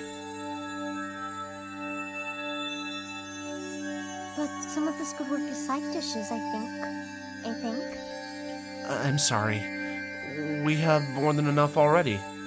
My mom always makes quite a few sides, so... Huh? You have side dishes? With a smile that bordered on a cringe, I dodged her questions apologetically, but the feeling I tried to ignore began creeping up my back again. I spoke as if my mom was setting down dinner right now, but it didn't mesh well with what Reina was saying.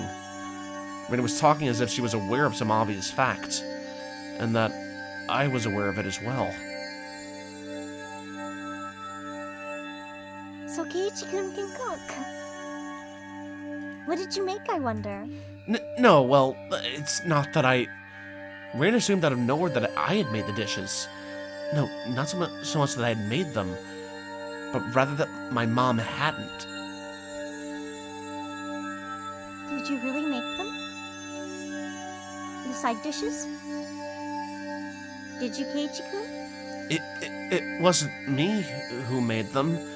My mom did. No, she's making them. You're really bad at this, dude. He's so stupid. Right now. So you see, I'm sorry, but I can't eat what she brought. Reina fell silent at that moment. At that moment, I felt that the light had suddenly disappeared from her eyes. Oh, there we go again.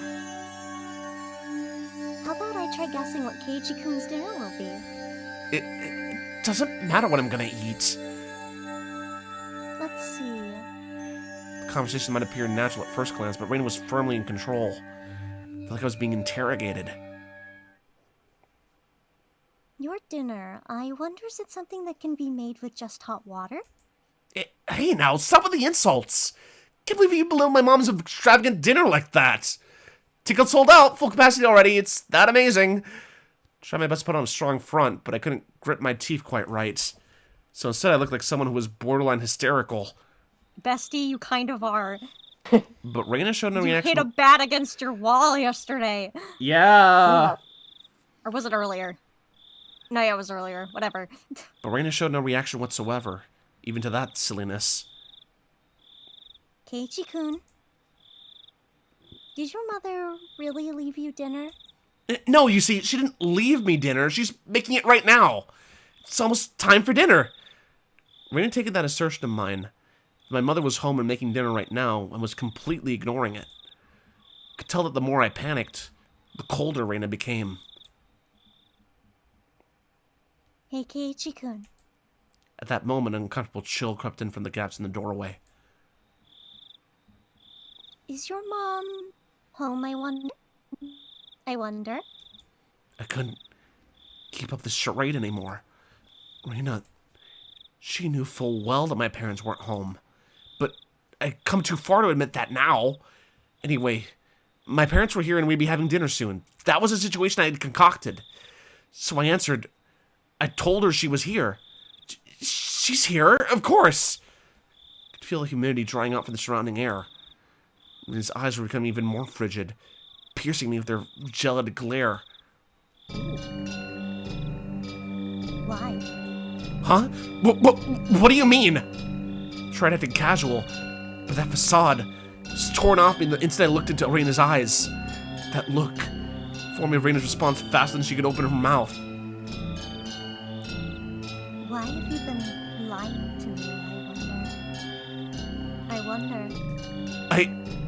I'm not lying. That's a lie, isn't it? It's not a lie. Lies! Rena's outburst sent a jolt surging through my body. Rena was still separated by what few inches that slightly ajar but still chained door could afford. Despite that, I was still being cornered. My house, which I considered a safe haven until now, become more like a dark alleyway where no one could save me. Shall I guess your dinner, Keiichi-kun? Let's see. I knew now that Rain had already known that my parents would not be here tonight. It was still so strange that it had come to this. She somehow knew my parents weren't home. There's no way she should be able to guess what I'm eating tonight. Raina said she'd guess. How could she guess it? Could she know it was instant? The noodles. That's right, isn't it? That I was gonna eat. Wait. Cooking repertoire of a man who can't do housework is probably nothing but cup noodles after all. Looking at this statistically was the most probable answer. What are you saying, Kat? Oh, that cup. Yeah. That didn't mean she was guessing. I don't think you'll be full with just noodles. I think having rice and stuff will definitely hit the spot. Calm down, Keiichi Maibara. It's just a coincidence. It's just reading certain tells of mine. The fact that she was inferring what I was thinking alarmed me. But it wasn't as if she was actually reading my mind. If it was being read, then she was a demon. No, not a demon. Things like that couldn't possibly exist. Do you like them? Do you mean noodles? I'm sorry, what does that say? I don't know. Why is it being censored? I have no Did idea. You check again? I can't tell what that's supposed to be.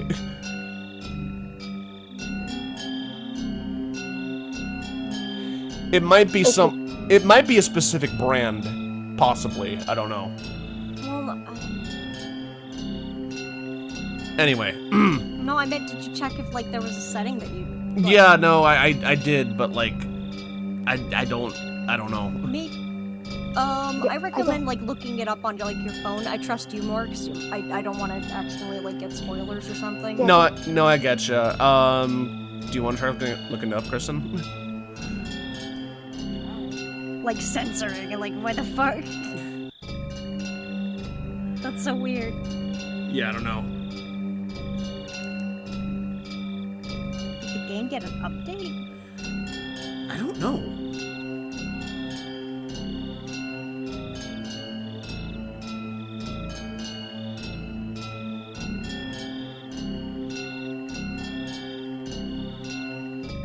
Oh, those are intentional.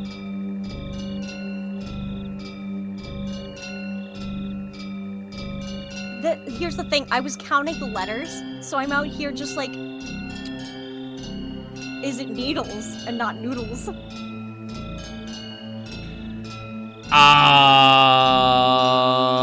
I don't think so. I mean, I counted. did. 1, 2, 3, 4, 5, 6, 7, and there was 7.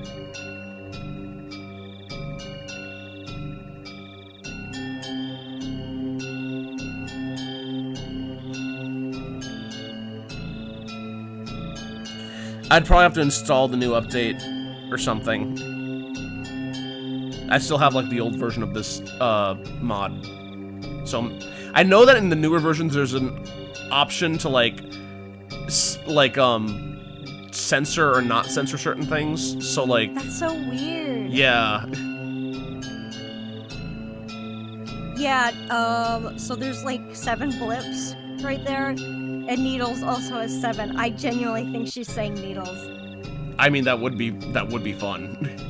That makes the most sense, like in this context. Plus, it like sounds similar to Needles. I can say that. No, Needles. Yowza, that'd be scary. Reina indicated that the point my answer was addressing was wrong. Rebuttal was so short that I momentarily didn't understand the words Reina had spoken. Sorry, Reina. What did you say just now? Huh? About what? Just now, you asked me if there was something that I liked, didn't you?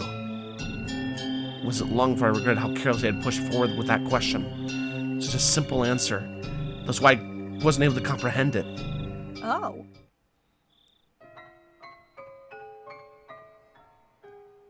Oh, no, that was intentional. Yeah. Interesting. Is He she actually- reading his mind? But I was genuinely thought that he would, like, before she said it, I genuinely thought that, oh, she's gonna predict the exact flavors, because I'm like, he stated the exact flavors earlier. Yeah. Yeah, but he That's didn't too tell her precise. that is the Exactly, that's too precise. Pork bone and ginger flavor. I wondered how I appeared in the moments my mind went completely blank until the moment I was able to recover. As my field of view began to distort, slowly swirling in a counterclockwise direction, I lost all sense of balance. Why do you know that? I didn't even deny it. It's the type of frenzied state I was in. How could Reina know even this? Not even caring as I mashed my head against the door, fixated my gaze on Reina. But she didn't even flinch when she saw me do that. I certainly did buy them. I bought a bunch at once. Bought a whole case. How could you know that? Why, I wonder? Quite strange, isn't it? Isn't it? How could you dodge the question at a time like this? The chain and the door suddenly were no longer protecting me. How do you know? Why do you know? Answer me! You bought them at 7th Mart, didn't you? A shiver ran up my spine. Tried covering it up with an angry facade. Like I said, why do you know that? I was behind you, following you the whole time. Oh, I think it might have been Raina behind him. What are you saying? I couldn't understand why she was saying she'd been following me all this time. That's because Reina was right behind Keiichi-kun's back the whole time.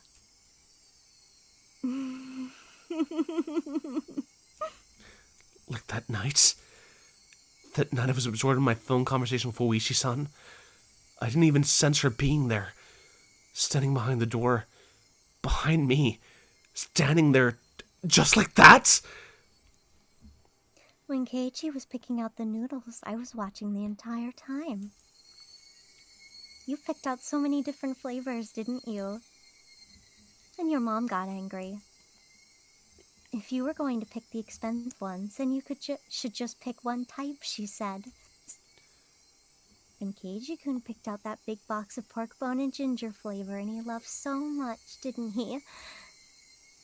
I like it too. Pork bone noodles. But I could never eat a whole big bowl myself. My brain was paralyzed, dulling my senses. Might have been a defense mechanism. To diminish the fear I was feeling to non-traumatizing levels. The fear being diminished, the fog enveloping my mind was cleared away. Then I could understand what Reina was saying and started to put meaning behind her words. Even so, my fear hadn't subsided completely. It was like I was standing at the edge of a cliff, eyes closed so I didn't have to look down. It didn't actually solve any of the basic problems. I slowly took a step backwards, and as I withdrew, Reina advanced. So, Keiichi-kun, can you open this? We can eat dinner together. I'm sure it's going to be delicious, so, okay? Oh, Jesus Christ!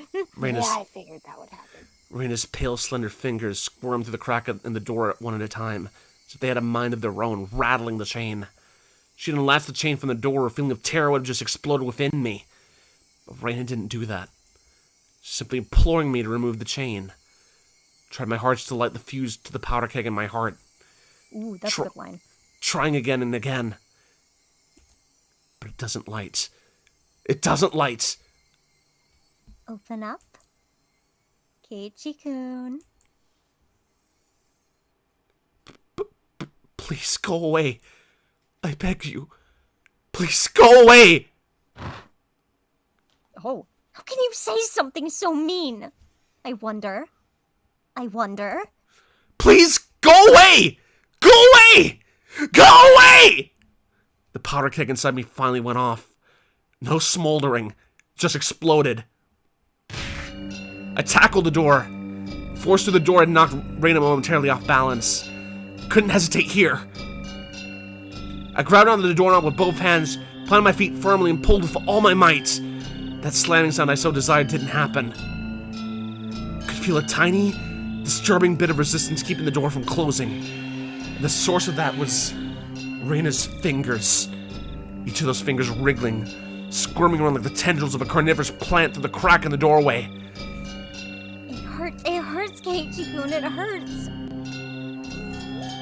It wasn't a harsh shriek, more of a yelp that she was trying to keep back. Go away! Go away! Go away!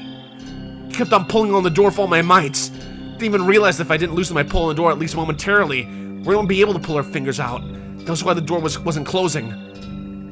It really hurts, Keiichi. I'm sorry if I was messing around too much.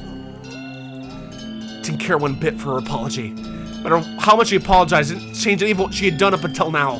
Didn't change anything. It hurts. I'm sorry. Go away! Go away! Go away! Reina couldn't leave even if she wanted to because I trapped her fingers. Reina's white fingers become a deep red and were no longer even squirming. I'm sorry. Go away! Go away! Go away! Oh my, Jesus Christ! Yeah. He's gonna break her fingers if he doesn't, like, let go on the door. What is happening? Reina's apologies were occasionally twisted with pain. Like a broken record, she was intent on repeating it over and over. Go away! Go away! Go away! Stop it! Stop it! Stop it! Stop it! Pulling the door even harder. Finally, Reina's fingers were somehow able to slip out from their imprisonment in the doorway. Thank God. The moment that happened. What happened? It's so weird, because it's like, it's because I've kind of got this feeling that there's obviously more going on than meets the eye, that it's things aren't so black and white, if that makes sense. I'm still worried about Reina's well-being, like, don't crush her fingers. Yeah. Like, she very clearly, that's like, the more of like, what's supposed to be, like, what we know is like, or, God fucking damn it, I hate this game.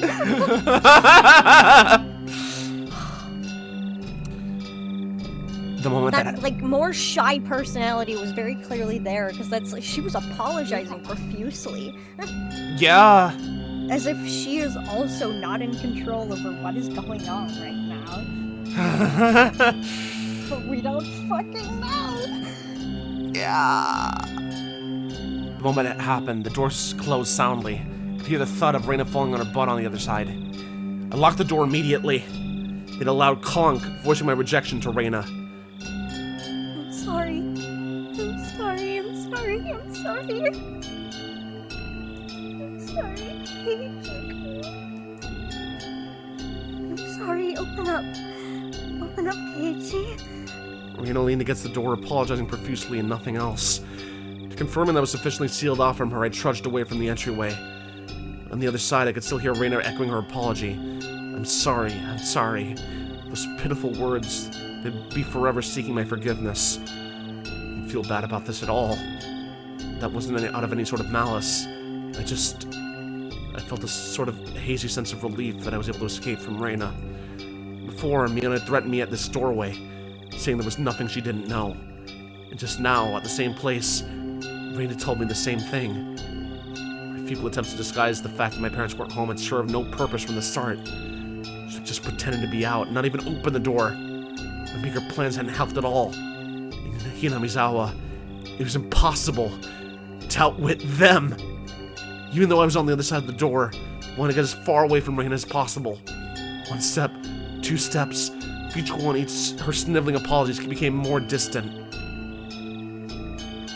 I sprinted up the stairs and drove into my room. As you would expect, I was finally no longer able to hear Rena repeating her endless apology. Diving into my bed, I was startled by the hard lump I felt. There was something in my bed? The phone, you idiot. No, I'm sorry. I don't mean to insult him. No, insult him. Insult him. You're free. Yeah. No, I mean, he just went through something that scared the daylights out of him. I would also forget that there was a... Listen, I will put my pen down next to me and forget I left it there. I mean, that's valid, yeah. So I don't mean to be mean to him. He's going through hell right now. Did you make that? No. Oh, okay. What? Post that in chat. What? Oh.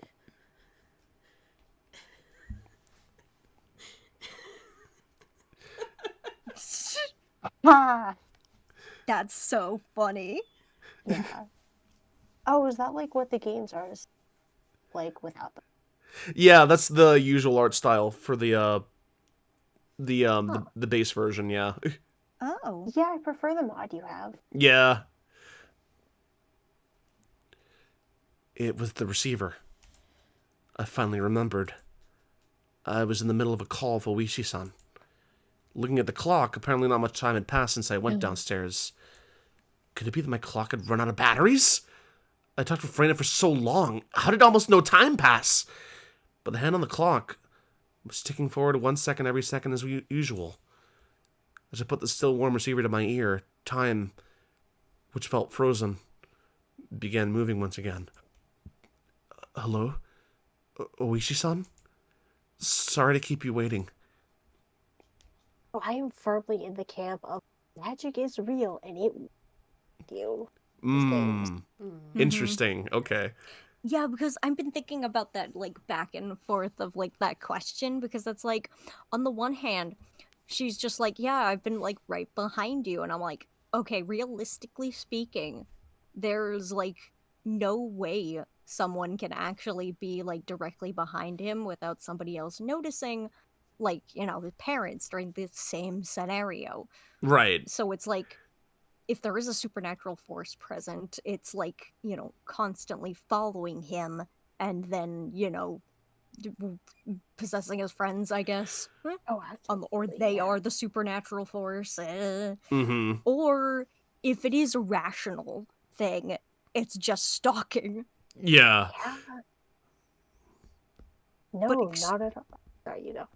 Yeah, but, like, I agree. It seems to be leaning more supernatural, but...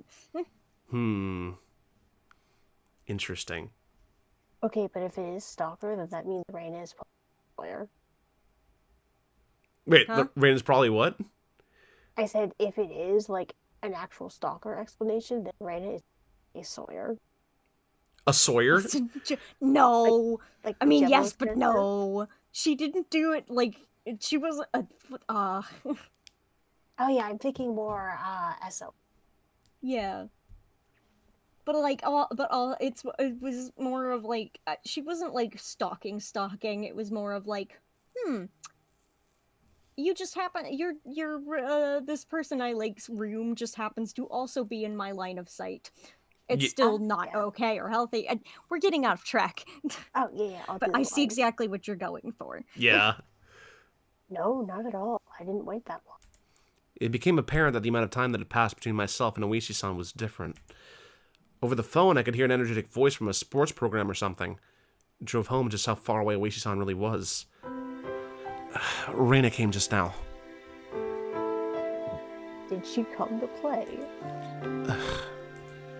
I wasn't confident I could coherently explain the situation to Oishi-san. But I didn't need to right now. Right now I needed to know about Reina. That's right. I was planning to ask Oishi-san more about Reina. Reina's little visit had interrupted the conversation. What was true and what was false? I couldn't tell. The one thing I knew was the single grim reality that Reina was suspicious. I might be able to figure something out if I asked Oishi-san about her. Up until now, I've regretted it whenever I forced myself to ask about things that I was better off not knowing. But looking at it that way, you could say I'd hit rock bottom. There's no possible way I could feel any more regret than I did right now. No. Rather, I wanted to know if there was anything beyond this I would regret more. Forget about tomorrow. It was not the realm of possibility for something to happen tonight. I wanted to know everything I could. I was absolutely not going to die like this. Not without knowing anything, I definitely won't. Regarding Reina Reed, I did a bit of digging. Yeah, well, it wasn't. I understood that Oishi-san was talking in circles. A bit meant I dug so deep it'd be hard to discuss with you since you're her friend. I want to know everything from your research. I don't think you'll be very interested, I have to say. Oishi-san. I spoke as calmly as possible to Oishi-san, who was continuing to avoid the issue. And then, I said it. I think Reina Ryugu is suspicious. Even in the past instance where Fumiyashi Tama's curse, Reina Ryugu is involved. Do you have some sort of that makes you believe Reina's suspicious? The manner in which Oishi-san spoke became very firm. Do you have some sort of proof? That was him talking as a detective. I only have circumstantial evidence. I see. I could tell even over the phone how disappointed Oishi-san was. Pulling on the fishing line when he felt a bite, only to reel in the bait. Disappointed, but ready to cast the line once more. That's how it seemed. Oishi-san, you can't do anything without physical proof, can you? What I meant was, you can't come and save me without proof. I stuck that barb in there. As Oishi-san loved roundabout ways of saying things, he understood me just fine. It's fine, Minharu-san. I'll protect you. That was not the least bit reassuring. Oishi-san was just using me to continue his investigation. I was just going to get killed and my corpse would be an important piece of evidence. That was all I was to him. Whether I'm alive or dead may be of no concern in the investigation, but it's all over for me when I die. Oishi-san went silent on the other end of the line. That may have been too blunt, but I didn't care. All I needed to relay to Oishi-san was what I was currently in a very dangerous position. So please, tell me. Tell me about Reina. Satoshi transferred out. Not too far in the future, I'll probably also do what Reina called transferring out as well. But you won't be able to find my corpse. You haven't been able to find Satoshi's body yet. Alright, Higurashi-san, please calm down. I was already suppressing my agitation. Even thought Oishi-san having to tell me. Wouldn't solve anything if I continued to scream about my mistrust in the police. It would seem... Based, yeah. You're based. It would seem that I could only depend on myself and the bat Satoshi left behind to protect myself. Then I at least wanted to know about what happened before Reina transferred schools.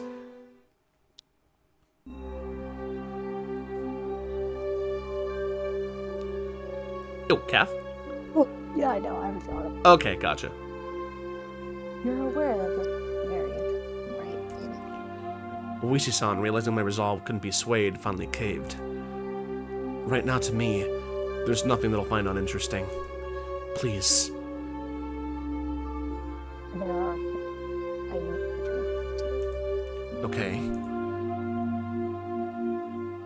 Keep this confidential. Also, part of this may be speculation. Not all of it is true. Are you still sure? It might not be true. I don't understand what you mean. There isn't one main indication serious chain of death. Each one is treated as individual. Thus, Livedub has never been linked to any of the investigation. Basically, you see, This is an investigation of Reina done by the police, and is a personal inquiry is what you're telling me. this will make things a lot worse. All of it is either from Oh, you're cutting out a lot. I'm sorry. Yeah. shit. This will make things a lot quicker since you understand. All of it is from either Oh. so they aren't corroborated.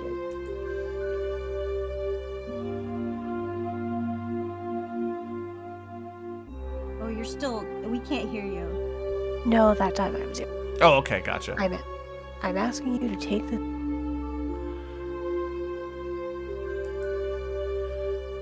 Yeah, but All of it is just from what you heard? yes, I apologize. It's all. That thing. Before, you said you saw Reina's chart, didn't you? I'm sure I heard you say that. Oishi-san paused for a moment on the other end of the line. I told you that too. Please pretend you. I didn't care about Oishi-san having certain obligations and responsibilities. I also didn't care if there was no proof. They were just rumors. There's no smoke without fire, after all. Please tell me, Oishi-san. Understood. Oishi-san finally opened those tight lips of his. It seemed that Reina lived in Hinamizawa a long time ago. She'd moved to Ibaraki Prefecture just before starting elementary school. Then, following that, right after transferring, the unfortunate incident with the breaking of the school windows happened. Then, Reina confided to the doctor. It was Oyashiro-sama. This was everything I knew.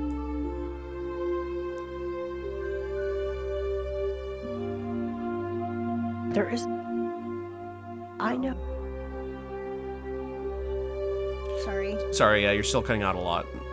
Damn it. I don't know. There's- Maybe try leaving and then coming back. Or, like, if you can adjust the gain on your mic to pick up a little bit more. I can try.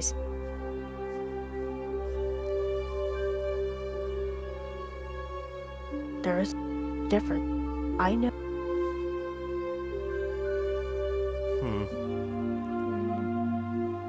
It's fine, it's okay. Yeah. Then Done what? soon, anyways. Yeah, you're good.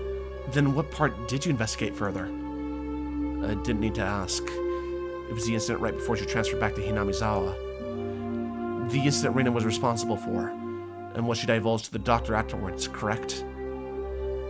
Yes. After you learned about that, you started suspecting Reina and the others, didn't you? Yes, I did. So they're the ones after all.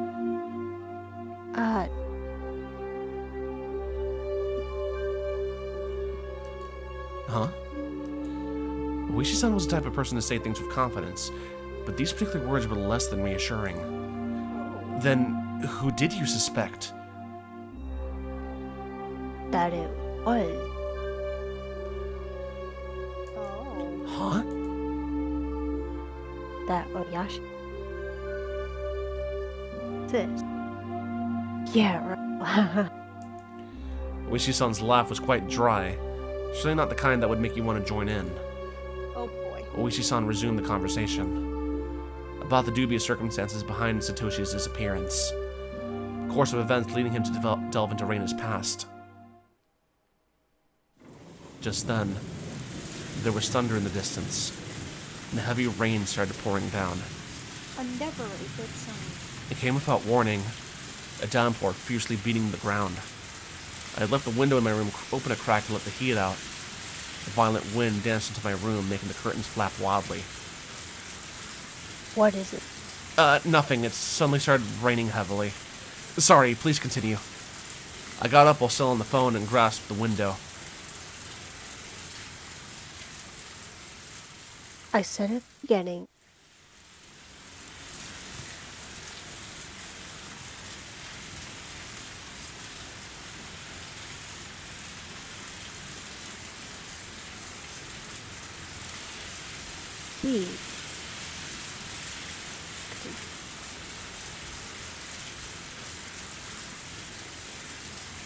Oh shit.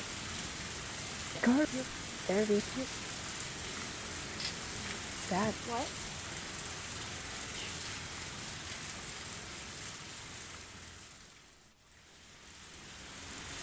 Oh, okay, are you in the stream?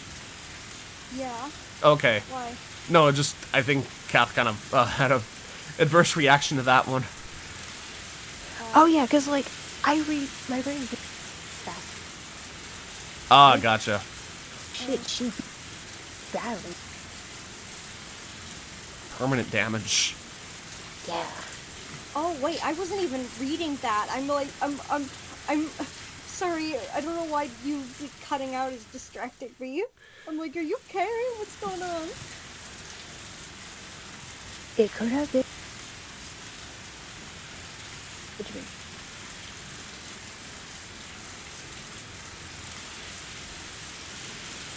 Psycho, very strict.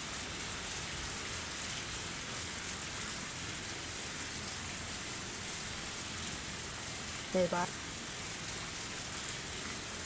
Can you hear? Oh gosh, it's diegetic! Oh no. There was the figure of a person standing by the light near the mailbox this whole time. Oh. Even this torrential rain, they didn't have an umbrella. Even he's distracted. I'm also distracted. They were unquestionably drenched from head to toe. In this shower, which more resembled a waterfall, droplets of water dripped down from her hair. Oh. Just standing there, both arms dangling at her side. In one hand was the stack of boxes wrapped in cloth. Her eyes focused on my room. Focused on me as I was about to close the window. Oh my god, Shield. Her mouth was methodically repeating a chewing motion. It was as if she had something hard to chew in her mouth, her cheeks puffing out. What could she be eating over there? How could it be at this time? I was more enthralled by Reina, to the shocking developments being brought to light by Oishi-san. If it hadn't started raining, I wouldn't have gone to the window. Then I wouldn't have noticed Reina, nor would I have noticed that. Reina's mouth was moving in the same pattern. She wasn't eating something. She was repeating something. I think she's casting a spell on him. What was it? Like a curse. Was she repeating? To me? What was she saying? And why was I right up against the window, fixated on her? Maybaras. Can you?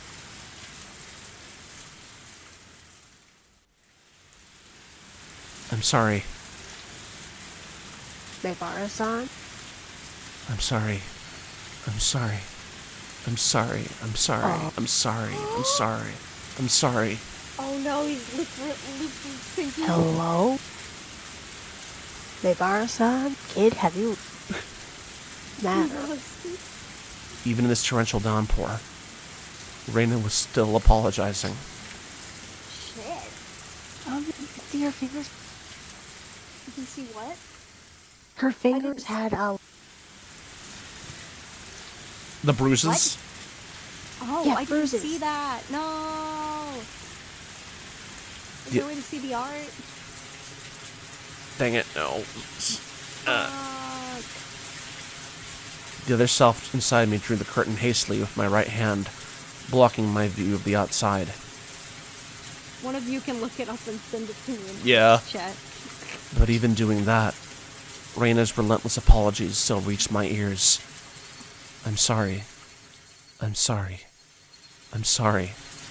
I'm sorry. Oh, sorry, I'm laying down. You're good. I'm sorry now because I'm laying down. If I And forgive... can you guys still hear me okay? Or maybe Yeah, I can still... Yeah, I Yeah, can we can still hear you. I'm gonna look down the other way just to be close to my mic anyway. If I forgive you for this, will you forgive me for that? Please stop. Please stop. Please stop. Please stop. I'm sorry. I'm sorry. I'm sorry. I'm sorry. I'm sorry. I'm sorry. I'm sorry. I'm sorry. Damn it! Why should I have to forgive her? I'm the one who wants to be forgiven. What part of me can't you forgive?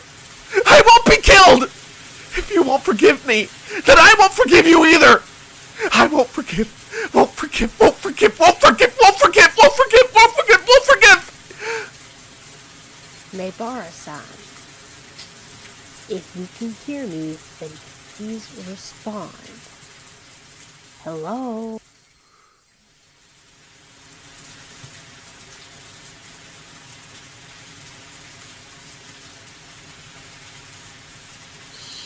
Shit. Yeah, no, I definitely see what you meant where it's gonna take a double session.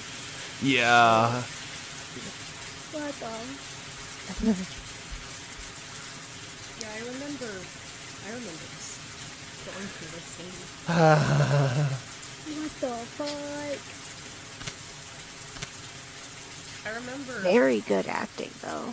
Thank you. Yeah. You're very good at people losing their fucking minds. Yay! What were you gonna say, Kristen? I remember having like a scene in my head, like when I saw that, where like Reina eventually goes back home and just starts crying because she thinks that she's losing her best friend.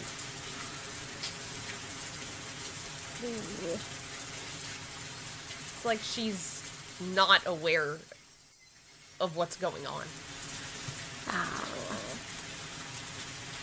And she still has that huge teddy bear that you won for her. Yeah.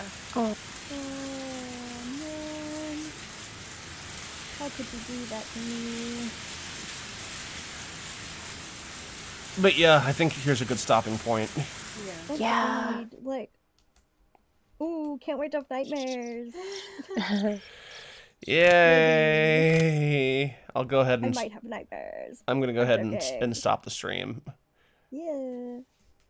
This game is so